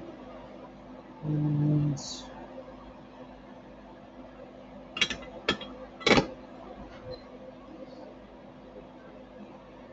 okay.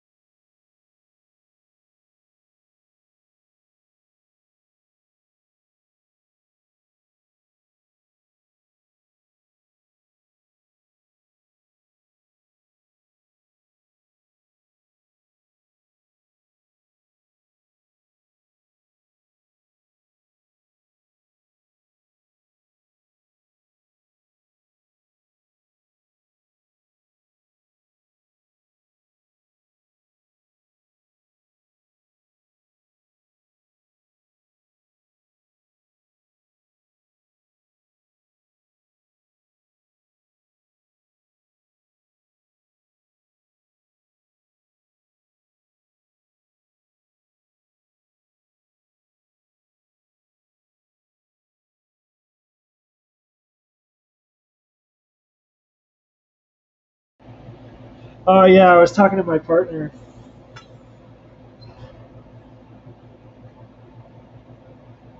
Dinner plans.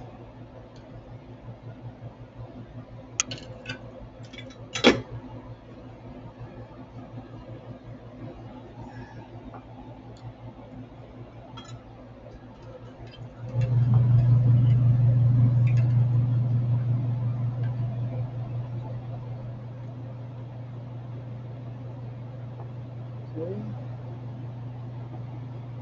Oh, that one's gonna be like just barely long enough, maybe.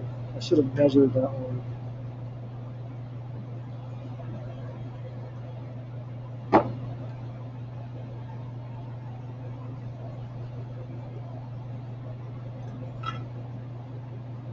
Yeah, I think that'll work.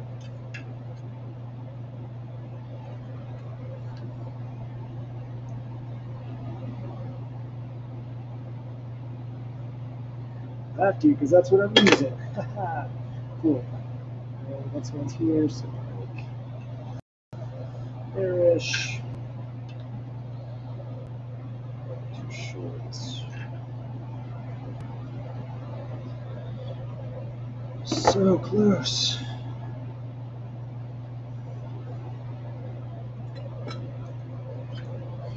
But after I finish the soldering, I'm going to go get some dinner. And then decide whether I want to test it out tonight or not. Because if I test it out and it doesn't work and I can't figure it out, that's going to keep me up. On the other hand, if it does work, party on the synthesizer.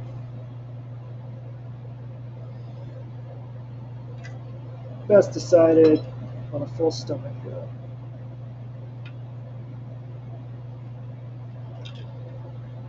Cool. Let's just do these last ones while I'm thinking about it.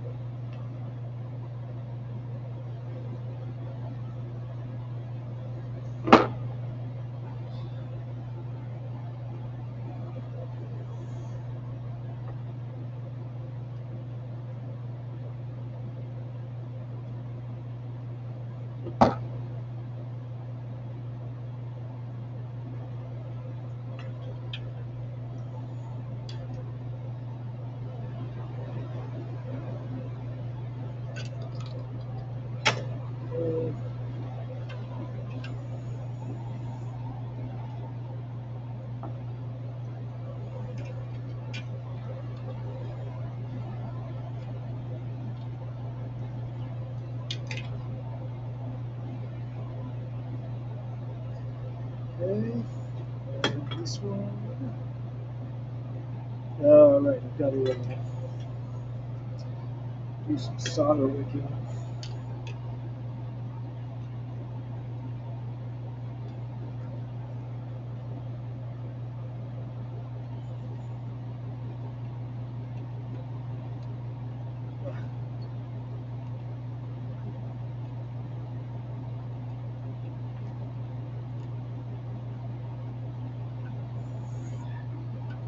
Almost.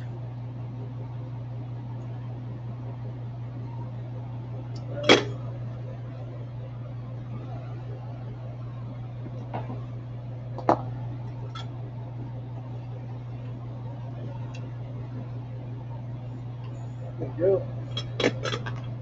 Oh, should just work.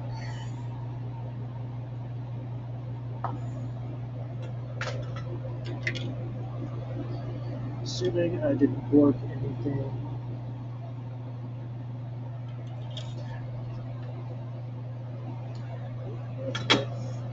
Where are we going? This side. Yes. Okay. So let's start with you. Right there.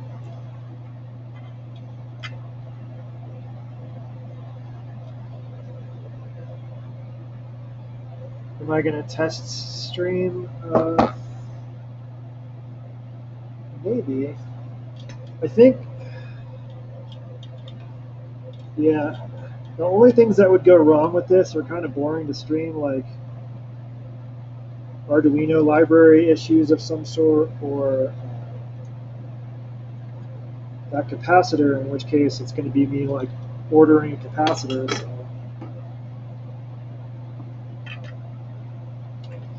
maybe. If it works though, I might stream. We'll see. I'll definitely stream tomorrow if it works.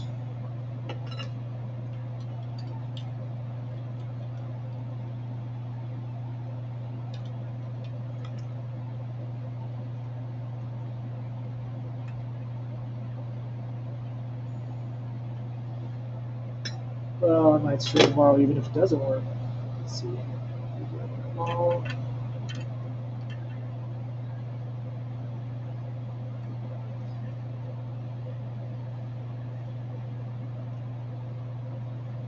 I think that's the last wire I need to cut. Fingers crossed.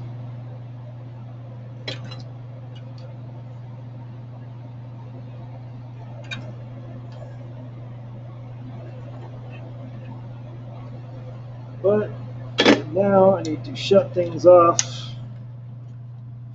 show what I've got, and go get some dinner.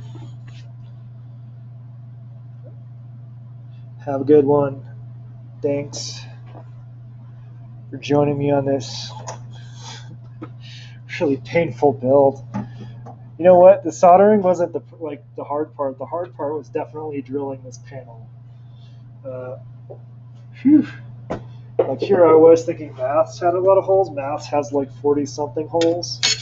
This has 66 at least, just for size comparison. Because at one point I was considering taking apart maths and cosmifying it then. Yeah, I'm done. At least for now. I might come back on later. We'll see. But yeah, all I have left to do is plop in a couple of ICs, 3 ICs if I have them, which I'm pretty sure I do, and program the Arduino, and then test it. Hopefully that capacitor works. Really don't want to have to take it out, but can if I need to. All right, those are all wired up. Let's see, sleeve tip, sleeve tip, sleeve tip. Let's do a quick peek under the hood to make sure nothing is shorting on the other side without realizing it. It looks good. I think this thing is pretty close. And I actually don't know which way is up right now. Let's see, maybe this way. So have a good one. You should stream some music.